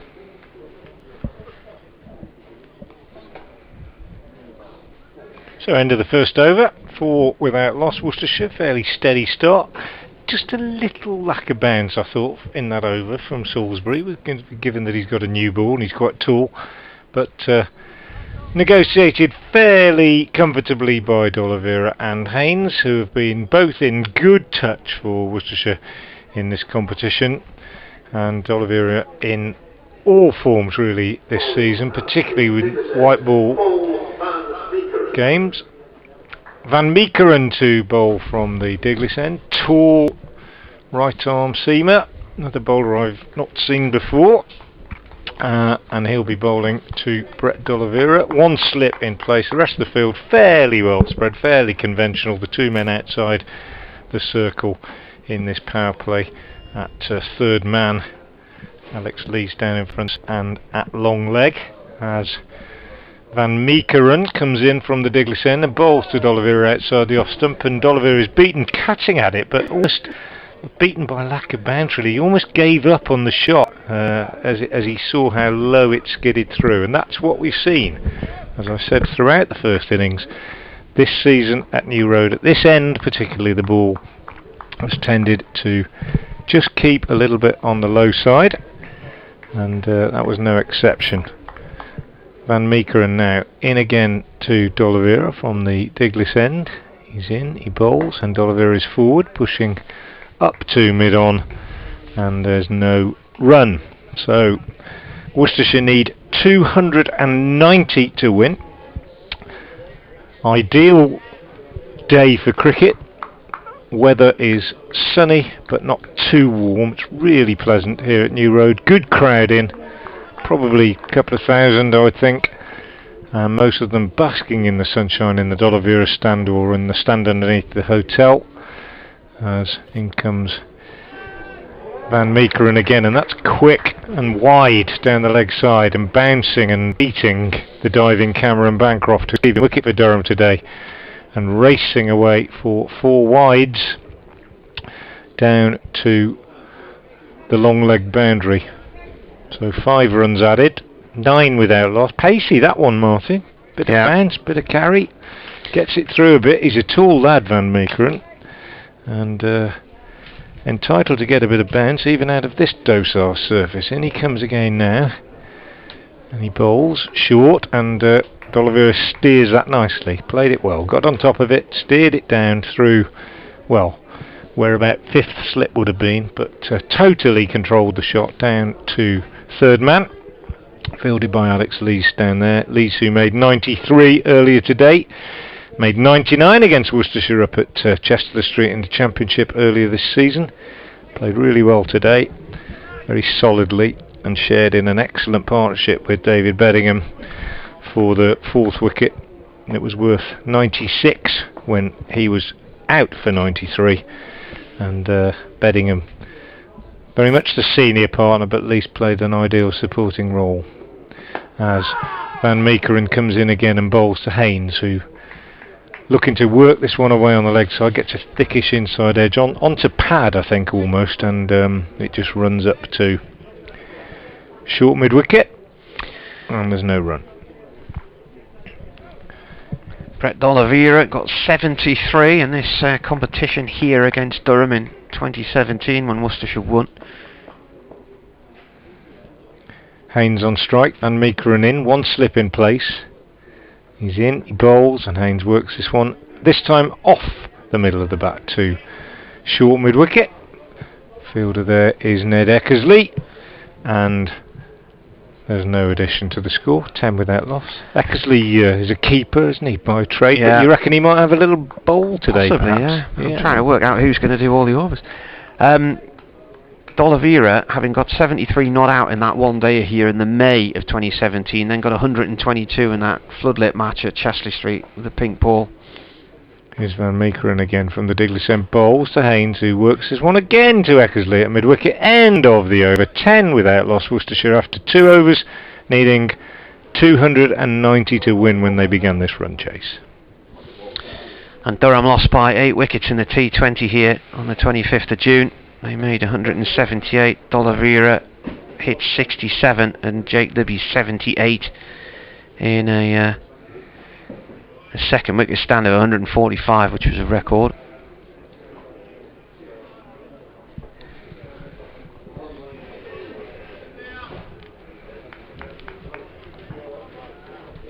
Our lunch has arrived. Wow. Only an hour late. Salisbury from the New Road end. Bowls to Haynes. Haynes down the track. It thumps him in the... D'Oliveira. Thumps him in the thigh pad. No run there. Has Haynes... I'm just wondering if Haynes has actually played against Durham or not, because was he in Chester Street? No, I don't think he has, actually. I don't think he has. Championship match at the Riverside. Might have played here, though.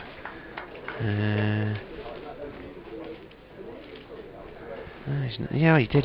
He was LBW 8 to Chris Rushworth, and then... Ah, yes, it was his first game. It was his and first then 24. game of the season. And then 24 in the second innings. A drive from D'Oliveira down to mid-off, and a throw back towards the keeper's end. It was his... I'm pretty sure it was his first game of the season, the one at Chester Street.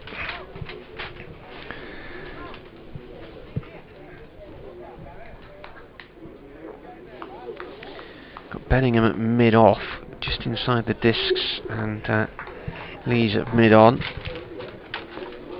Eckersley's at short mid-wicket. Haynes turns this off towards square leg on the boundary. Clark is there. Just the one conker tree now on that boundary, sadly, near the marquee. Quite a gap where there used to be some beautiful conker trees, and I collected quite a lot for my kids here in September 2019. Late game, yeah. September 2019. It was the last match of the season. Yeah. Two have gone. Sadly fell victim to disease last year. The year before, I think, just at the end of the summer. Might have been the year before that when I was here, just thinking about it, as this is played away. Worcestershire won, and actually won the second division title and got promoted. They leapfrogged Notts in the final game. How do Marty and the gang, says Paul Wilson. Greetings from a wet Costa del Hartlepool. Just got in from a meeting at Peterlee, but should be with you for the rest of the afternoon. Salisbury bowls. That's gone out towards the covers. Dot ball.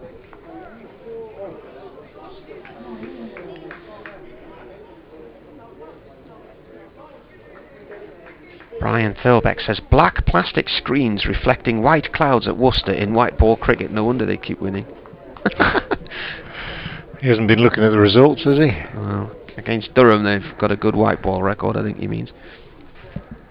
Last ball of this third over. Salisbury bowls, and that's played up to mid-off to Bettingham. End of the over, no run. 3 gone here on the BBC. 12 for none.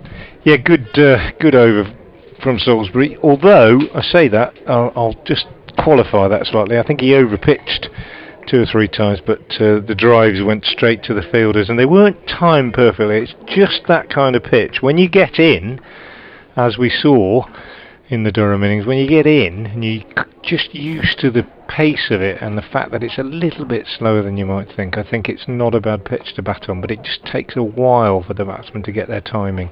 Here's Van Meekeren bowling to Haynes from the Diglis end. This one's short, quick, takes him on the thigh pad, drops down in the crease, and there's no run. Bettingham is an exceptional player, it must be said. He came in and found it easy to strike the ball from the word go, but Lees took his time to get his fluency. Clark likewise.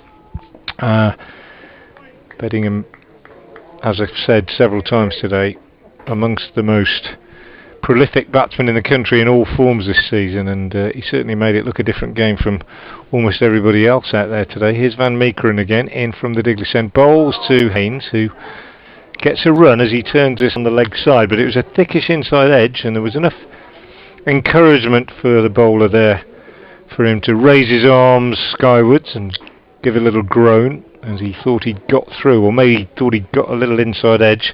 Haynes certainly wasn't in control of that one, but he gets a single, takes him on to 5, and it's 13 without loss. Worcestershire 290 the target.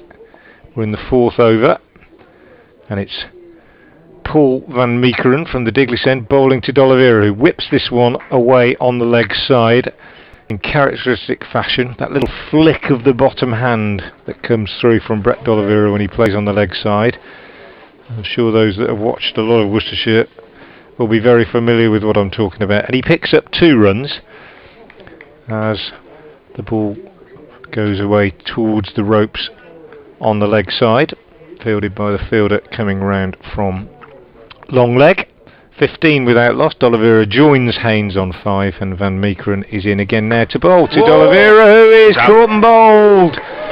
A very, very good catch that, because it was a short ball. D'Oliveira went to pull it.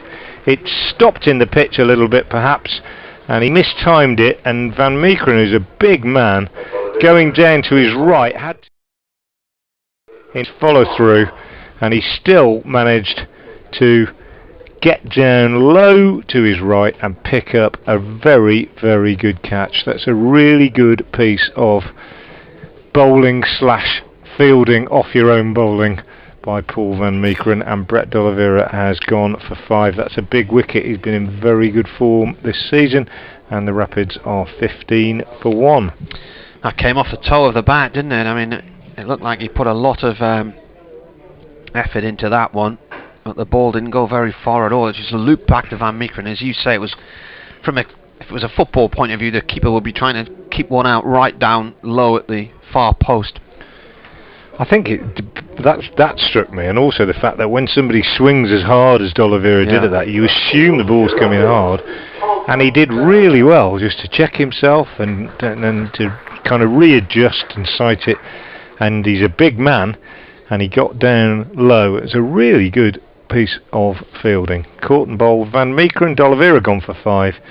Worcestershire 15 for 1. Good start for the visitors as they attempt to alter their fortunes in white ball cricket on this ground, where they've struggled so much in recent years. Not so much in red ball cricket, they've been quite successful here, but in white ball cricket they have struggled, and their attack is possibly a little bit callow today, you could say, from a Durham point of view. Callow. Yeah.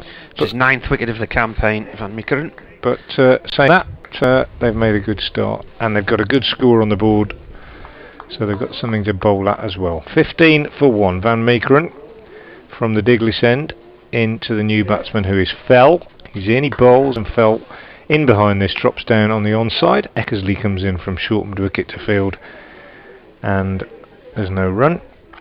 Lovely afternoon. I'm Frank Watson, and alongside me Martin Emerson. We're talking to you on the BBC Sport app and on the website. Royal London One Day Cup cricket here at New Road. Do get in touch if you'd like to. I'm at Frank Watson 58 on Twitter, and Martin is at Marty Cricket. As Van Meekeren comes in again and bowls, and Fell drives nicely, sweetly, straight back to the bowler, who parries the ball in his follow through. End of a successful over for Paul Van Meekeren. D'Oliveira, the man out, caught and bowled for 5. Worcestershire needing 290 to win, 15 for 1 off 4.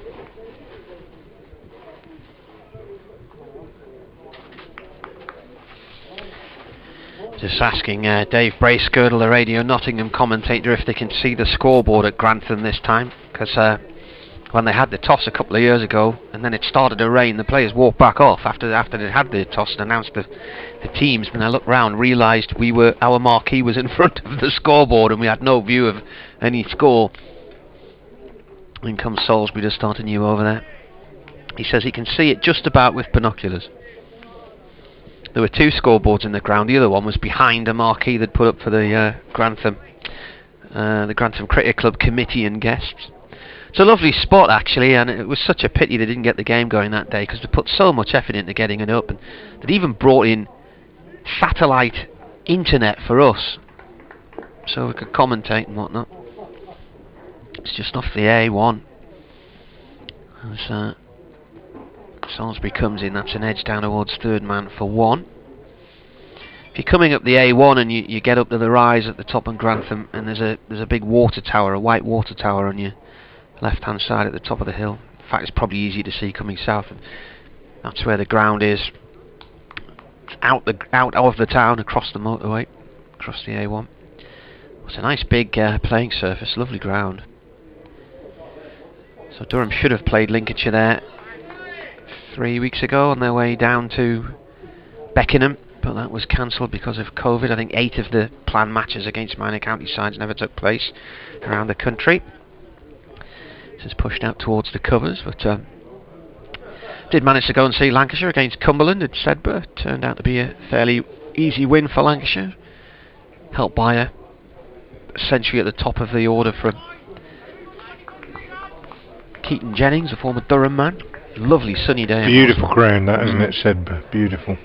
What a lovely spot that managed to get some seats up in the shade up on the hill next to the pavilion. Great view. She's gone to mid-wicket, no run. I can't think of a more glorious setting. I mean, there are some stunning grounds in the country, and people pick up Arundel, for instance. Durham's in a nice position, and obviously this for the cathedral. But the Howgill Fells just surround that ground, and they're very high hills. Beautiful. Thousands of feet up they are, and if the weather's nice, stunning. Salisbury bowls and up goes to mid-off. No run. He bowls a very full length, Salisbury. He's been driven quite a few times, but never quite a full half volley, and he's been hit to the fielder about 4 or 5 times, first by D'Oliveira, now by Fell. And sort of thing that gets you out when you're a batsman, because you think, I'm going to get one in a minute that can really drive, and he just hasn't quite been full enough. Last ball of the over, and that's got the batsman back into his crease. No run, so it's played to Eckersley at short mid-wicket, end of the over then, and 16 for a 1, just I think the 1 run from it. Yeah, tidy over. 3 overs, no maidens, no wicket for 7 for Salisbury. Van Meekeren, the wicket taker. 2 overs, no maidens, 1 for 9. D'Oliveira, the man out for 5. But yeah, just that length that as a batter you think, I'm going to get one in a minute to drive, and there it is, and you nick it because it's not quite there. It's been interesting to watch, and he's had his fielders exactly right, both mid-wicket and short extra. Here's Van Meekeren into Haynes. Bowls, and Haynes is taken on the pad as he tries to turn this one away on the leg side. They go through for a single, and there's no signal from the umpire, so maybe he got a little bit of bat on it, but anyway, the score moves on to 17. When we came back from Sedbergh we went through the Yorkshire Dales, and as we were coming past Garsdale Head train station, and there were people at the roadside with cameras, so we stopped, and Tornado came up the valley towing wow. Fantastic view. I've only seen it twice. The other time was on a holiday in Devon about 10 years ago. Built in Darlington it was. Here comes Van Meekeren from the Diglis end. He's in, he bowls, and Felt is back to this, just dropping it down on the offside. And no run. So a good start for the seamers here. They've both been very straight. They've made the batsmen play. Haven't really been any loose deliveries. And Worcestershire have found runs hard to come by. No boundaries at all so far, and that's good from Durham, good from their seamers. Bowled straight, 2 men in catching positions close on the leg side for Fell. Van Meekeren is in, bowls to him, and he works this one nicely through mid-wicket. Won't go all the way. I think they'll get 3. Oh, it will go all the way. It's gathered pace as it's gone across the outfield. So having said there have been no boundaries, the first one arrives in the form of a nicely clipped drive through mid-wicket by Tom Fell. But Fell is known for his fallibility, kind of falling across to the offside just a little bit, gets him LBW sometimes. And I think certainly Scott Borthwick has decided that that's a possibility, that he might lift one in that mid-wicket area, just falling over a little bit on the leg side, and so Borthwick himself has gone into short mid-wicket, and Eckersley is a little bit wider than that in a more conventional mid-wicket position, but they're both hands on knees catching as Van Meekeren comes in to Fell again, and he pushes this one out on the offside, and there's no run. 21 for 1. Haynes is 7, Fell is 4. This is Fell's 17th match against Durham. In his first he got 78, that was in May 2015 in a championship game here. So the scores, he got 83, that was in the autumn of that year in Chesley Street in the championship in the September. 47 in 2017 and 44 earlier this year also a Chester Street in the Championship.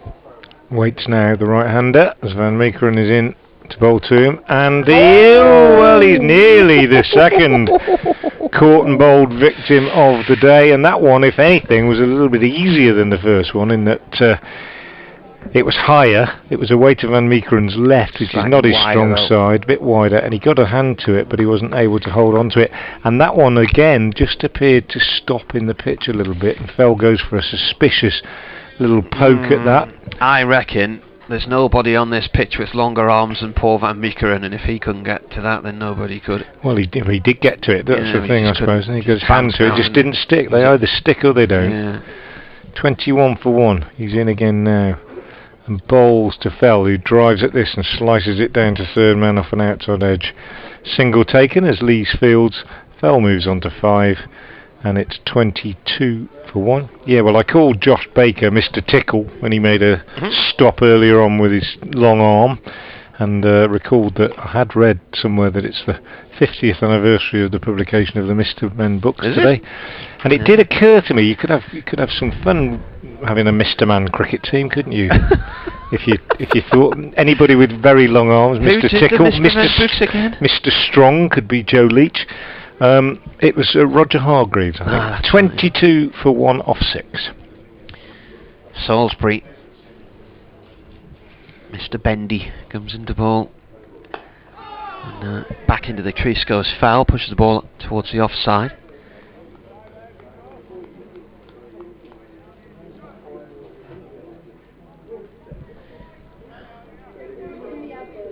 Yes, are they still popular among kids these days? The Mr. Men, was it they? Probably popular among parents to read to their kids, aren't they? They were good fun, weren't they? It's like the Peanuts books, Charlie Brown and his adventures as Salisbury bowls. It's played up to Lees at mid on 1 run for Fell. Found some of my old Peanuts books a while ago, so the kids were having a read of them. Asked a question earlier if there's any cricket being played in state schools these days, because I was thinking that's one of the reasons. If you're in an area where you believe there are not enough children coming into the game, is that a reason why it could be? But nobody has responded. There's Salisbury bowls, that's defended. I don't think there's a shortage of interest in kids cricket in the North East, not from what I've seen at the local clubs, particularly with the All Stars and the Dynamos and loads of clubs oversubscribed. But I know Don Topley, the former Essex player whose son Reese plays for Surrey and the Oval Invincible franchise, he's a big advocate for the 100 and believes it's needed to draw in the next generation of players. Turned off the legs down towards square leg on the boundary for 1.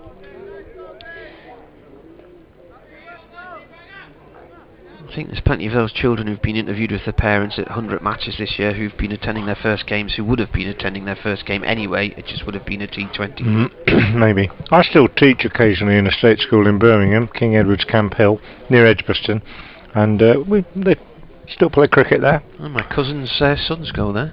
Oh, really? Salisbury in. That's defended. And what would their surname be then? Finnegan. Oh, I think I've probably come across them, yeah. But yeah, still play cricket there. It's a rugby team than huge Asian contingent in the school, and lots of keen cricketers in the lower age groups. First 11 have had quite a good season this season. Don't play as much as they did 30 years ago maybe, but they still play. It's pushed up field to Lees. 1 run. I think that's their school. They live in the Edgbaston area. Well, there's King Edward's School as well, which is that the sort of lead school of the foundation, and then there are 6 other schools: Camp Hill, Five Ways, Handsworth. But yeah, there are a few. But yeah, still some cricket there, and then I'll give it a plug actually. The King Edward's Foundation, led by a chap called John Clawton, who's a former Warwickshire player, an Oxford Blue, who became Chief Master of King Edward School. He, in his retirement, has just started a system which I'll enlarge on in this over, as Van Meekeren bowls, and that's beautifully driven by Jack Haynes through extra cover. As good a shot as we've seen all day, I think, from anybody on the up. High left elbow, punched through extra cover. A exquisite boundary from Haynes. He moves to 12, 28 for 1. And what John Claughton has organised is he has arranged for all the schools in the foundation, including the one I teach at, to throw open their facilities to local primary schools, with coaches from Warwickshire who've come in and helping to promote cricket locally in the South Birmingham area, and it's a very good initiative indeed, and long may it continue. Good to see primary school pupils being able to use the facilities of bigger and better schools, if you could, in terms of cricket. This one from Van Meekeren, pushed up to mid-on by Haynes, and there's no run. 28 for 1 the score remains. The man out, D'Oliveira, caught and bowled by a diving Paul Van Meekeren for 5 in the 4th over. 290 is the target, and Paul Van Meekeren is bowling the 8th over, his 4th from the Diglis end. He's in now and he bowls, and this is driven again by Haynes, nicely timed well, but this time straight to fielder in the covers, Graham Clark, who tumbles to his right, having picked it up, and there is no addition to the score. Good crowd in, bright sunshine, blue skies, fluffy white clouds. It looks a picture, New Road, this afternoon, and Worcestershire have got a game on their hands, because they need to win this in order to keep alive any hopes of qualification for the later stages of a competition that began so well. Is Van Meekeren is in again and bowls, and Haynes gets a single this time, dabbing it down on the offside. Good run, well judged. Set off as soon as he hit it, and Tom Fell responded to his call, and they got through comfortably. 29 for 1. Haynes moves on to 13. Update for BBC Heaven Wizards FM listeners imminent. Worcestershire began their reply to Durham's 289 for 9 about 25 minutes ago, and they've moved on to 29 for 1. The man out is Brett D'Oliveira, who was very athletically caught and bowled by Paul Van Meekeren for 5. Van Meekeren diving low to his left to take the catch, and in fact he's just picked up a second wicket as I speak, as Tom Fell goes for a pull, hits across the line. The ball doesn't bounce a great deal. He's taken on the pad and adjudged LBW by umpire Ian Blackwell. So Jack Haynes still there on 13. D'Oliveira's gone for 5. And it's looking a tall order now for Worcestershire. They need 290 to win, and they're 29 for 2 in the 8th over. So Tom Fell, LBW to Van Meekeren. The ball banged in short and didn't get up as much as Fell expected it to, and he missed his attempted pull shot, swivelling round, and was LBW for 6, which means that Worcestershire are 29 for 2 in the 8th over, and Van Meekeren has got Durham off to a very good start. Jake Libby coming out to join Jack Haynes. 2 bowlers used so far. Salisbury, 4 overs, no maidens, no wicket for 9. And Van Meekeren, the successful man again, just about to complete his 4th over. 2 for 20, his figures so far. Very good start for the Durham Seamers. And 2 big wickets Worcestershire couldn't really afford to lose in this first power play. I think chasing a score like this is all about not losing early wickets. And Worcestershire got some rebuilding work to do now. I'm not saying it's impossible, but some rebuilding work required before they can start to push on. 29 for 2 then. And Jake Libby taking guard now. 1 ball left in this, the 8th over. Paul Van Meekeren, the bowler from the Diglis end. Tall angular figure moves in now and bowls to Libby, who's off the mark immediately, clipping a full ball on middle and leg, behind square on the leg side for 2. So the end of the over, and Worcestershire 31 for 2. Haynes 13, Libby on 2. Earlier today, if you're just joining us, I know people are just joining us all the time, Durham won the toss and chose to bat. They made 289 for 9. Lees 93 and Bettingham 66, really the major contributors. 289 for 9. Worcestershire wicket takers: Finch 2 for 54, Barnard 2 for 50, D'Oliveira 1 for 51, Baker 1 for 60, and Banton 1 for 18. And Worcestershire have lost D'Oliveira, caught and bowled by Van Meekeren for 5, and fell LBW to Van Meekeren for 6. And they are 31 for 2 at the start of the 9th over, which is being bowled by Salisbury. He's in now, bowls to Haynes, who drops this down on the offside, and there's no run. 31 for 2. Marty's back. The target. It's a peculiar looking helicopter. 290. Which one? Where? What's a plane? Oh no, it's not. That's I've seen those before. They came flying past us. They're an American-style military aircraft, and they can point their wings, which have propellers on them, up into the air. Oh, well, there you go. And it's just gone past the cathedral. Yes, it's just pushed off towards the covers. Yeah, saw them. Are they called what's the name of them? There was a few of them flew past us at Northants a couple of seasons ago.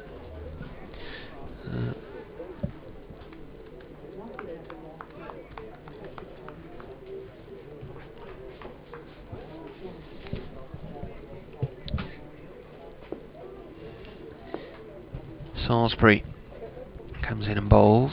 And that's whipped away off towards the square leg boundary. Clark cuts it off just in front of the marquee. 1 run to Haynes. What is it?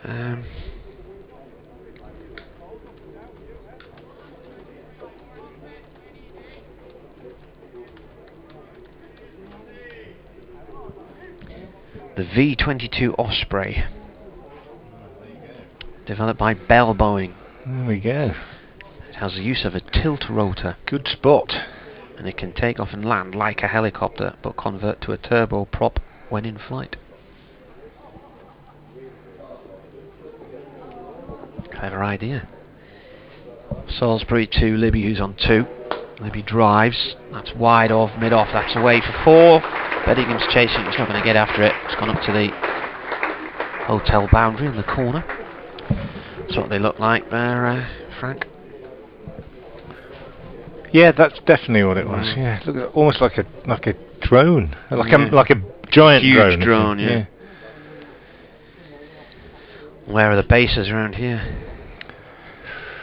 I'm not sure actually. I can't think where the nearest one is. Nothing in the immediate vicinity. Salisbury bowls. Defended. We used to have a relative who was based at an airbase, sort of Worcestershire, Gloucestershire somewhere, which I don't think appeared on any maps, and was like a top secret location.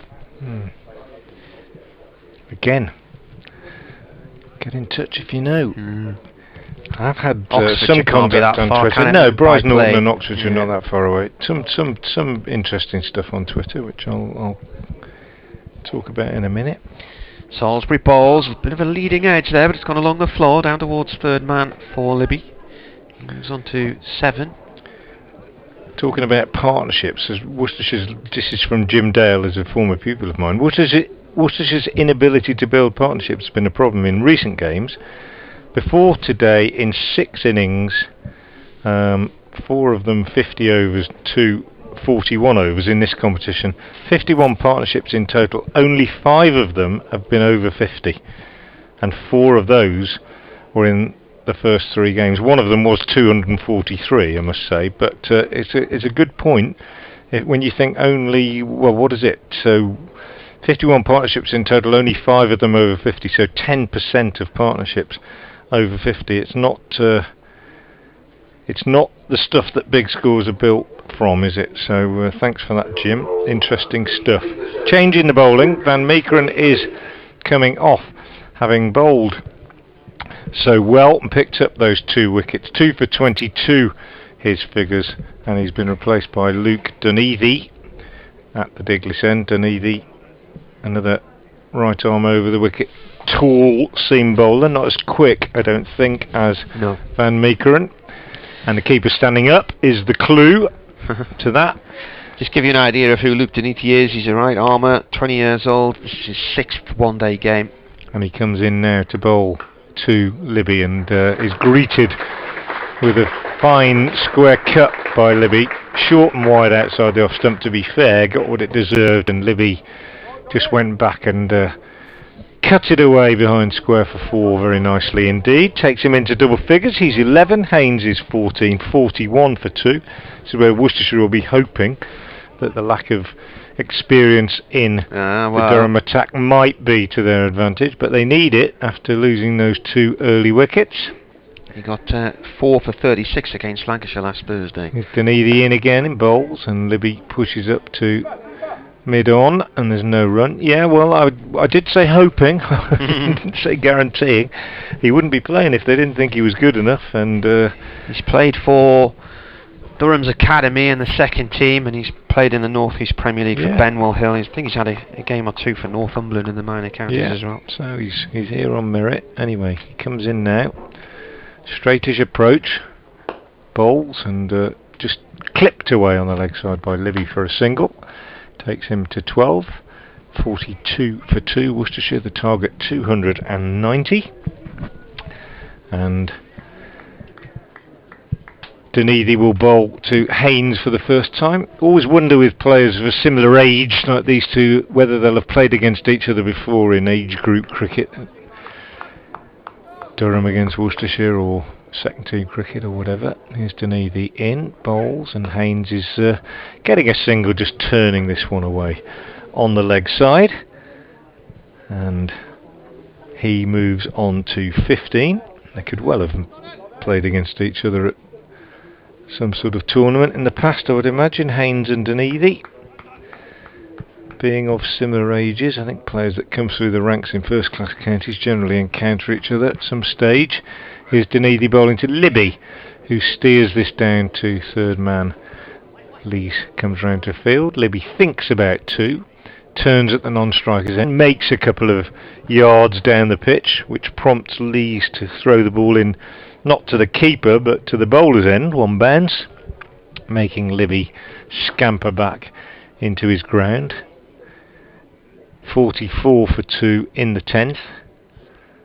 Dunleavy bowls, and Haynes drives beautifully straight down the ground. Got a hand on it, Dunleavy, taking the pace off it, and that means they only get 2s. Good chase back from mid-on, but lovely shot, hit beautifully by Haynes. But Dunleavy, as I say, getting a hand down. The bowling, the fielding off their own bowling by Durham so far has been exemplary, apart from Van Meekeren dropping 1 catch. He caught 1 brilliant return catch, and made a couple of good stops too. Van Meekeren is the man who's got both the wickets to fall so far. 2 for 22.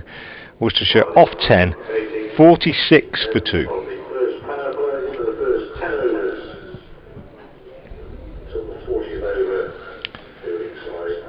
And Durham, in their first power play, their first 10 overs were 40, but they haven't lost any wickets. So that's the difference. And Liam Travaskis coming on at the New Road end. So a double bowling change. The 2 opening bowlers, Salisbury 5 overs, no maidens, no wicket for 15, and Van Meekeren 4 overs, no maidens, 2 for 22. Travaskis left arm, orthodox spin. Always bowls in his sunglasses even when it's gloomy. This is his 14th game. He's taken 11 wickets, best figures 2 for 37 against Leicestershire in Chester Street in 2019. Libby on strike. Travaskis comes around the wicket, the ball. Libby forward to that one, pushes it out through the covers. They're going to come back for 2. Hard throw back to the bowler's end from Dunleavy out on that riverside boundary.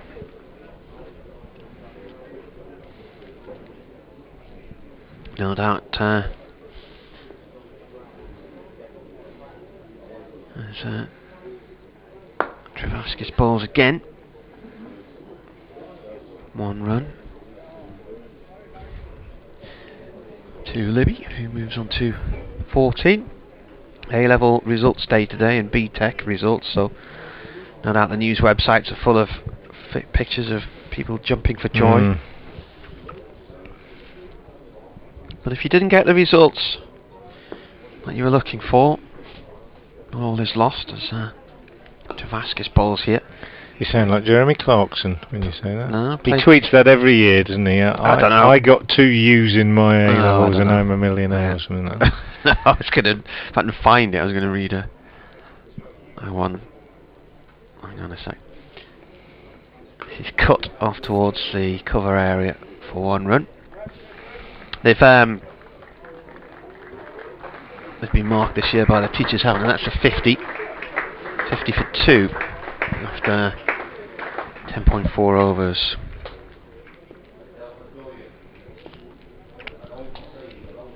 Round the wicket he comes, bowled. And is defended. Bowled back, played back the bowler, and he dives and stops it. There's a comedy character called Bob Servant who runs a burger van. Have you seen that comedy series on the BBC? Mainly BBC Scotland, I think, possibly. This is played off to mid-wicket, no run there. And that is the end of the over, 50 for 2. He tweeted earlier, "To nervous school children and punters getting results today, don't worry about a thing. I failed every exam I ever sat and now own arguably the 3rd busiest cheeseburger van in Dundee. A 9-inch remote-controlled flat-screen TV and a Yamaha guitar keyboard. Dreams don't need degrees," he said. And then somebody responds to him. If I can find it. That they now own the 2nd busiest burger van in Dundee. Well, Jeremy Clarkson usually tweets every year, "Don't worry if you'd failed your exams, I got U's in my A-levels and now look at me," or something like that. He went to Repton, of course, where I used to teach, Jeremy Clarkson, and claims to have been expelled, but he wasn't. But it's a good story to tell, I think. 50 for 2 as we watch Dunedin come in from the Diglis end and bowls to Haynes, who drives up to long on for a single. 51 for 2. Haynes moves on to 19. Libby is 16. The men out D'Oliveira for 5 and Fell for 6. The run rate is 4.6. The required rate is 6.2. So that gives you an idea of where Worcestershire are. Duckworth Lewis says 80, and they're currently 51 for 2. Dunedin bowls, and Libby works this one away on the onside. They pick up 1 and they don't come back for 2. They wanted to. Travaskis, the fielder, slipped and slid on his bottom with the ball in his hand, which prompted Libby to turn and think, "Yes, I will come back."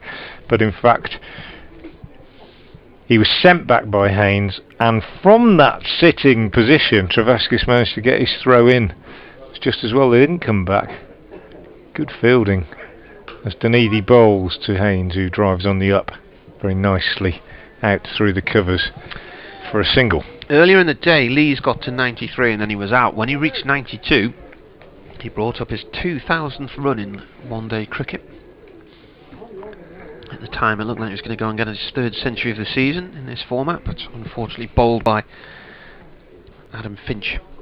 Dunedin in, bowl short to Libby, and beautifully played, actually. Really skillful white ball batting from Libby. Slower ball, short and wide outside the off stump, and he went back, and if you've watched the coaches giving catching practice to the slips before a game, you'll know exactly the sort of shot he played. He knew there were no slips there, and he just played that little angle bat, little run shot down to 3rd man through where the slips would have been, and it brings him a boundary. And he overtakes Haynes. He goes to 21 Libby off 14 balls. Dunedin is in, bowls to him again, and he gets another single, this time pushing the ball up to mid-on. And that takes him to 22. Haynes has 20, and it's 58 for 2 with 1 ball left in the 12th over. Remind me when we get up to half 4 that while you're about to do your update, I've got to run off and do one for BBC Radio Tees. I will do. I'll try to remember. Dunedin in bowls, Haynes drives straight to Eckersley at short mid-wicket. End of the over from Dunedin. His second over. He's conceded 17 runs so far. Worcestershire, remember, needing 290 to win, are 58 for 2.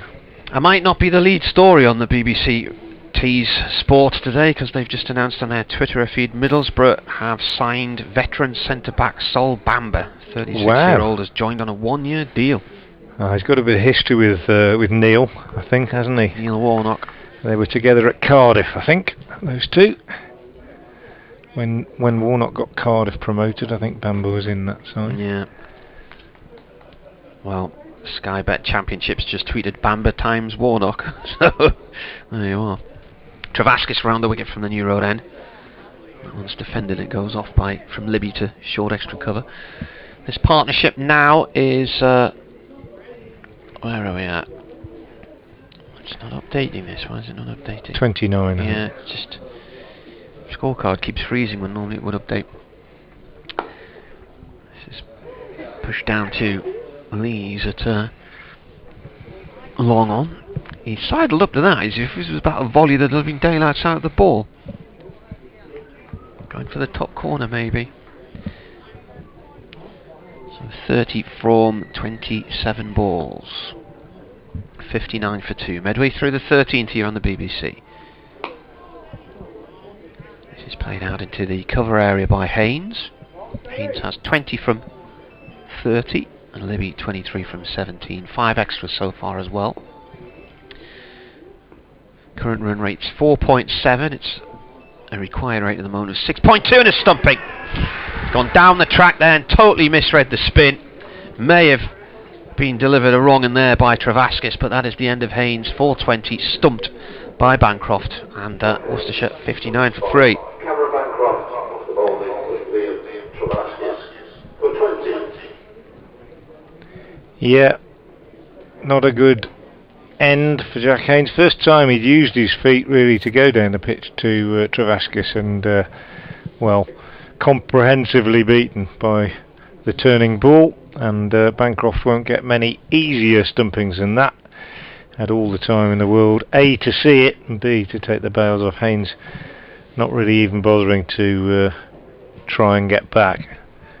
Unlikely dismissal, quite surprised by that, but Worcestershire in trouble now. I think 59 for 3 in the 13th over. 290 the target. Somebody is going to have to play very, very well indeed. And Gareth Roderick, the new man, is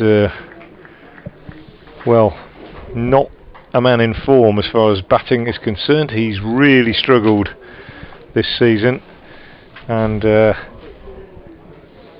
his move from Gloucestershire as regards batting has been a really tough one. I think there are reasons for that. Lack of practice in the winter in a kind of other than in a bubble, and difficulties with his moving the family, etc., etc. There's a human side, isn't there, to every cricket story, and I think Gareth Roderick, if you judge him just on his batting, it's been disappointing. He's kept wicket quite well in Cox's absence in this competition, but struggled for runs and struggled for confidence, I think, to be fair.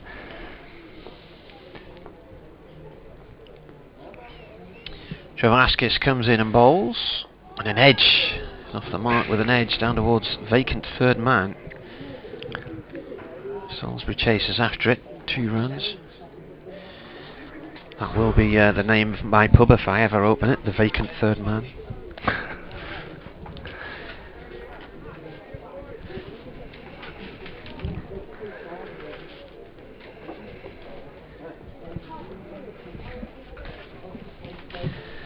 Travaskis again bowls, and is defended, and that is the end of the over.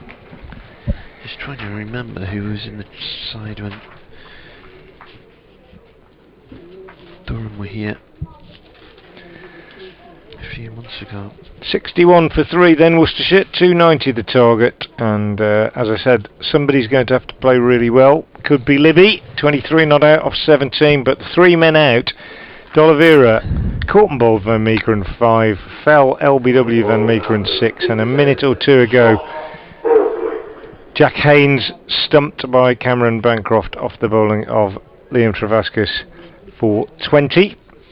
You were talking about Roderick's travails, and I thought there was something that sprung to mind, and he got a pair against Durham in the championship match here. Scott Borthwick is coming into the attack at the Diglis end with his leg spin. So we've got leg spin at one and left arm spin at the other. Ball turning away from two right-handers and a bit of turn in the pitch. Worcestershire, an entirely right-handed team today. In comes Borthwick and bowls, and back goes Libby, cutting this one away on the offside for a single. They only get one as Graham Clark comes round to do the fielding. 62 for 3. Libby on 24 now. Yeah, you don't often get a team that's entirely right-handed, do you? But Worcestershire have very few left-handers on their staff. Ross Whiteley is one of them. He's away, of course, with the 100. But he's about the only one, really, that I can think of. Although that's going to change next year when the new man arrives. Matthew Wade, signed last week, is Borthwick bowls short to Roderick, who whips this away on the leg side for a single. Takes him to 3, 63 for 3. Yeah, Matthew Wade coming next season here to New Road to play all forms of cricket. Left-hander, or probably bat. Well, he could bat anywhere in the top 4 and might bat in different positions in different formats. There's Borthwick bowls, and this one is cut by Libby for a single. And before you all start tweeting in, I am aware that Moeen Ali is left-handed and that he's a Worcestershire player, but we haven't seen a great deal of him in the last year or two. Roderick has 3, Libby has 25, 64 for 3 in the 14th. And Borthwick from the Diglis end is in bowls, and back goes Roderick and steers this through the covers for a single. Like this Durham kit, I did say that it's a bit of a throwback to the old powder, but it also strikes me that the kind of bib bit of it, the darker bit, the red and blue bit over the shoulders. When you look at Borthwick coming in now, he bowls and Libby pushes into the covers. He almost looks like he's wearing one of those the devices that footballers wear. Well, cricketers wear them too now. GPS training top things. Looks like he's got that outside his shirt, doesn't it, when he turns now? Anyway, in he comes, like a mini tank top. Bowls, and it's worked away on the leg side for a single by Libby. End of a very tidy over by Borthwick. Got through it quickly. Could rush through a few overs now with these two bowling. 66 for 3. Roderick has 4, Libby has 26. The target was 290. I always remember the way, I mean, it's a long time ago, people won't remember it so much, but in the days of the 55 over game and 60 over games sometimes, when Middlesex used to have Phil Edmonds and John Embry bowling together, they would whip through overs, and just before the lunch break, you know, they'd bowl 12 overs in half an hour, off about 3 paces, and the batting team would look at the board and think, we don't lose a wicket before lunch, and they'd waste 6 overs without realising it. Travaskis bowls an edge here from Libby down towards third man, chased after by Matt Salisbury. I was mentioning the update for Radio T's a little bit earlier. I'm not sure how many people are going to be able to hear them this afternoon, because North Yorkshire Fire and Rescue Services tweeted that the Billsdale transmitter on the North York Moors is currently on fire. Goodness me.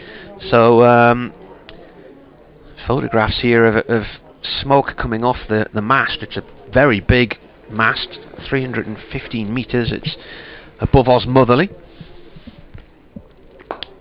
Oh, that's played back up to the bowler. It just was low enough to keep him interested off the ground, but it dipped just in front of him. Was in the air momentarily, but only about maybe a foot off the ground for a while.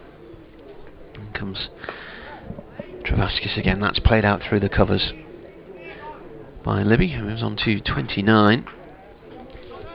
So if you're up on the high ground, up on the North York Moors or across on the Yorkshire Dales, and you're on a high point, you can see all the masts right up the north of England, on the Pennines and on the the fells form a huge long line.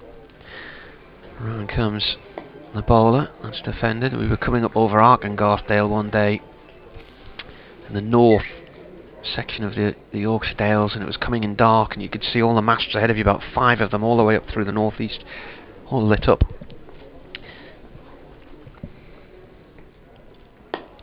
This has gone off through mid-wicket and out towards, in fact it's gone off through the covers one and out towards long off for 1. So that'll affect DAB signals, radio transmissions and television signals, I would imagine. Covers a large area. Libby bowls. That stays low, but it's kept away. Libby bowls, Travaskis bowls, and Libby plays it. Went back into his crease and played it low out through towards the point boundary for 1. It did keep low, that one, didn't it? That really did. That was one of the lowest we've seen for a long time. And on this used pitch, it's coming up to 1:30, Marty. 3:30. Yeah, no, it's another hour. I was just giving you an hour and a bit notice. Oh, right, so. Okay. I'll have my update for BBC FM Worcester listeners soon. Not a happy update from Worcestershire's point of view. They need a further 219 runs to win, and they are 71 for 3 after 15 overs. Scott Borthwick is bowling from the Diglis end to the right-handed Jake Libby, and Borthwick is in and he bowls, and Libby gets a single, just working this one away on the onside, and fielded by Travaskis, who slips as he throws that one in. I've seen several players slipping. It was around that area, wasn't it? It's obviously where water's come off the covers. Yeah. But just on the edge of the square. Just a bit lush out there. I don't think it's particularly dangerous, but saw Josh Baker go a couple of times when he was fielding down there earlier. As Borthwick is in, bowls, and Roderick goes back, plays that very late enough for there to be a bit of excitement, both in front of and behind the wicket from the wicketkeeper and the bowler. Groans and skyward thrown hands, but it was solid enough from the former Gloucestershire keeper. Borthwick is in, bowls, he's back again, Roderick, pushing back up to the bowler this time, and there's no addition to the score. 72 for 3, and Roderick stays on 5. Borthwick in again, bowls, and this one driven off the back foot by Roderick, and there's no run. It's a struggle for Worcestershire. They've been set 290 to win this game, and in the 16th over they're currently on 72 for 3. The not out batsmen are Gareth Roderick, who's on 5, and Jake Libby, who's on 31. The men out, D'Oliveira for 5, Fell for 6, and since you were last with me, Jack Haynes, who was stumped by Cameron Bancroft as he advanced down the pitch to the left arm spin of Liam Travaskis. He was out for 20, that was 59 for 3, currently 72 for 3 at the end of the 16th over. As that over is completed by Borthwick with a delivery which Roderick pushes out on the offside. So Worcestershire 218 more to win at a required run rate of 6.4. Not impossible, but they won't want that run rate to creep up much above where it is at the moment, certainly above 7 or 8 in the next few minutes, or the next few overs. You don't mind it going up to that when you've just got a few overs left and a few wickets in hand. But they need to keep it ticking along. Travaskis starts a new over from the New Road end with a good delivery, nicely flighted outside the off stump and pushed away on the offside by Libby. No run. Travaskis again, just a 4 or 5 pace approach, bowls, and Libby drives sweetly off the back foot, but unfortunately for him, straight to fielder at short extra cover, and there's no run. Good fielding there. Travaskis in, bowled. Libby gets a run this time, pushes out on the onside. In fact, comes back for 2. Good running from Jake Libby, because as fielder Graham Clark came off the boundary at square leg and fired the throw back in. It was a good throw too, right over the bails, but Libby was back, having made his mind up to go for that second one fairly early.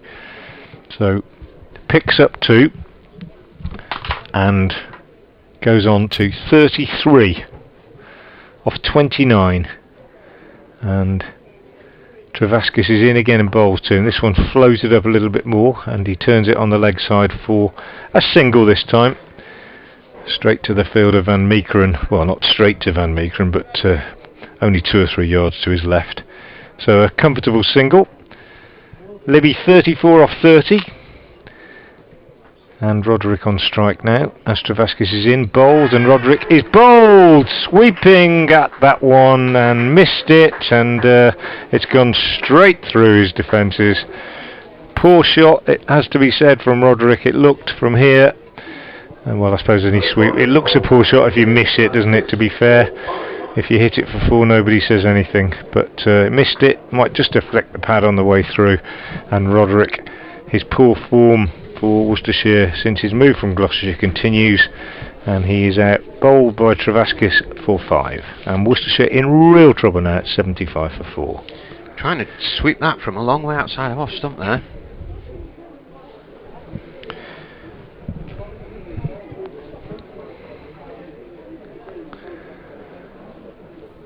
Well, he moved across to leg to try and disturb the bowler's line. Travaskis wasn't disturbed, and it just slanted in.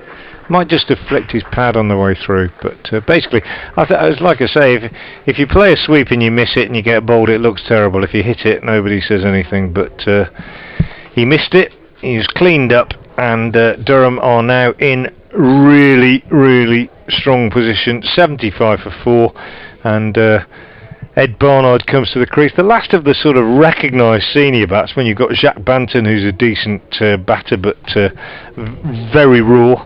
You've got Joe Leach, who's hit form once or twice recently this season, and likes to play his shots and can be very dangerous.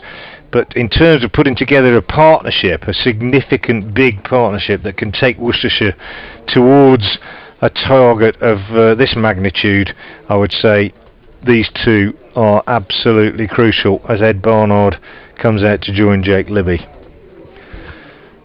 75 for 4. Barnard takes strike. 2 slips in now as Travaskis has settled into a very, very nice rhythm from this New Road end. 2 for 15 so far as he completes his 4th over, bowling to Barnard, who drives nicely through the covers for a single, gets off the mark. So the end of the 17th over, and it's 75 for 4. Worcestershire still requiring 215 to win, and that at a run rate of 6.5.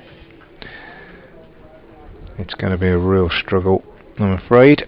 Disappointment around the ground, particularly at those last 2 wickets. I think Haynes looking good when he came down the pitch to Travaskis and was stumped, and Roderick sweeping and missing and being bowled middle stump in that last over. 76 for 4. Yeah, Roderick won't have too many fond memories of this summer with the bat, and particularly playing Durham. Got a pair in the county championship match here in June. Out for 5 today. Borthwick from the Diglas end, far into the ground, bowling here.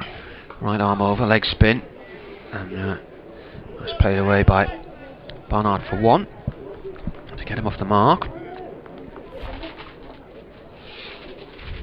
We're having to try and eat our lunch and relay here, aren't we? It's a bit like the Omni. Was it the Omnium the other day? Where they keep tagging each other back at the race.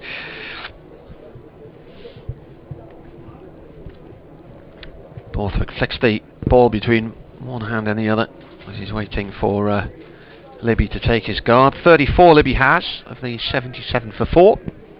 The sun is shining here on a gorgeous afternoon in Worcester. In comes Borthwick. That's a full toss. It's turned round the corner down towards long leg for 1 by Libby. Libby was in a battle with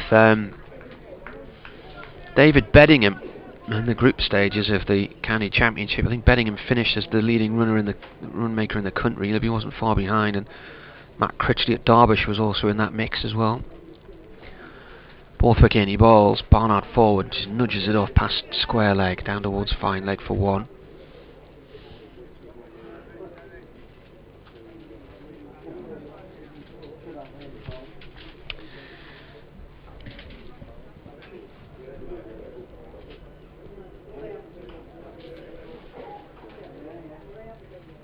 Borthwick in again. Oh, stumping! Wow. Signal as a wide down the leg side. He did move away to try and play it, but sometimes a deliberate tactic of Borthwick's try and go for a leg side stumping. It's a wide though. Slip has been brought in now. That's off the pads, and Borthwick runs away appealing as if he's going to be given that out. Ian Blackwell, the umpire, says no. And just as he was scampering back down the pitch, looking like he was about to celebrate in a way that Stuart Broad does, it was given not out. That's played up to mid-on. What do I call it? An appealabration or a cell appeal or something?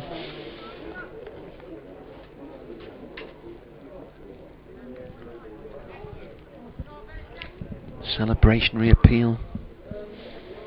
One ball left of this 18th over. Here on BBC Radio Hereford and Must and BBC Radio Newcastle.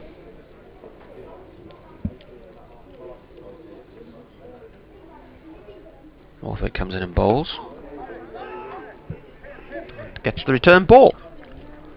And that is the end of the over. 80 for 4. Well, I don't know if you watched the 100 last night, but no. if you want to see an appealabration or a celebration, you need to see Imran Tahir. I mean, he goes off at the best of times, but when he gets a hat-trick to finish the game, it was like the end of a penalty shootout or a golden goal in a World Cup final. That was quite a scudding, wasn't it? 53 runs or something in a 100 ball match. Absolutely went mad when he got the hat-trick.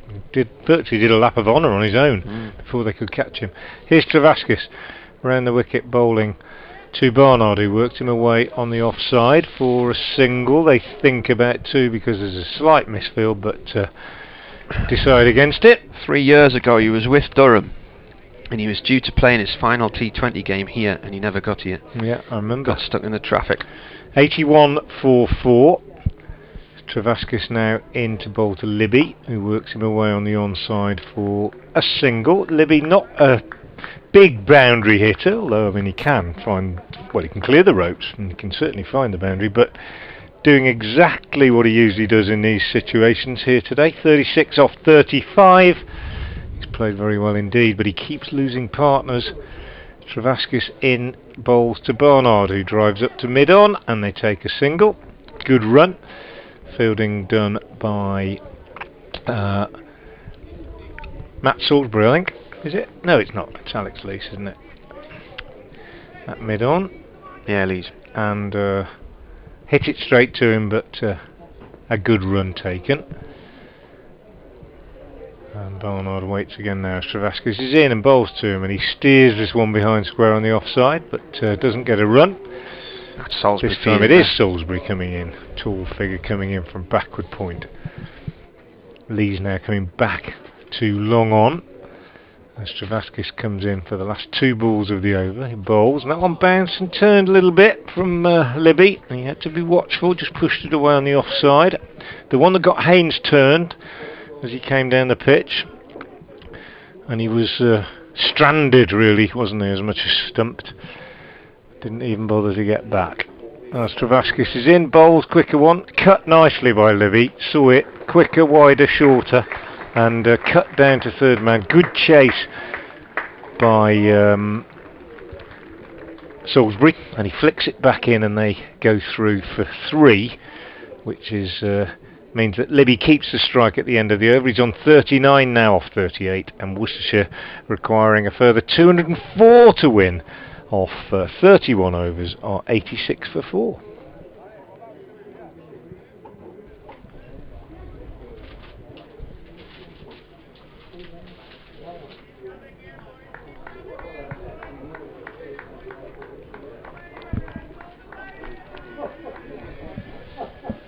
And the sun shines here in Worcester.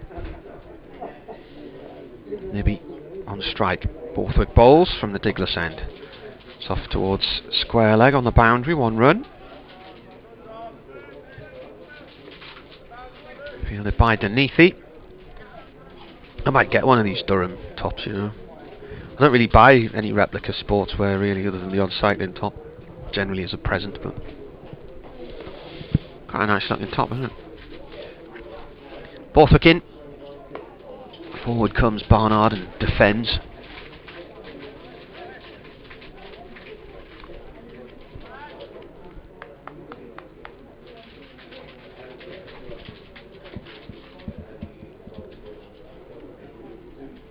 Borthwick in. Oh! Playing a miss, that stayed low. Keeper had the bails off quickly as well there.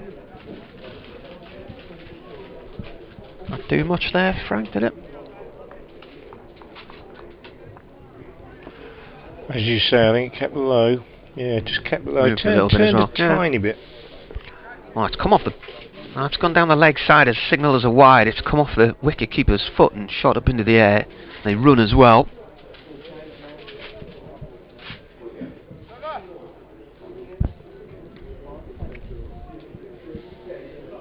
They'll be back on strike on 40, 39 balls. 8 extras so far in this 89 for 4. Borthwick comes in and bowls.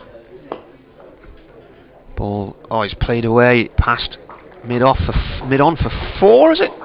Diving attempt to stop the ball up there. It's gone for 4. Denethy couldn't get round. Van Meekeren couldn't get across. Nicely timed. Yeah. And that's his just 50. a push, wasn't it? Really good shot. No, it isn't. What's the scoreboard doing? What was he on when he played? He was on 40, wasn't he? Yeah, 44 now. I saw a 0 go on the board and I thought they were adding him up to 50, but he's on the 44. I was 10 ahead.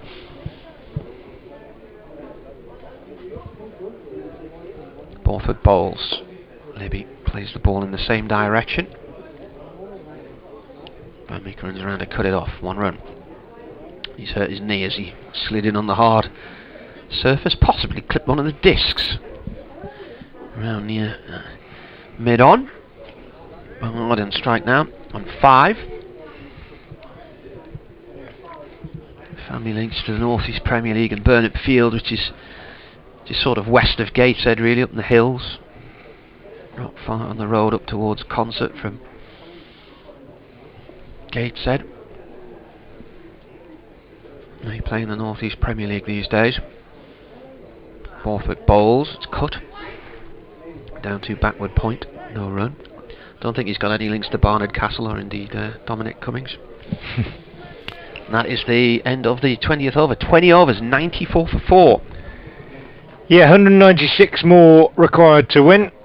And that's 6.5 and over. I keep saying it. I've said it most games. It's alright going up to 7, 8, 9, 10 and over when there's only 10, 12 overs left and you've still got wickets in hand, but you don't want it going up above 7 or 8 and over when you've still got 30 overs to go.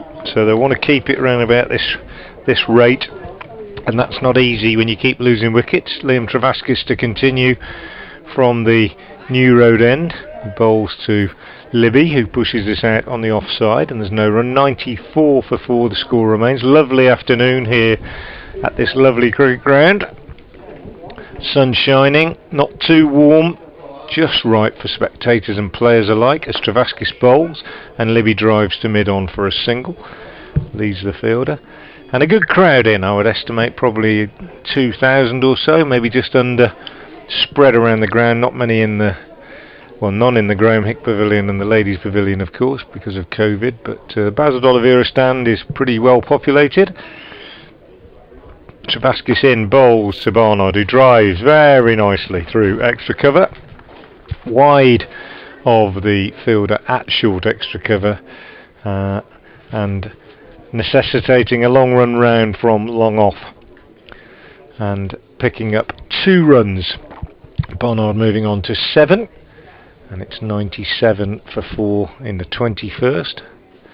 Liam Travaskis left arm round the wicket, wearing his white sunglasses, bowls full length delivery to Barnard, who drives but only gets the toe of the bat on it and squeezes it back up the pitch to the bowler. Travaskis again in. Bowls, and Barnard again drives, this time slightly uppishly. Ball bounced just in front of Travaskis, who gathered it cleanly off his own bowling. Tidy bowler, Travaskis. Very straight approach, left arm round the wicket. White sunglasses. He's in, he bowls, nicely flighted delivery, held that one back really well. Driven away by Barnard into the covers, no run. Very, very good over from Liam Travaskis. 97 for 4 at the end of it. 21 overs gone. Travaskis now 6 overs, no maidens. 2 big wickets for 25. The Billsdale transmitter on fire in the North York Moors is affecting, the BBC now saying, is affecting services, TV and radio in parts of North Yorkshire and Cleveland, but I'm told, I'm reliably informed by Paul Addison, who's the one of the sports presenters at Radio Tees, that it's not affecting the DAB signal, so that is still working. Borthwick from the Diglas end, right arm over. Libby plays that to the covers. Ned Eckersley's in there. No run. I know you're not going to believe this, but I'm trying to work out when the photograph was taken. Because the Tour Series cycling's in Sunderland tonight.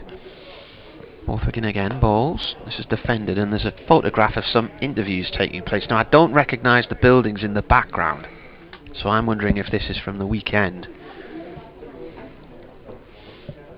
Well, it says interviews taking place in the rain. Can't be raining in the northeast. It's unheard of. Borthwick in. This is played by Libby up to mid-on again. No run. Must be an old photo from 2 days ago. I think it was quite wet on Sunday in Gisborne. I think was the opening round of the series.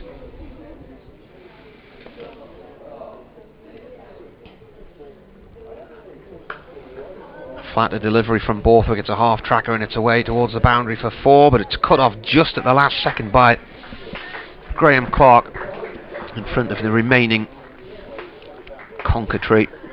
2 runs to Libby. He moves on to 48 from 47. Patient innings from him so far this season. And that is a single down towards fine leg on the discs.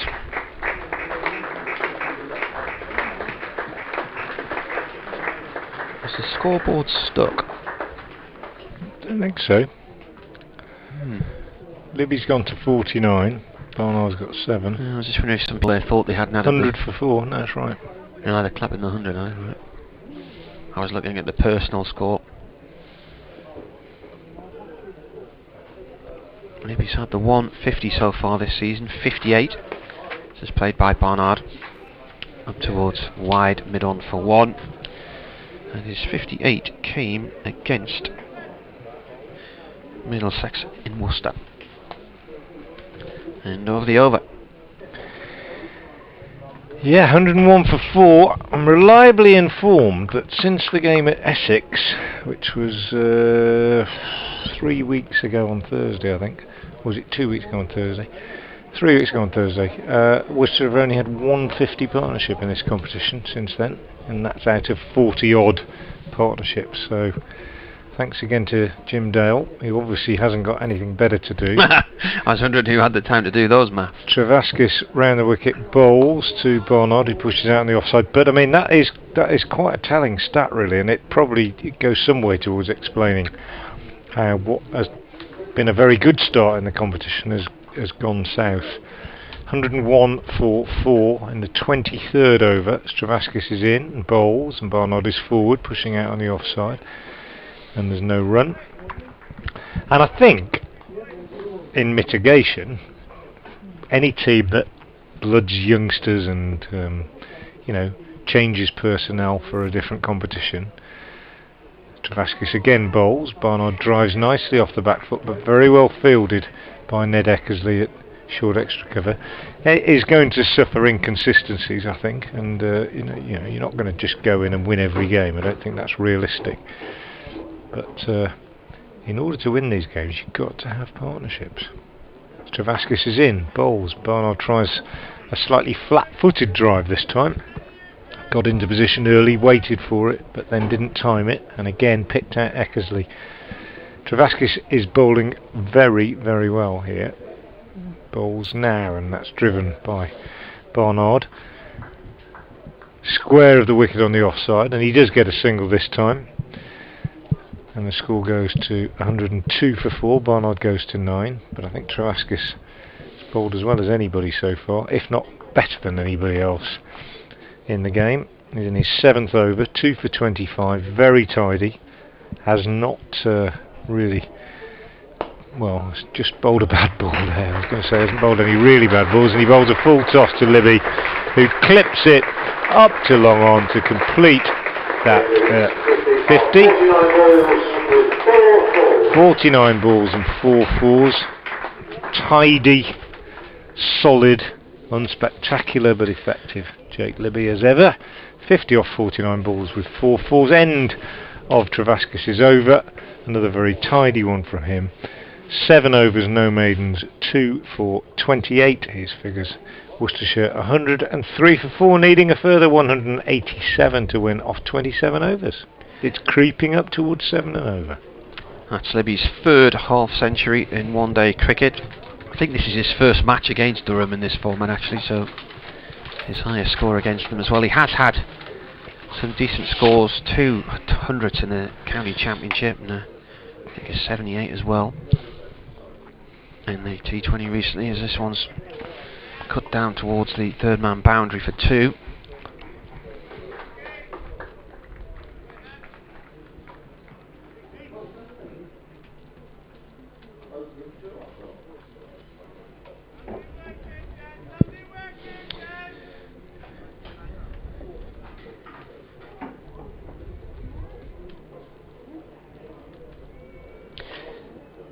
Borthwick bowls. Libby meets the ball on the bounce and plays it past the bowler up to long off for 1.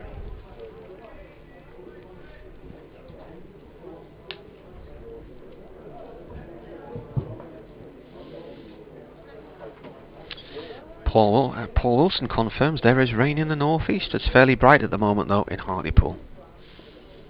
I thought there wasn't any rain anywhere today other than northwest Scotland. Borthwick to Barnard. He sort of plays and misses at that one, Barnard. I think it wraps his glove and into his thigh pad.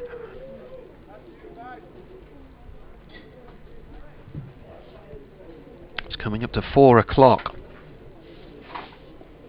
on this Tuesday afternoon. In a week's time, the semi-finals of this tournament. And in 9 days' time, the final in Nottingham. That's a single for Barnard up to mid-on. Off Borthwick. He moves on to 10. Libby on to 53. 107 for 4. Partnership's 32 from 41 balls. Libby bouncing in his crease as he waits for Borthwick to bowl, and he does. And then it's flicked away towards long leg for 1 run. Travaskis fields.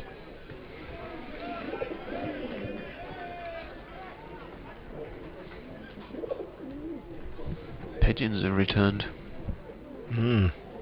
Right by the effects, Mike. Well, they've built another nest on a pipe just to our left up there.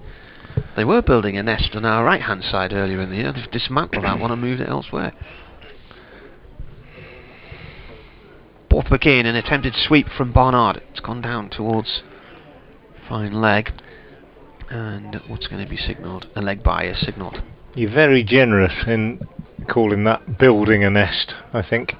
Placing 4 twigs on top of each other. There. It's hardly woven together like a proper bird's nest, is it? As long as the eggs don't fall out. Yeah. That's the end of the over. So 24 overs gone, 26 to go. Another 181 needed for Worcestershire at 109 for 4. I've got pigeons nesting in a tree in my back garden at the moment, Martin, and they drop as many sticks down onto the lawn under the tree as they manage to get to lodge in the tree.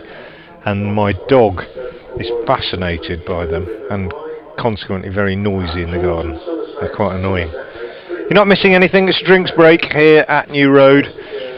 Marty's off to update listeners to various radio stations in the northeast, or at least those that are still receiving a signal, given news of that fire in one of the transmitters up there.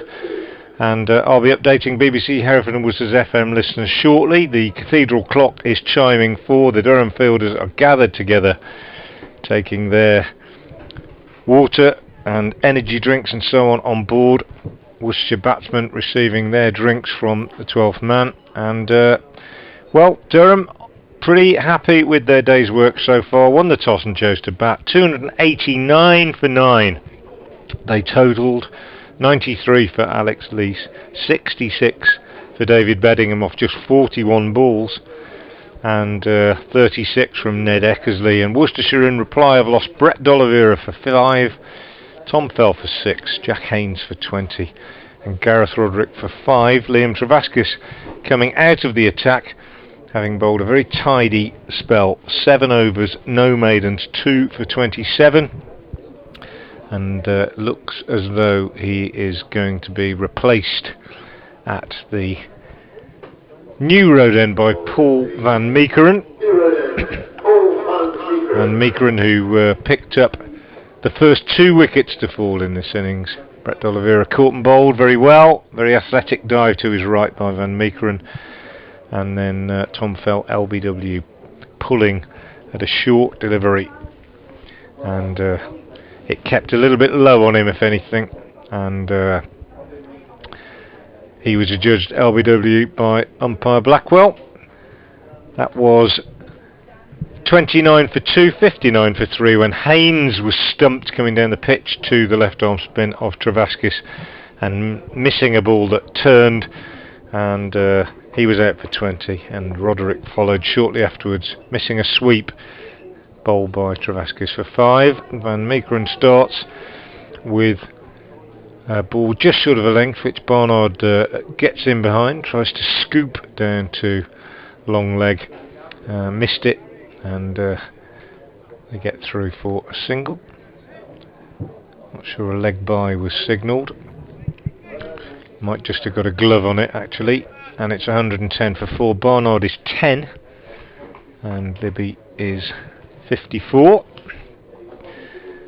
off 52 balls. Waits now as Van Meekeren is in, bowls to him, and this one keeps low.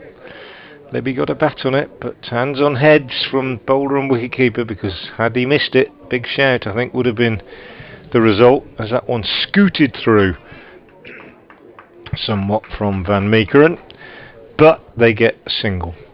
111 for 4 in the 25th over, so coming up to the halfway point, and a further 179 needed. Here comes that update. It's a struggle for Worcestershire. They've been set 290 to win by Durham, who won the toss and chose to bat earlier today. And it's a case of struggling to put together big partnerships as far as Worcestershire are concerned. The men out, D'Oliveira 5, Fell 6, Haynes 20, and Gareth Roderick for 5. Wickets falling at 15, at 29, at 59, at 75. Worcestershire need a big partnership at the moment. Attempting to build that are Jake Libby, who's reached a very good 50. He's on 55 off 53 balls. Ed Barnard is on 11, and Worcestershire, as we approach the halfway point in their innings, are 112 for 4, needing a further 178 to win. As this one is pushed out on the onside by Libby off Van Meekeren.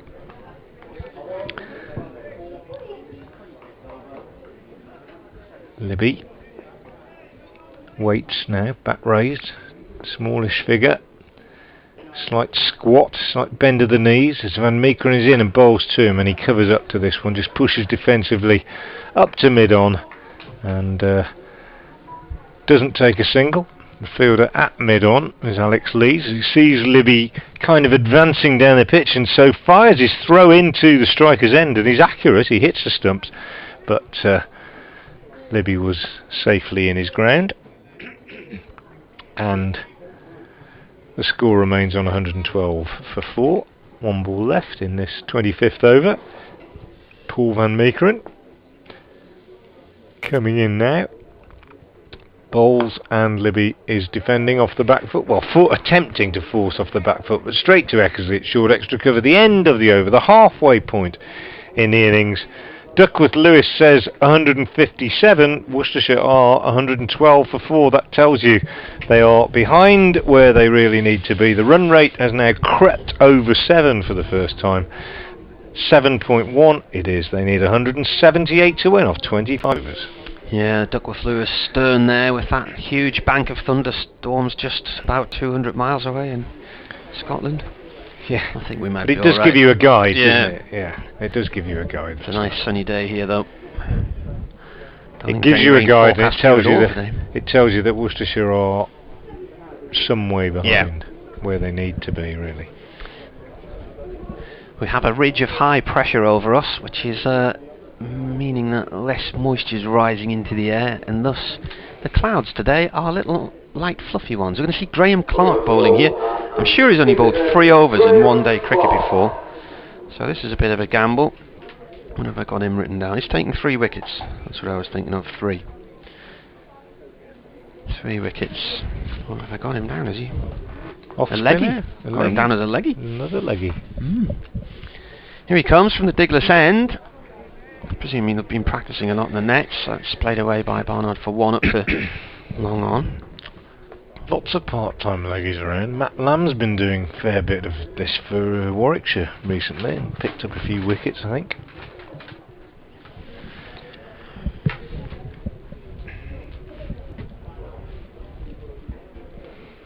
Bowled 1 ball and then Scott Borthwick's come to discuss fielding positions with him. So, he landed it, didn't he? He landed it. There you go. Libby on strike now. Clark in. And that's cut out towards the cover boundary for 1. Fielded by Lees. 1 bounce into the keeper's gloves. Van Meekeren is on the discs at 3rd man. There's 4 out of the discs at the moment because we're in between overs 10 and 40. Got long on, long off as well. That just nibbles off down the leg side. And leg by will be signalled. Barnard was on strike. So got a long off, a long on. And Lees is fielding on the point boundary. And we've also got way out in the distance on the river side of the ground. Deneath on the sweep on that leg side at Cow Corner. Deep mid wicket. With acres and acres to cover. Clark in again, he bowls. And this has gone to Van Meekeren inside the discs at 3rd man. Clark just rolling his hands around there. Who else does that when they're spin bowling? Keep the batsman guessing. Up he comes again, bowls. And Van Meekeren's called into action once more at 3rd man. And Indy gets there quickly. Is it doing much on the screen there, Frank? No, not really. No, I'm with the binoculars on it as well. I don't think there's much turn. It's the odd one keeping low that's causing the problem, I think. Clark in, bowls. This is played up to mid on for 1. And that's the end of the over, just like that. Yeah, tidy over, only 3 off it. And that run rate creeps up 7.3, and if it creeps up to 8, over 8, 9, and you've still got 15 overs left, then you're struggling, I think. I think 10 and over is alright for a few, but it's a difficult one. It's a difficult one for these 2 batsmen, because if they take risks now and lose wickets, then you're into the youngsters and the tail. If they don't score at maybe 4, 5 and over even for the next few, then it's going to become very, very unmanageable. Scott Borthwick holds all the aces at the moment as Van Meekeren comes in from the New Road end and bowls short to Libby, who pulls at this one and doesn't time it. Not for the first time on this pitch. We see a mistimed pull shot and it lands just short of Lees at mid on. He's quite lucky. And there you see in the batsman's head any suggestion of this is maybe time to press on and score a bit more quickly can easily be undermined mentally by an experience like just receiving that one ball, which wasn't timed and didn't come on, and he thinks, no, I can't do it on this pitch. And the same thing happens on the next ball. Almost exactly the same, except he didn't hit it even as well as he did the last one, and therefore they got a single as it dribbled up to mid-on and Lees fielded. So not at all encouraging two balls from Libby's point of view there. As a batsman, you hoping as you get in, and he's on 58 off 62, that you can start to get used to the pace of the pitch and time things nicely, and those two balls just undermining his confidence a little bit, I should think, as Van Meekeren comes in to bowl to Barnard, who drives nicely off the front foot. It was Fuller. It was in the air though for a little bit, and it goes away for a single through the covers. Welcome back. Goes to 13. Two listeners on 5 Live Sports Extra. I think, have they been to Taunton? Is that where they were? I think so, yeah. Somerset 326 for 7. Leicestershire 70. Oh, they might have been. Has the 100 begun? Leicestershire 79 for 2 after 15 overs there. Anyway, here at New Road, Worcester, it's Paul Van Meekeren bowling from the New Road end to Jake Libby, who pushes this out into the covers. There's no run. 118 for 4. If you're just joining us on 5 Live Sports Extra, the news here is that Durham won the toss and chose to bat, and they made 289 for 9 in their 50 overs, with the main contributors: Alex Lees, a very solid 93, David Bethingham, a very explosive 66 off 41 balls with just 4 fours but 6 sixes, and a flourish of 36 off 27 balls near the end from Ned Eckersley. Van Meekeren in bowls, and this is cut down to third man by Libby for a single. In reply, Worcestershire, needing 290 to win, have lost D'Oliveira for 5, Fell for 6, Haynes for 20, and Roderick for 5. 2 wickets for Paul Van Meekeren, who's currently bowling, and 2 for Liam Travaskis. A very tidy left arm spinning spell from him. 7 overs, no maidens, 2 for 27. They went from us to Taunton, and then they've been up to Manchester because the women's 100 match has been on, so there's an innings break there. And it's Paul Van Meekeren from the New Road end bowling to Ed Barnard, who drives a half volley sweetly through extra cover. Who will pick up 2 runs, and that takes him on to 15, and Worcestershire on to 121 for 4. Worcestershire needing a further 169 runs to win in 23 overs at a run rate of 7.4 and over. And you're listening to me, Frank Watson, alongside Martin Emerson of BBC Radio Newcastle on 5 Live Sports Extra on the BBC Sports app and on the website. Durham began the day in top spot, a point ahead of Essex, who they beat the other day, and a point ahead of Lancashire. Essex have made 321 for 8 today against Sussex, who are 121 for 4 after 21 overs of their 50 at Chelmsford. Clark bowling here, Graham Clark. Haven't seen much in the way of bowling from him over the years, but my statistics tell me he does have 3 one-day wickets. He is bowling leg spin from the Digless end. Single off the first ball from Libby. Northants made 210 at Grantham, all out against Notts. That's a full toss, swept out towards the leg side, and he's got a wicket with a full toss, and he's over the moon. And an irony there, because that's how he got himself out earlier in the day. A full toss off D'Oliveira, which he pulled to square leg. Danithi out there for this one, and Barnard has gone for 15. 122 for 5.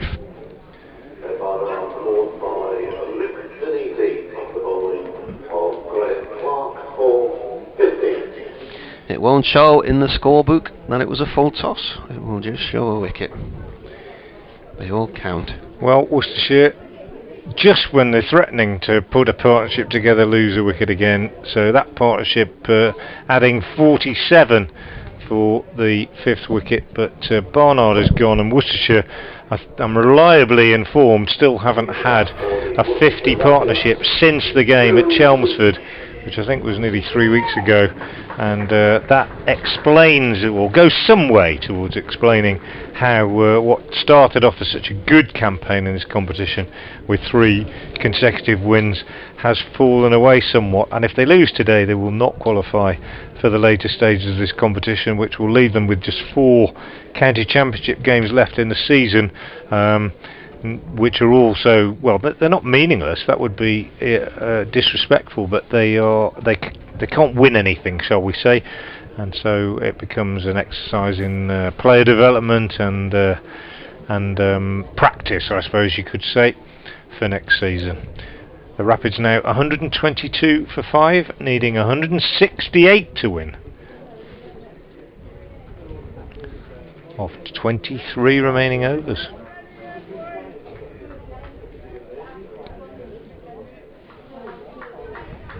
And part-timer Graham Clark picks up a wicket with a full toss. New batsman's Joe Leach. He's had a few runs against Durham in white ball cricket, and that's gone down the leg side. And it is a wide. I'm going to have to look up Graham Clark wickets in one-day cricket to find out who the others were.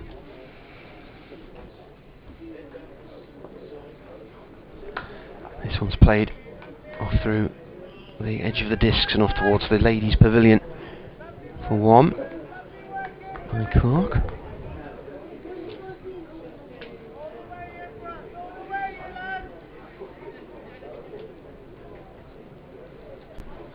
Change in the field, Clark bringing a man over from the leg side into backward point. Confident now in his line. He's left a big gap at mid-wicket, saying hit across me if you want to. Maybe on strike. Plays it out through the covers instead for 1.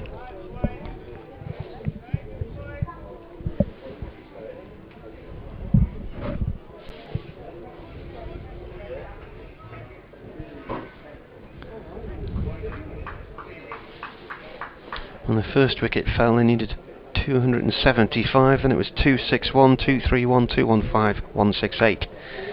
Driven by Leach out through the covers. Cut off by Lees, 1 run.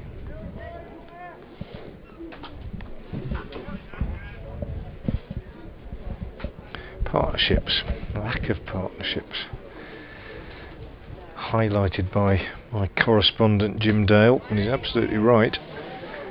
As this one's pushed out, yeah, dot ball, end of the over, 126 for 5, and 28 overs gone, 22 left. 164 to win at 7.5 and over. It's a big ask. He got 3 wickets in 1 match, 3 for 18 against Leicestershire in 2018 at Grace Road. Durham made 240, and you didn't remember it, Martin. And they lost. That's probably why I've assigned it to memory. Were you there? 3 for, I would have been, yeah. Almost certain. 3 for 18, yeah. Matt Salisbury coming back into the attack at the New Road. Only bowled tidy spell earlier on from the same end. 5 overs, no maidens, no wicket for 15. He's replacing Van Meekeren. 6 overs, no maidens, 2 for 29 for him. And the other bowlers used are Luke Dunedin, 2 overs, no maidens, no wicket for 17.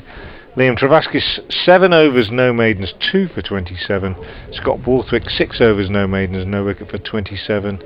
I'll just break off as Salisbury bowls this one to Leach, who pushes into the offside and there's no run. And Graham Clark, who picked up a wicket in that last over when he had Ed Barnard caught at deep square leg by Salisbury for 15. Clark, 2 overs, no maidens, 1 for 8. He bowled 3 overs at Bethingham 2 or 3 weeks ago now. I can't remember how long ago it was. What's the date? 22nd of July in Nonford. Salisbury in, bowls, and Leach is rocking forward, just pushing defensively into the covers.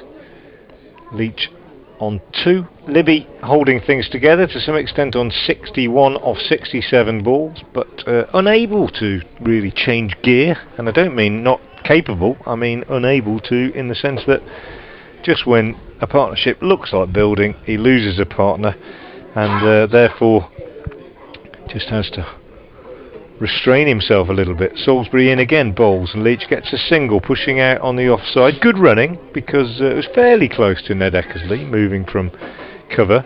But the call was early, the response was good from Libby, and they got through comfortably enough. We did see 2 run-outs earlier in the day during the Durham innings, both of which took us somewhat by surprise, especially that of Scott Borthwick. We didn't seem to have any need to do anything reckless and set off for a leg bye that was never there.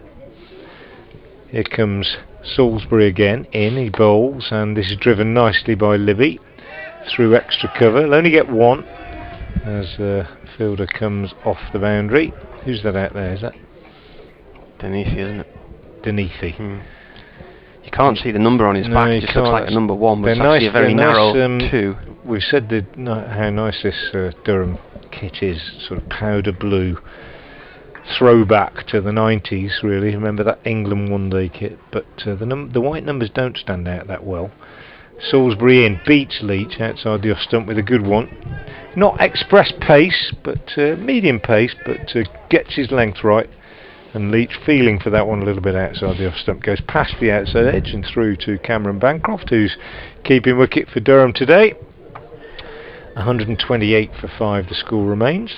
Clark bowled 3 overs at Bethingham just under 3 weeks ago, none for 24 on that occasion. So. Here's Salisbury again, he bowls, and Leach lifts this beautifully for 6 over long on, right in the slot. Joe Leach just simply going through that, just no more than a push really, but it was one of those from a seamer that you see all the time in T20 and white ball cricket, in the slot, and he just hit through it and lifted it over long on for 6. There was a gentleman went to get it and the steward came bombing over, give away, and the steward's now kicked it to the front of the stand for Alex Lees to retrieve. So nobody's actually touched it. No. I think they just need to examine if it's damaged. It doesn't have to be sanitised if nobody touches it. End of the over. Leach goes to 9, 134 for 5. Worcestershire still require 156 off 21 overs. Was it a cunning ploy, the Graham Clark tactic? He's off, got a wicket and he's gone. Borthwick replaces him. The ball thudded into the concrete next to us and then rammed into a steel pole holding this roof up. Borthwick back into the attack then.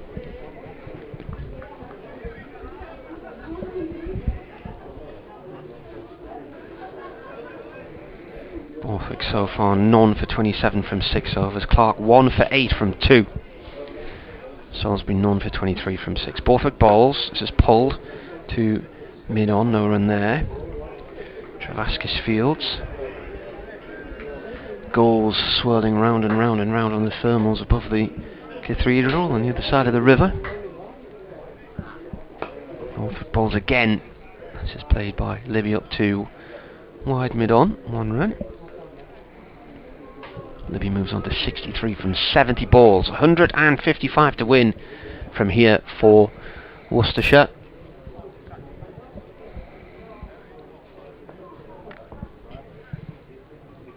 .145 is the halfway mark, and this has gone down the leg side for 4. Was there bat on it? Leach is on strike. Yes, there was. He's dragged it round the corner for 4.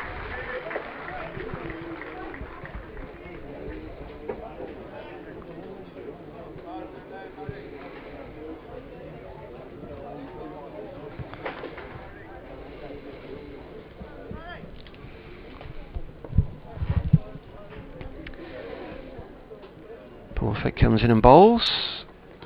Is appealing and it's gone LBW. Leach looks to sweep. Borthwick's got his man. And he gets his first wicket of the day, and Worcestershire are now 139 for 6.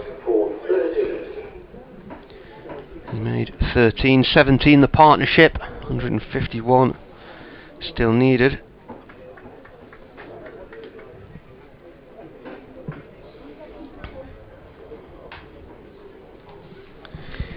Yeah, well, ring the bowling changes, and when the batsmen aren't settled and you've got new batsmen coming all the time, you're always liable to pick up a wicket, and that's exactly what happened for Scott Borthwick. You'd just be happy to have fiddled those few little overs through from Clark, and picking up the wicket with the full toss was a real bonus. And Worcestershire now 139 for 6. Jack Banton is the new batsman, not a bunny by any means. He's got a Premier League 100 certainly in the last couple of years in the Birmingham League, and made a very good start to his career here against Sussex the other day when he made 30 odd, but tough time for a young kid to come in, and Worcestershire requiring 151 off 21 overs at a run rate of 7.4. Jake Libby, the senior man, still there on 63 off 70 balls, but as I keep saying, Libby, his hands are tied, aren't they, very much by the situation, and with no significant partnerships really being formed at any stage in this innings, he has not felt at any stage as though he can do anything other than keep things ticking over. So a pretty tall order for Worcestershire, a pretty tall order for Jake Libby, and Joe Leach just dismissed probably the last man that you could expect to really find the boundary with great regularity. So then Banton, the new man, leans into the first delivery, which is more or less Yorker length, and just digs it away to short mid-wicket to Travaskis. Jacques Banton.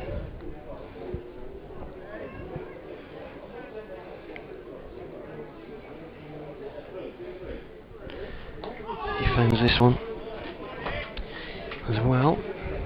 And that, I think, is the end of the over, isn't it? Yeah. Famous Jacques.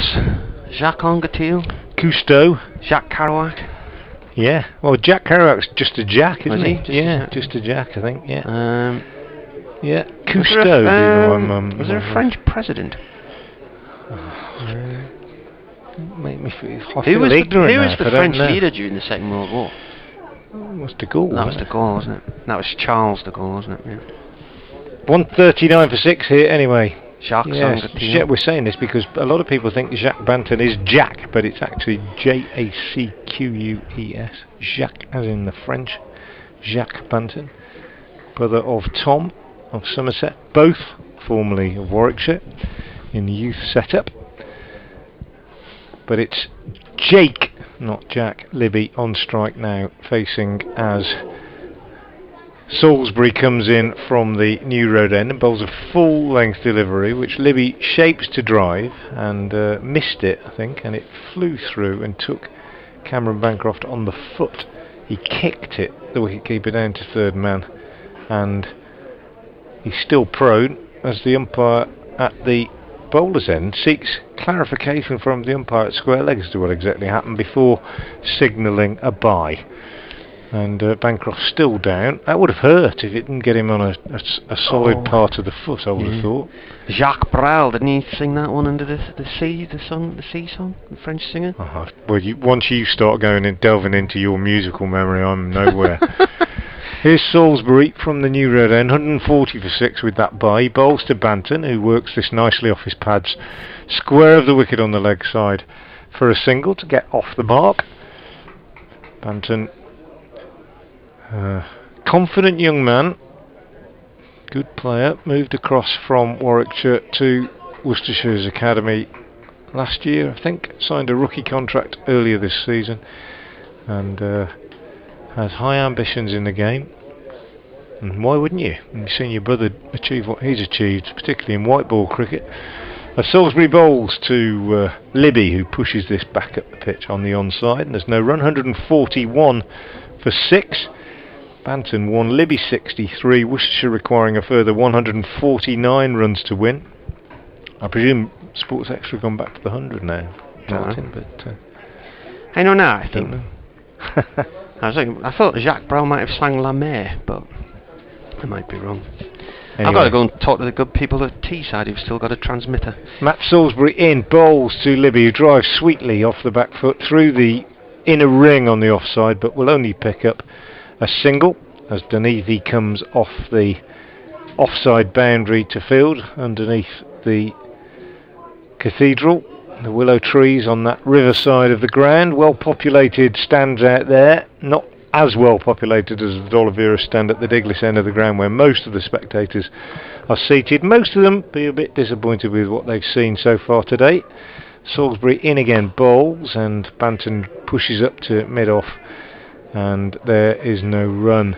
And I say that because mostly those in the ground here are Worcestershire supporters, and they've seen Worcestershire struggle really to impose themselves in a game that they have to win if they are to stand any chance of progressing further in this competition, and at the moment that looks a very unlikely prospect as Matt Salisbury moves in again and bowls to Jack Banton, who plays this very nicely and very late, steering it down through the slips, or where the slips would have been, and picks up a single and keeps the strike, because that is the end of the 31st over of the innings, 19 remaining, and the Rapids are now 143 for 6, requiring a further 147 runs to win at a run rate of 7.7.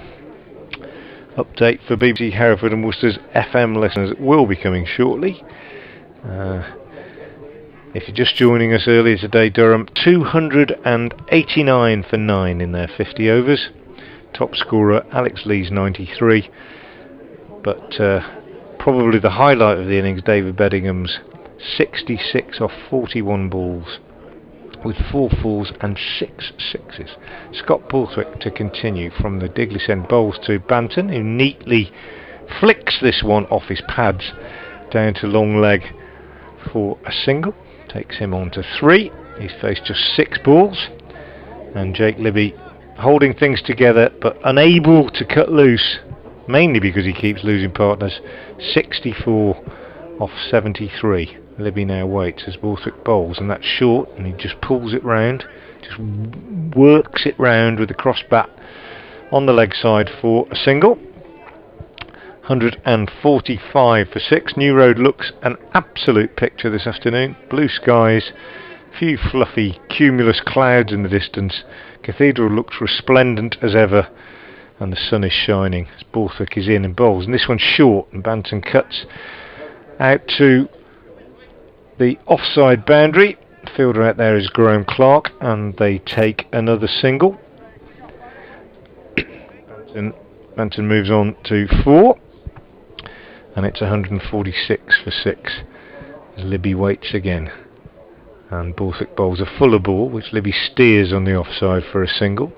Single's not really hurting Durham at the moment, with the required rate creeping up towards 8, and Worcestershire unable to find the boundary with any great regularity. Joe Leach did hit 1 big 6 in his 13, but with LBW a couple of overs ago to this man, Scott Borthwick, who comes in now from the Diglis end and bowls, and actually Banton finds the boundary with a beautiful shot, lifting the ball over long on for 6. Great shot from Banton. It was in the slot, and he decided it had to go, and he hit it beautifully straight down the ground and over the ropes at long on, clattered into the advertising boards behind, and is retrieved by Paul Van Meekeren down there at long on. Lovely shot from Jack Banton. His first boundary goes to 10. Update for FM listeners coming now. Well, Worcestershire are really up against it. They require a further 137 runs to win and have just 18 overs left in which to get them. That's the required rate, approaching 8 and over. Since you were last with us, 2 men out. Ed Barnard caught in the deep for 15, and Joe Leach, LBW, sweeping at the leg spinner Scott Borthwick for 13. Jake Libby still there on 66 off 75 balls, holding things together, but running out of partners, I'm afraid. Although that said, young Jack Banton has just joined him and has just hit his first boundary, a lovely blow over long on for 6 off the bowling of Borthwick. So Banton on 10, Libby on 66, and Worcestershire needing a further 137 runs to win in 18 overs are 153 for 6. As Liam Travaskis is reintroduced into the attack at the New Road end, and this one is worked through mid-wicket for a single by by Libby, and he moves on to 67, and Banton on strike. Travaskis been very tidy so far, 7 overs, no maidens, 2 for 27, his figures, and it's 154 for 6, as Travaskis comes in round the wicket and bowls to Banton, who drives nicely up to long off for a single. I think Travaskis possibly the pick of the bowlers given the wickets he's taken. Gareth Roderick bowled for 5, but earlier the dangerous Jack Haynes, who was looking good on 20, was stumped when he came down the pitch, and Travaskis turned one past his outside edge, and Cameron Bancroft did the necessary. Haynes out for 20 as Libby pushes this one back to the bowler. Borthwick's juggled his bowlers quite nicely so far, and has the bonus of having given Graham Clark a bit of time with his part-time leg spin. He picked up a wicket. Travaskis in again, bowls, and back goes Libby, pushing out into the offside, and there's no run. 155 for 6. Libby's on 67. Travaskis in again round the wicket, bowls, and Libby again can only push defensively out on the offside, and there's no addition to the score. So good bowling from Travaskis, varying his pace nicely. It's a used pitch, hasn't offered much to the bowlers in the way of lateral movement. A little bit of turn, slowly. Travaskis is in, bowls, and this one is driven by Libby up to long off for a single. He'll keep the strike, but it's another tidy over from Liam Travaskis. 2 for 30 now off 8 for him, and it's 156 for 6. Worcestershire after 33. They require a further 134 to win off just 17 overs. That's a run rate of 7.9 an over. And now we have another change in the bowling, because Borthwick coming out of the attack, and is going to be replaced by Luke Dunleavy, who earlier on bowled 2 overs, no maidens, no wicket for 17. But I think Borthwick's been canny with his bowling changes today. He's worked them around quite nicely, hasn't allowed any batsman really to settle into any kind of rhythm, and that's been helped by picking up wickets at regular intervals. 156 for 6. David Drydock's been on. Jacques Chirac, which was one I mentioned, wasn't it? Used to be a clothing store in Durham, I think, called Jacques Chirac. Jean-Jacques Brunel, was he in the Stranglers? He was in the Stranglers. And yeah. Wacky Jackie. Wacky Jackie as well. Here's Dunleavy then, bowling to Libby. Oh, it's a full toss. It's gone down the leg side for 4. An erratic delivery. He's got a greasy hand as he's now giving it a rub.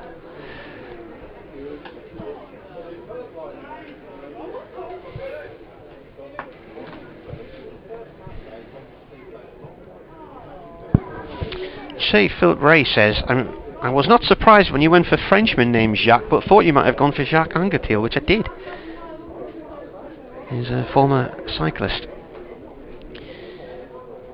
Dunleavy in again, bowls, it's cut down towards the point boundary for 1.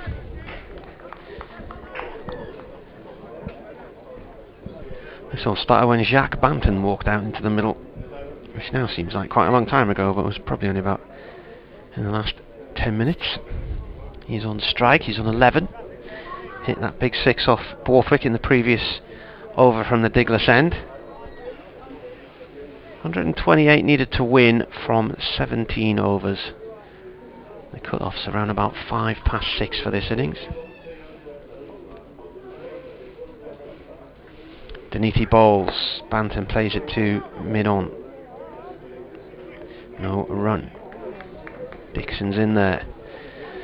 The written press have been doing the maths, and as far as they are concerned, they are satisfied a Durham win would see them in a top 2 spot, and therefore in a home game. Whether or not they're going to win the group and bypass the playoff section, as this is played by Banton out towards deep mid-wicket for 1, remains to be seen.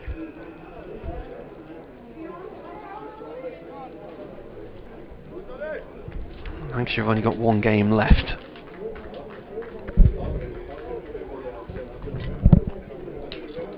So Essex playing Sussex in this group today. Dunithi bowls, that's cut, it's up in the air but it's away safely towards the point boundary. Clark Fields. So Essex are playing Sussex today. Durham have Hampshire on Thursday and Lancashire play Essex, so Durham will move on to 11 points for the win today, which means that Lancashire won't be able to get them. Essex are on 8 points as well as Lancashire and are playing Sussex, who are 170 for 5. Slightly over pitch from Dunithi, played up to long on by Banton. So Essex made 321 for 8 at Chelmsford. Sussex, 29 overs gone, are 170 for 5, so still 152 to win from 21 overs. That looks like that could be a tall order for them. Northants all out for 210 at Grantham against Notts, who are 117 for 3 in the 31st. Dunithi to Libby, played to the cover area, no run. Somerset made 326 for 7 at Taunton against Leicestershire, who are 138 for 3 in the 22nd. In the other group also, Warwickshire 268 for 9 at the Oval, and Surrey are 174 for 3 in the 29th there.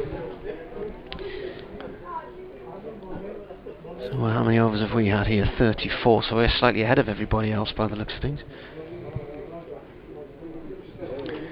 16 left, 125 to win. If it was a T20 game and you had 8 wickets left, you'd probably think you still had a good chance, but different kettle of fish this. 6 down.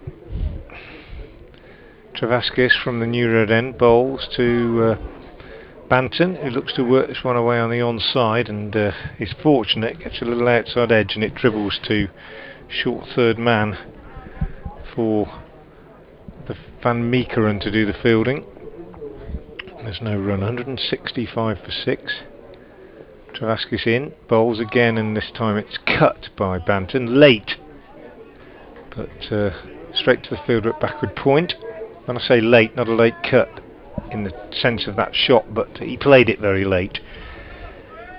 Travaskis again in, bowls shorter. Banton cuts this time and gets a run, picking out the fielder on the boundary on the offside.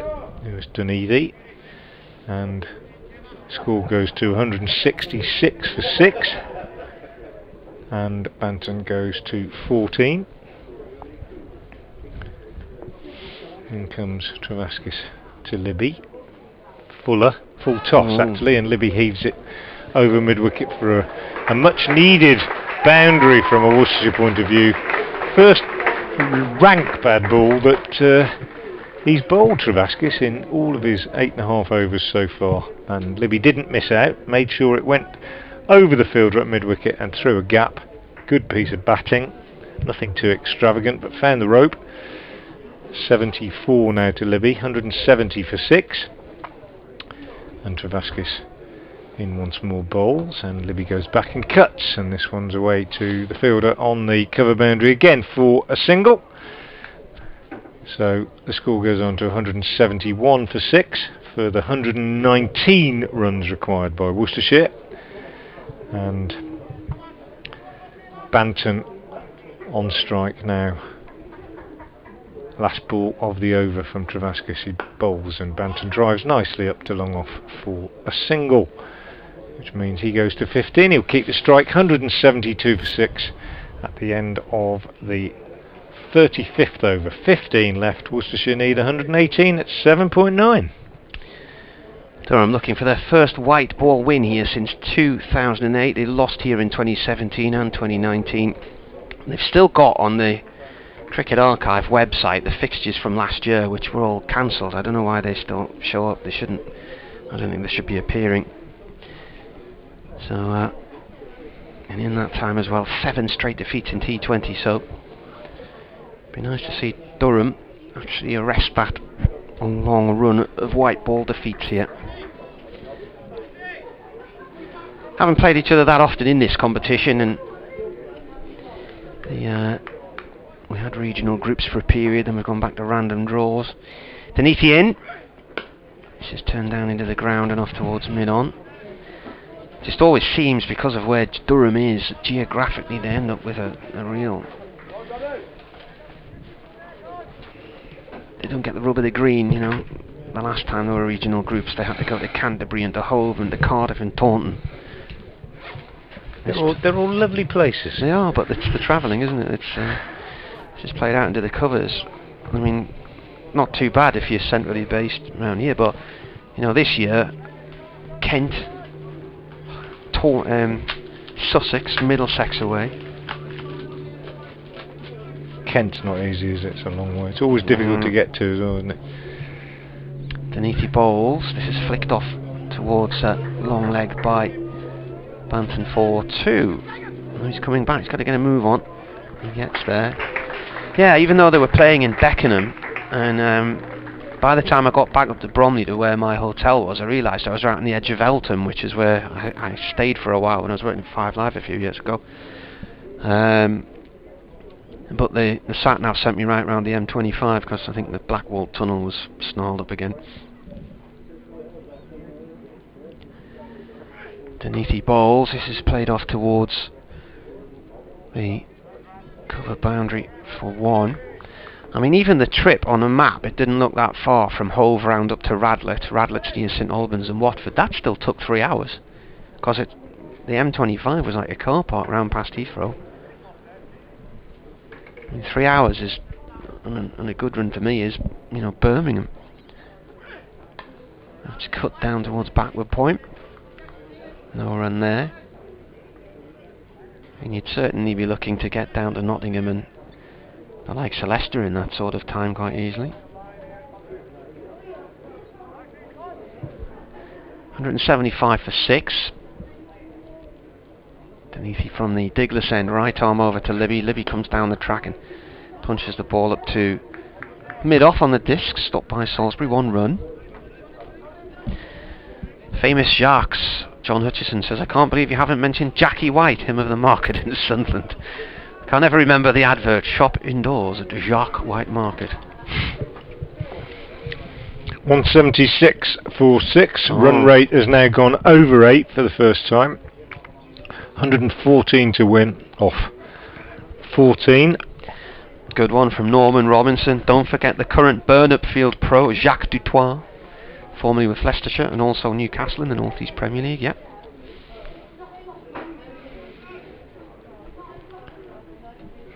Good shout, Norman. Liam Travaskis to continue from the New Road end, left arm round the wicket. Bowls to Libby, who's down the pitch and out, caught at short extra cover. Good catch by Ned Eckersley, is it? Is it Eckersley or Borthwick? I think it's Eckersley, and it's a good catch.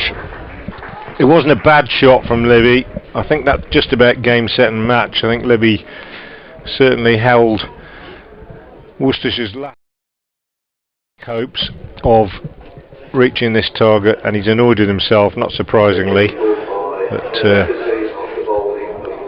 caught by Eckersley off Travaskis for 76.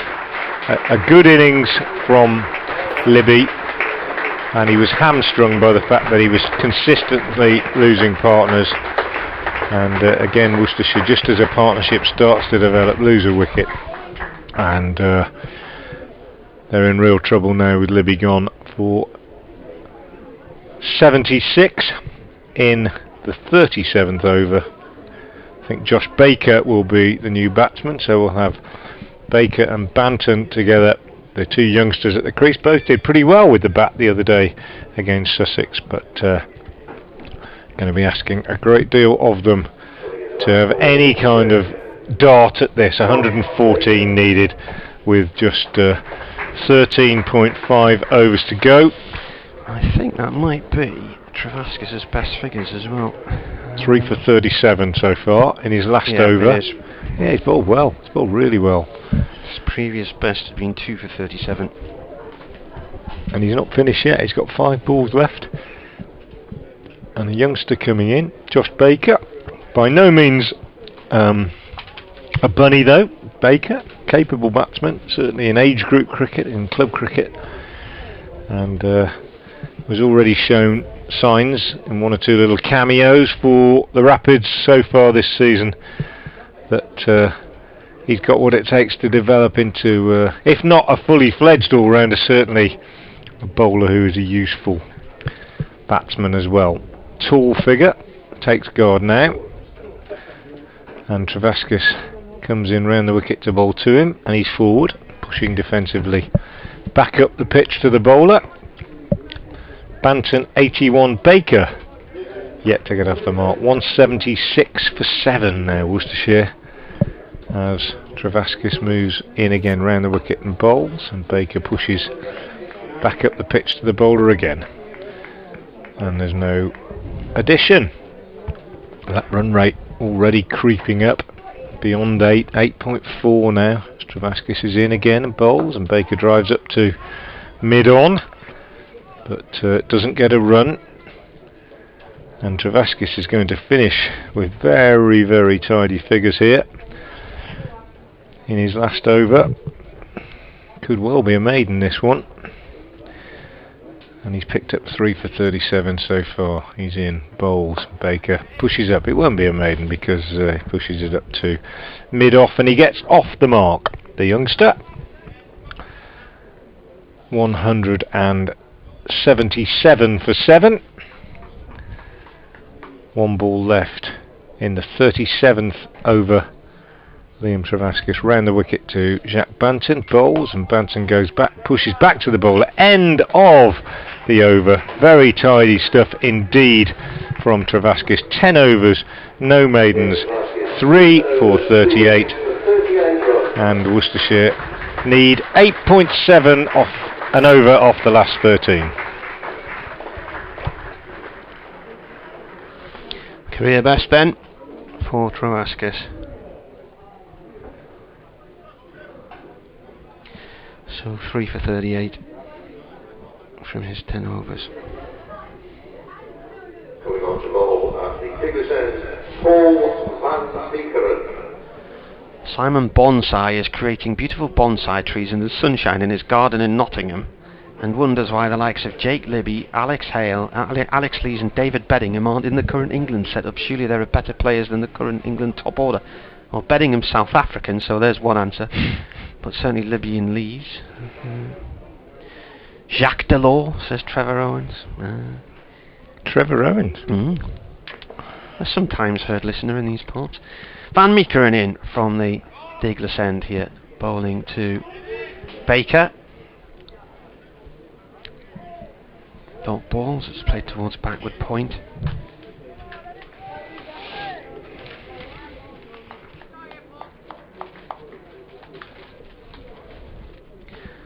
Mervyn says, on the subject of famous people named Jack, don't forget a very good Durham player of yesterday, Jack Carr.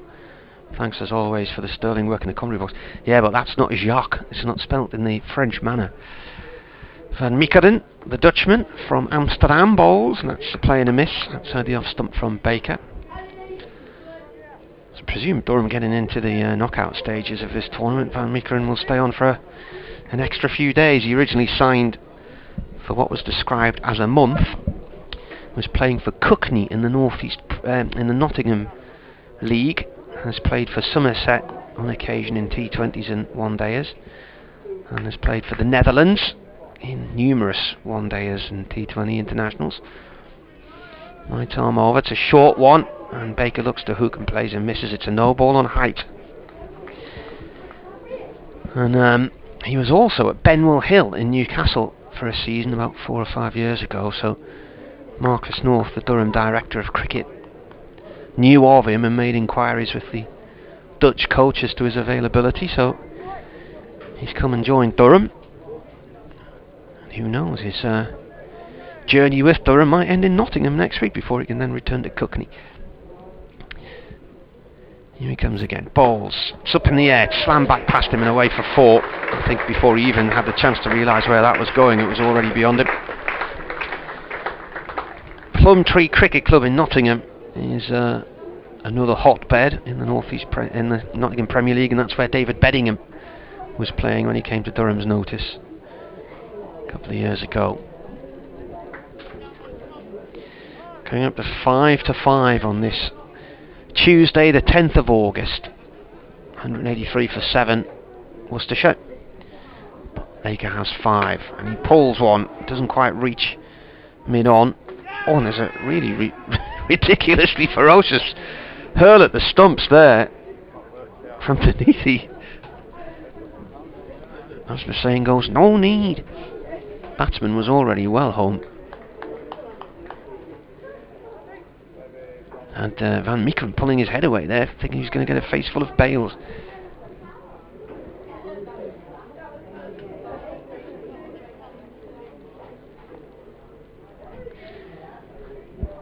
Banton on 18 as Van Meekeren bowls. He looks to ramp, and it's come off the toe of his bat and gone off down towards fine leg for 1. That's quite encouraging to see a youngster prepared to do that, isn't it? I said he doesn't lack confidence, and he doesn't, Jack Banton. And young players these days grow up learning to play these shots. We're not afraid to try them out when they're in the middle.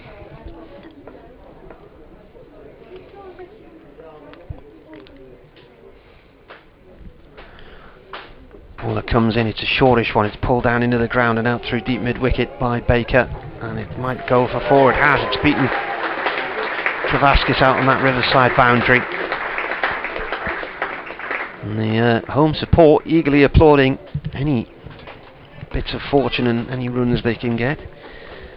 12 overs to go, 100 to win. It's not undoable. It's not undoable, but with two 18-year-olds at the crease, it's unlikely, you'd think, wouldn't you? Maybe they have the exuberance of youth on their side. Durham conceded 58 runs in the last 5 overs against Gloucestershire at Scarborough, and nearly conceded 55 in the last 4 at Radlett.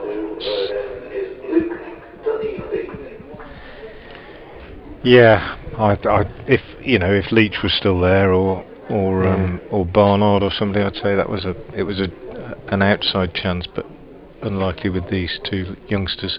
Duneathi into the attack at the New Road end, bowls to Banton, who drives on the offside and calls for a single, which seemed almost to take Baker by surprise a little bit, that call, but he went through some comfortably enough. This is Duneathi's 5th over, none for 31 so far. Salisbury's bowled 7, Van Meekeren's bowled 7, Travaskis has bowled 10, Borthwick 8 and Clark 2. Duneathi into Baker, and Baker goes to pull this away on the leg side. He's a tall man, it didn't bounce much, and it went right underneath his bat, and I think he was probably quite relieved that he didn't hear the death rattle on that one. Cameron Bancroft didn't gather it cleanly. Duneathi again from the New Road end, right arm over the wicket, medium pace, bowls to Baker, beautiful shot, slammed down the ground by Baker for 4, and a lovely shot, Baker's 3rd boundary in the last few deliveries. It's at this point, Marty, that I tell you that I've coached Josh Baker quite a lot in the nets. Quite a few 1-to-1s when he was a young lad, mainly on his batting, I must say, not on his bowling so much. And well, he hit that one beautifully, and he's shown quite a bit of. So he damaged his bat.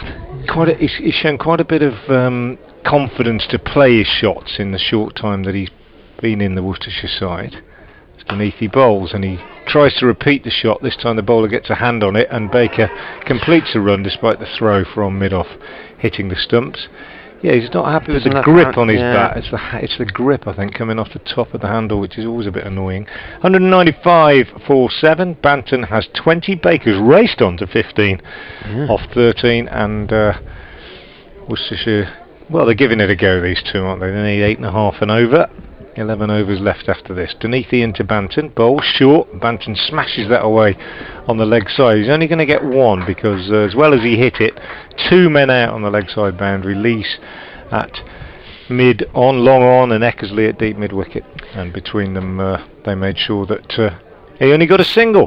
196 for 7. Got to go and do an update, but quickly we forgot about famous Jacques Rudolph. How could we forget about him? Oh, absolutely. Jacques Callis. Yeah. In comes Duneathi bowls, and Baker taking on the pad as he tries to hit this on the leg side. Jacques Kallis, one of the greatest all-rounders, of course. Anyway, there we go, taken on the pad, and that's where it comes from with Banton, South Africa, because his father is South African, I think, so that's probably where it comes from. There we go. Leg bye off the last ball of the over, 197 for 7. Banton goes to 21. Baker has 15. Worcestershire require 93 off 11. 8.5 and over. Run rates come down slightly after that last over from Duneathi. And these two youngsters keeping the crowd interested, at least at this stage, as Van Meekeren comes in from the Diglis end to bowl to Baker, who clips this one away on the leg side. He'll only get one because it's gone straight to Liam Travaskis, who's out on the deep square leg boundary. 198 for 7 then Worcestershire, and 39.1 overs gone, so 10 left after this one. And Van Meekeren in bowls, and Banton on the back foot goes inside that, pushes out on the offside, takes a single, and as the throw comes in from fielder at extra cover, who buries his head in his hands, Scott Borthwick. Suggestion from everybody's body language that if that had hit, Banton might well have been run out. As it was, it missed, and he wasn't, and he got in, and he's on 22. 199 for 7, and Van Meekeren in to bowl to Baker again. He bowls, and Baker smashes this up to mid-on, straight to the fielder at mid-on, whose throw hits the stumps again. They've been very accurate with their throwing, but this time the long striding Baker comfortably home. And the 200 is up for Worcestershire, greeted with a ripple around the ground. 200 for 7,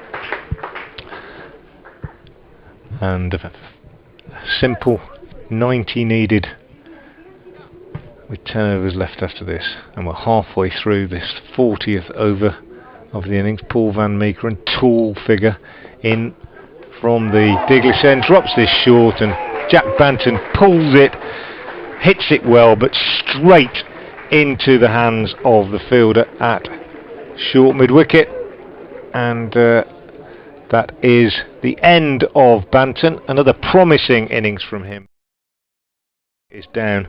They are 200 for 8 in the 40th over, and Jack Banton caught by Dixon off the bowling of Van Meekeren for 22. So a good innings from Banton comes to an end, and you can't help but feel that we're entering the final stages of this Worcestershire innings now, as the run rate climbs towards 9, the required rate, and they are 8 down, as Charlie Morris comes out to join Josh Baker. 200 for 8 in the 40th, and a third wicket for Paul Van Meekeren, who's bowled pretty well in various spells. He's in his 8th over, 3 for 44. Salisbury no wicket for 26. Duneathi no wicket for 37. And Liam Travaskis is the one bowler who's completed his allocation. 10 overs, no maidens, 3 for 38 his figures. Borthwick 8 overs, no maidens, 1 for 42. And Graham Clark 2 overs, no maidens, 1 for 8. The other bowlers who have been successful.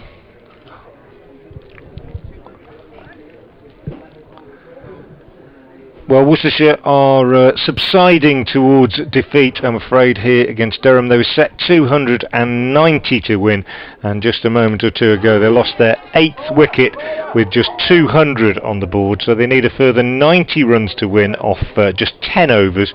and the last man out was Jack Banton, who was caught by Sean Dixon at mid-wicket off the bowling of Paul van Meekeren for 22. Prior to that, the men out: D'Oliveira 5, Feld 6, Haynes 20, Roderick 5, Barnard 15, Leach 13, and Jake Libby a top score of 76. Morris is on 1, Baker's on 17.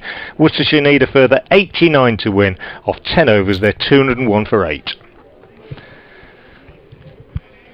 As Van Meekeren comes in and bowls to Baker, who flashes at this one, misses it. It misses everything. And Bancroft misses it, and it goes through for 4 byes. So useful runs off the last ball of the over as far as Worcestershire are concerned. They finished the over on 205 for 8. Baker is 17, Morris is 1, 10 overs left. Worcestershire need 85 further runs to win. A tall order at the best of times, but certainly when you're 8 wickets down, a very tall order indeed. And change in the bowling now, as we're going to see Dunethy reintroduced. Luke Dunethy at the New Road end, and he's going to be bowling to Charlie Morris. Morris, no mug with the bat, but better at holding an end up than hitting boundaries. Dunethy bowls, and Morris goes inside this one. Runs down to short fine leg. They go back for 2. Really good running off the pad, 2 leg byes. Good running from Morris, but as I say, more likely to hold up an end and push the ball around for somebody who's striking the ball well at the other end than to strike multiple boundaries himself. Charlie Morris waits now as Dunethy comes in to bowls to him, and he cuts beautifully out on the offside, but only for a single, as there's a man out there on the offside boundary, Travaskis, and that brings Baker onto strike. Baker 17 off 17 so far, Morris 2 off 3, and Worcestershire 208 for 8. That was going like a shell, wasn't it, that Banton shot? But yeah, good catch. Dixon took it well. Here's Dunethy again in and bowls, and Morris goes for I beg your pardon, Baker goes for a big hit on the offside, doesn't really time it, and chips it in the air down to long off for a single. Takes him on to 18 off 18, and it's 209 for 8. Durham have been very efficient today, I think, in all respects, possibly with the exception of running between the wickets. Dunethy comes in and bowls. Slower ball, which is heaved away on the leg side by Morris, but straight to fielder out on the mid-wicket boundary, Ned Eckersley, and he returns 1 bounce to Cameron Bancroft. They take a single. Yeah, running between the wickets, possibly the only area of Durham's game that you could say needs a lot of improvement on today's showing. They've been pretty professional all round. Dunethy in, slow ball again. Baker pulls it away on the leg side, but again he'll only get a single as Leach moves round from long on to field. Tidy 1 bounce return right over the bails into the bowler's hands. Baker 19, 211 for 8. 1 ball left in the 41st. And Morris on strike. As Dunethy's in and bowls, and Morris drives on the offside straight to the fielder at extra cover. No run, end of the over. 9 overs left in the innings, and Worcestershire requiring 79 to win at 8.8 an over, which wouldn't be too bad if there were only 3 or 4 wickets down, but they're 8 down. 211 for 8, and it's a tall order, to say the least.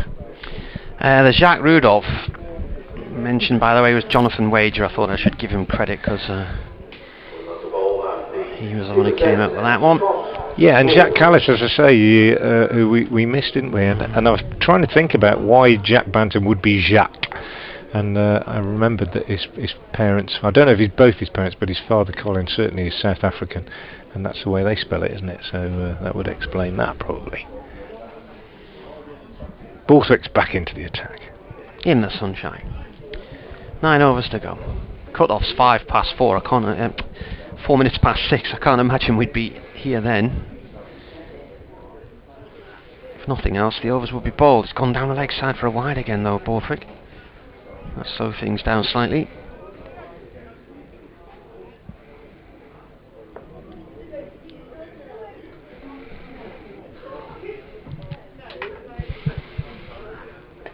Paul. Did you hear that? Baker trying to sweep, gets an inside edge down to fine leg on the disc, and Borthwick throws his hands in the air. Shouts, "Oh my dearie me!" 1 run. And he comes again, the Durham skipper. That has Morris back into his crease to play it away.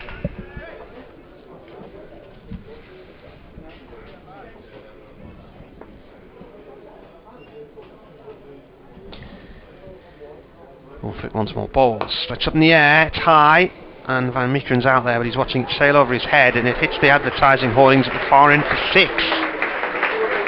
First time I've ever seen Charlie Morris hit a 6.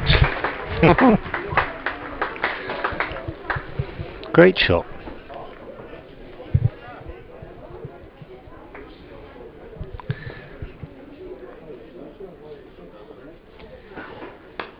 This comes out towards the covers. No run.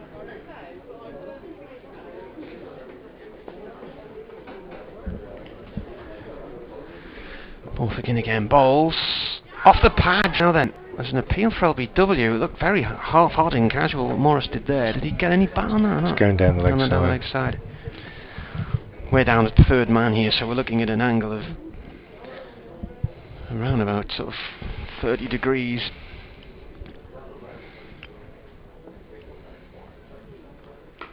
This is chopped down into the ground and back up to the bowler's end. Is that the end of the over? It is. That's gone quickly. 42 overs gone, 8 to go, 71 to win at 219 for 8.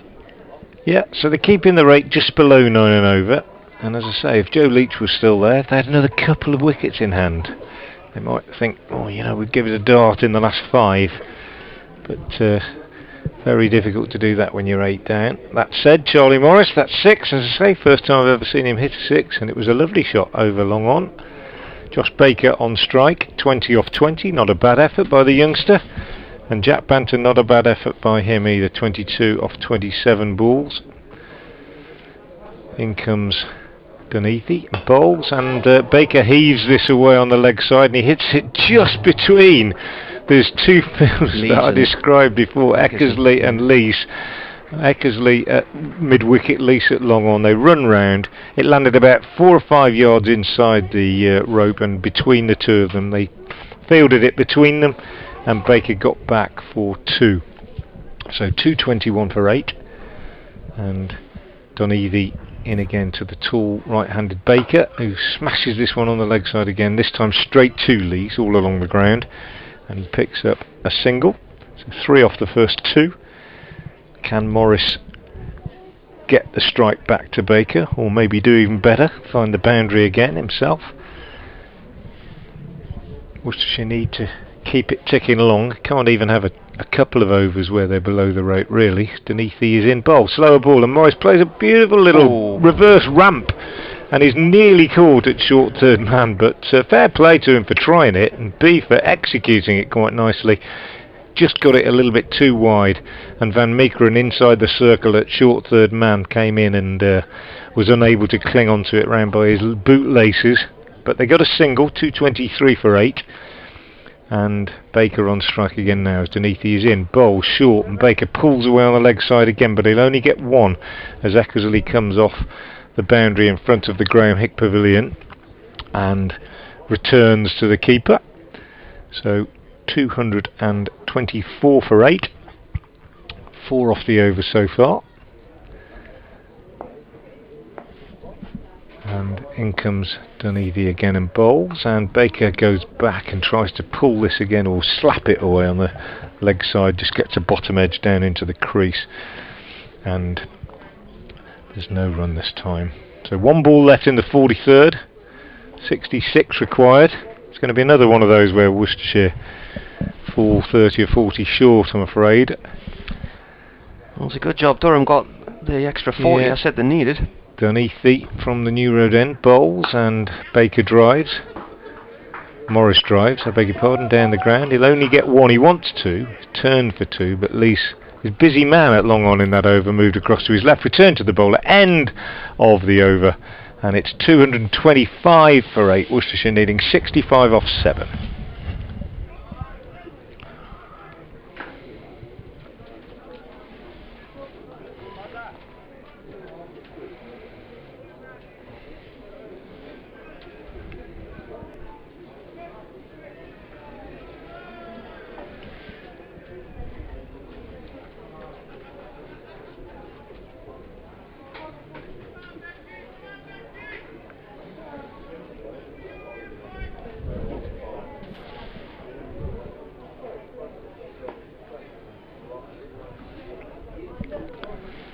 Borthwick, dig this end, flicked away out through mid-wicket by Morris for 1 run.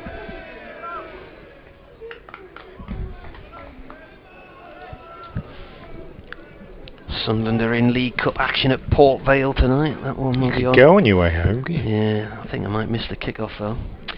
That one will be live on BBC Radio Newcastle later. In the League Cup. Oh, playing a miss and a stump, but it's how's that? His foot was back there. Bancroft's convinced he got him, but Bancroft's staring at Neil Pratt, the umpire, who's standing with his back to the sun at point, and I think he just thought all he was doing was more or less celebrating after whipping the bails off there, but I'm sure when I was looking at that, the batsman's foot was down. Ooh, well, he lifted it and put it back. It's just where it was when the bails were broken, I think. Which is almost impossible for the umpire without a video. It's gone up to long on. Yeah, his foot was up, but he had it on the ground. Put it back, yeah. Difficult one. I've been to Vale Park once to see my beloved Canaries. Oh, the Wembley of the North. A fine cup win it was, a long time ago. Chris Sutton, Andy Townsend were playing. Yeah. Borthwick in again.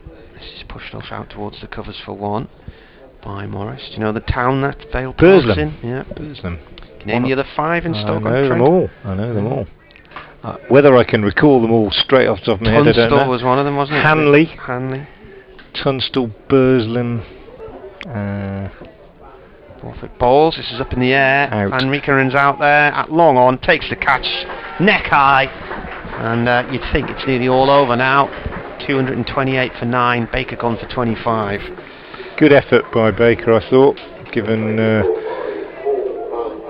that he's so inexperienced. Played pretty well. Made good contact with a good things going as best he could, and made his 25 off 26 deliveries before he was caught at long on by Van Meekeren off Borthwick. So 228 for 9 Worcestershire, and as you say, we're nearing the end now as Adam Finch comes out to join Charlie Morris in the 44th over.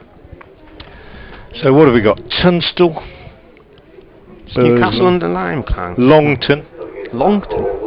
I think so. Burslem, Tunstall, Hanley. Burslem, Tunstall, Hanley, Longton. I don't know. Somebody will tell us, won't they? I've read Anna of the Five Towns as well. Newcastle, not book. one of them. I don't think it is. Anna of the Five Towns, Arnold Bennett. Not an easy read, but one that I did complete many years ago. Adam Finch, the new batsman, joining Charlie Morris. 62 needed to win. The Five Towns of the Potteries. Here we go.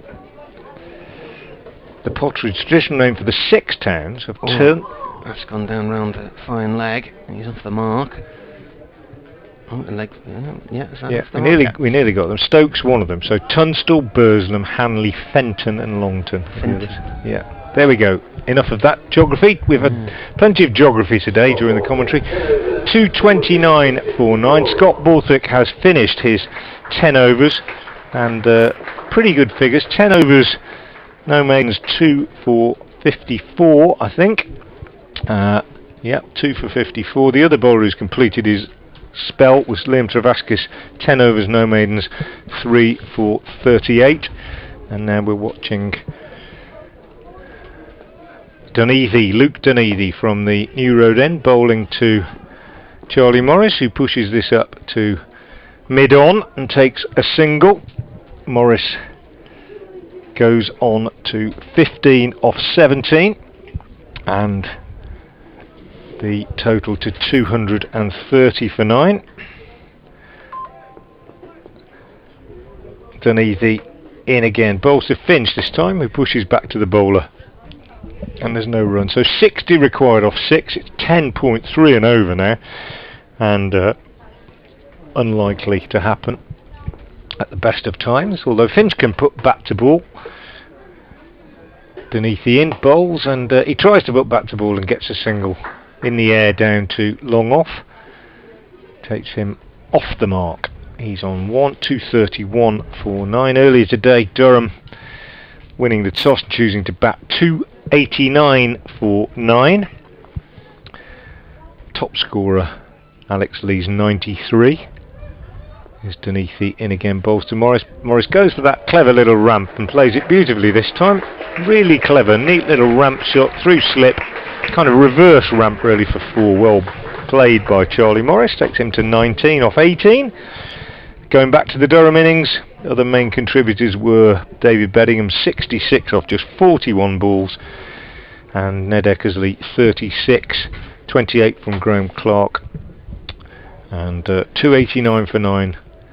A good score, possibly not as good as we thought it might be at one stage when Bettingham was going very well, but good nonetheless on a used pitch, as Morris goes for a big hit and misses it. And Bancroft takes the ball, standing up to the stumps now to Dunedhy. And for Worcestershire, wickets shared around, 2 for Finch, 2 for Barnard, 1 each for Baker, Banton and D'Oliveira. A couple of run-outs.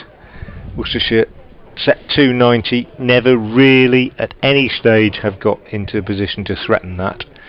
As Dunedhy bowls, a slower ball, and it's a big full toss, called a no ball, as Morris just fends it away on the offside. And they lost wickets in the 4th over, the 8th over, the 13th over, the 17th over, the 28th over, the 30th over, the 37th over, the 40th and the 44th. And the story that tells is one of no really significant partnerships. 47 for the 5th wicket, the best they've managed. Dunedhy bowls, slower ball, and hit for 6 by Morris. That's a great shot. Slower ball, Morris waited for it and just threw his hands through it and lifted it over long on for 6. You can hear the delight of the New Road crowd, and I hesitate to say you can probably hear a little hint of surprise in that, because Morris has hit 2 over long on for 6 now. Great shots, fair play to him, but not famous for his big hitting, Charlie Morris, but cometh the hour, cometh the man. 25 off 21 for Morris, 243 for 9. Worcestershire need 47 off 5. Doable. I've seen Durham throw positions away here before, I tell you. Such a passive. I've seen it so many times that you cannot count it out. Matt Salisbury back in the attack. 9 down here, 47 to win from 5. And Salisbury will be bowling to Finch, who's on 1.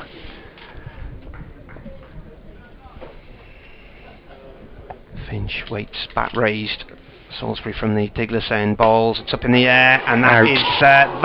Durham win by 46 runs, and they're all out in 45.1 overs. I think Borthwick taking the catch there. Salisbury back into the attack.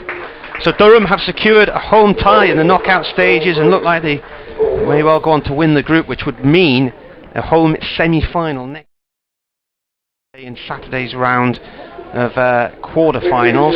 But that's not all done and dusted yet, because at Chelmsford, Sussex look like they're going to lose heavily there. So Essex is still on Durham's tail. So Durham continue to lead the group with 1 game to go. They will have a 1-point advantage over Essex. Essex will be on 10 points, Durham now on 11. They win by 46 runs.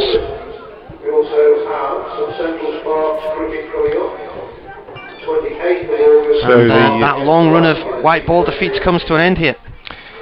Yep, Full scorecard for Worcestershire: D'Oliveira caught and bowled Van Meekeren 5, fell LBW Van Meekeren 6, Haynes stumped Bancroft, bowled Travaskis 20, Roderick bowled Travaskis 5, Barnard caught Salisbury, bowled Clark 15, Leach LBW Borthwick 13, Libby caught Eckersley, bowled Travaskis 76, Banton caught Dixon, bowled Van Meekeren 22, Baker caught Van Meekeren, bowled Borthwick 25, and Finch caught Borthwick, bowled Salisbury 1. Morris finished 25 not out. Bowling figures for Durham: Salisbury 1 for 26 off 7.1, Van Meekeren 8 overs no maidens 3 for 45, Duneathi 8 overs no maidens no wicket for 61, Travaskis 10 overs no maidens 3 for 38, Borthwick 10 overs no maidens 2 for 54, and Clark 2 overs no maidens 1 for 8. Durham the victors by 46 runs.